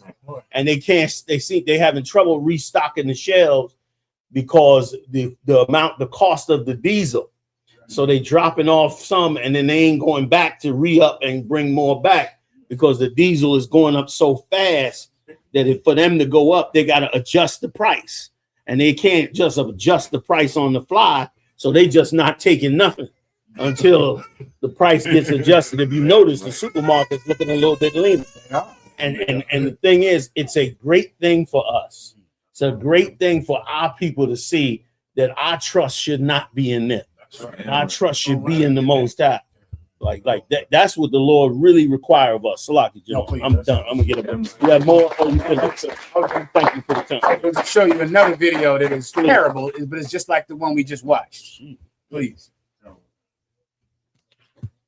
You want to read it, please? Let me read it real fast. Wealthy blacks arguing against poor Southern blacks migrating to Los Angeles in 1960. You got it. Los Angeles a month. By 1970, there'll probably be 1 million Negroes in this city. And I know that people are concerned about this. They may not talk about it very often, but I certainly heard them shudder in church when he said there'd be 1 million Negroes in Los Angeles. We shudder because we were saying, in essence, the majority of these people are not like we are. And we felt that maybe some of us felt we left this out because we were getting away from this problem. We are part of this exodus too. But we are a little maybe embarrassed by the fact that here we're going to have a mass element come in that's going to create a tremendous social problem in the community to which we find a great deal of difficulty in relating to. Well, I don't sound like a do-gooder, because I really am not. That's I'm amazing. somewhat of a shock. But I do think that with these people coming in who are not our intellectual equals, nor are they of our sociological bracket, they're not to be a handicap to us. They'll find their own level. Now, it does sound like a snob, but I don't mean it this way. But they're used to living a certain way, and they too might rise up above their origin, and might one day be our associate. The whole tone of this. Unless it was more. I don't. It might be more. I don't know. Prolific. I think that made it clear. Complete. No, that was it. I mean, it's just you would never think, and just like you were saying earlier about rappers and athletes, if you're in the South planning on leaving, this is who you look up to. You're thinking, man, they live out in Los Angeles. I can live out in Los Angeles. Meanwhile, there's a meeting. They coming together and stopping you from moving to Los Angeles. Yeah.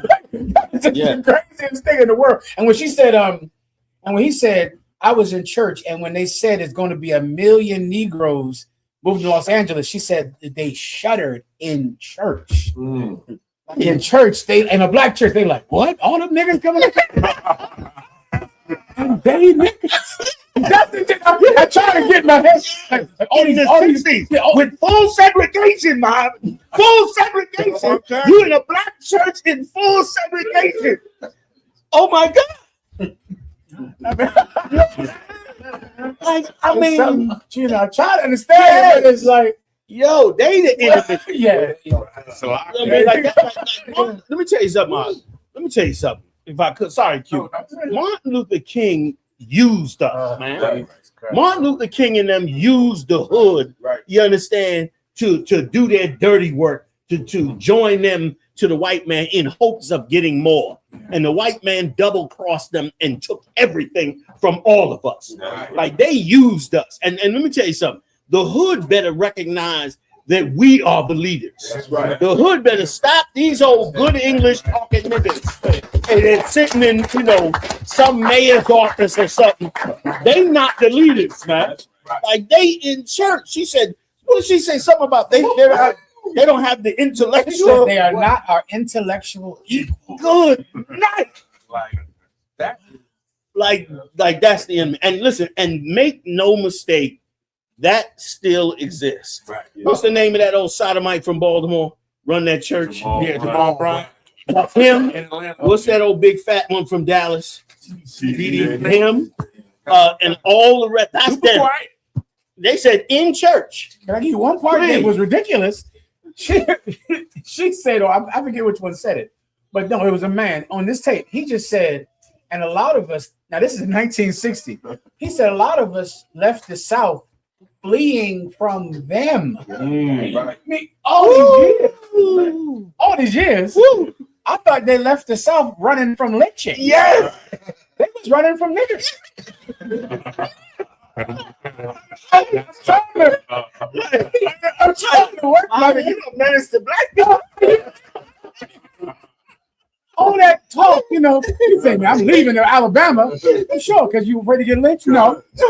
Throw these niggas. Like, man, that's something. Like, that's a whole different play. Yeah, that's a wild thing. And with 50 years gone by, Slakia, sir, I'm afraid that some of them is just Esau now completely, and they just got the blackface. Listen, you're right. Go ahead, Michelle. I mean, I just want to show you the video.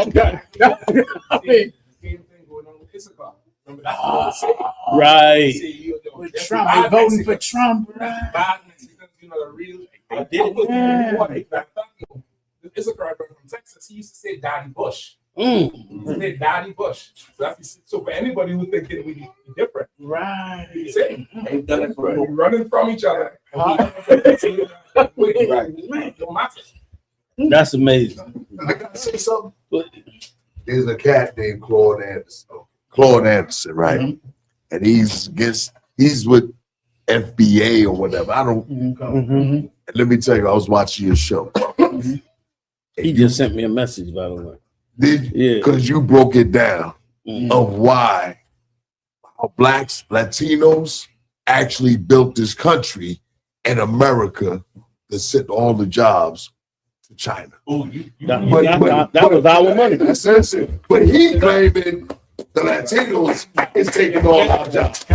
I'm getting ready to use that video. And it's going, I'm going after Claude Anderson. Because I mean, we had amazing factories for I.S.U.P.K. Like we put GM on the map. Ford, Lincoln. You know what I mean? That was us rolling out them Plymouths, man. You know what I'm saying? We did that. And weapons and everything and food rations. And he turned around and said, okay, we see we need these factories to get everything we need, but we can't leave this in the hand of Negroes. We got to go bring this to China and wipe and make sure we put them back in the poverty. But brothers, them unions and them brothers all up in Detroit and all them areas of Michigan, I mean, they was almost instantly middle class, right or wrong. You got hired by GM, you was middle class. That's right. You was, you know what I'm saying? There you bought a house, you had a car, you was living. But they knew, no, we can't do this. Like they didn't have to move Detroit. How are you going to move car factories that make the best cars America has? They moved the whole damn factories to Japan. For what? America was making the money and we were getting substandard wages. Remember, that was right after civil rights, and it wasn't no equal rights in the factory. I got $10, the white man got 20. You know what I mean? So they could have kept it right there. We would have been rich slaves under them. We would have had the leadership that cared about us because they couldn't have been a part of them. Instead, these Uncle Toms turned around and joined us to them and let them wipe us all out. And they sold all our stuff off the China. And that's why they would tell you when you got hired on a job that you could not discuss your salary with anyone else, because we would be going on a job and we would be working the exact same job that the so-called white man was working. But when you looked at what the white man had that was working the same exact job, he would own a home, brand new cars and everything. And if you discussed your salary, they terminated you immediately because you was getting paid $10 an hour for the same job that he was getting paid $20, $35 an hour for.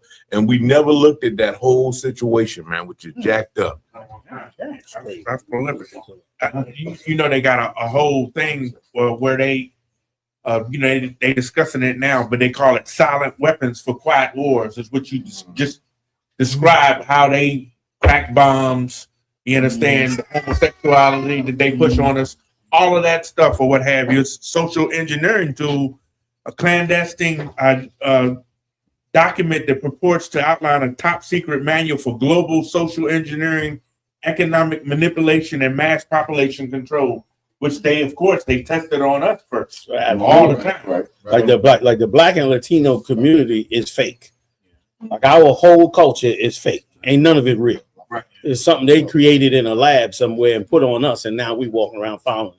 It's crazy the way the life that we live in. But this is it's going to end now. Now that this war is breaking out and it's escalating, and they cutting that diesel fuel off. Oh, I cannot wait. I cannot wait. I can't wait to see the first person in the gas station go. Click, click, click. I cannot wait. Because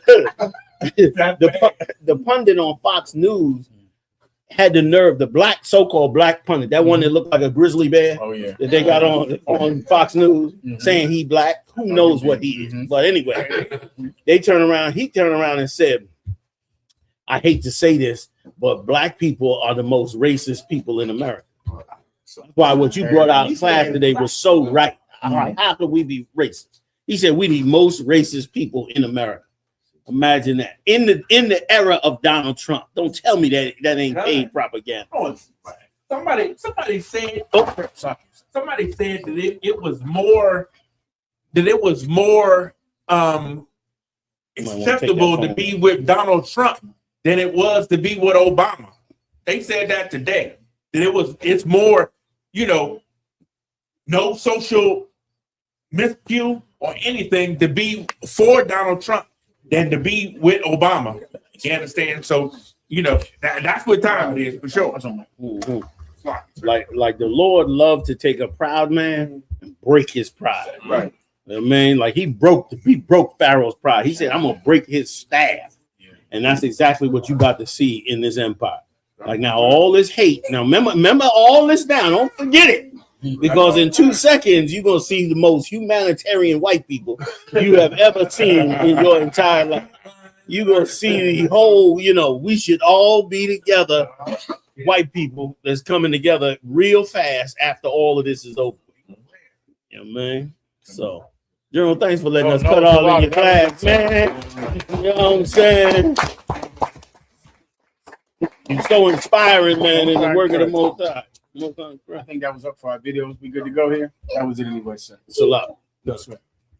Whatever we'd like to do from here is good to go. I like to not hold everybody no longer than I know. Okay. My Jimmy. Barack. Yeah. Matah. The power. Who's the power? Who do we fear? Who do we fear? Who is your king? Who is your king? Who is your king? What's your name? Dismiss. Yeah. Hey, I think we're going up to the monument. Are we doing camp tomorrow? What we doing tomorrow? So I think we're gonna hit the monuments real early. Everybody go. And just tap in. We're gonna try to get up in there, do some filming and all of that early as we can, and then hit the camp up soon. Go from there.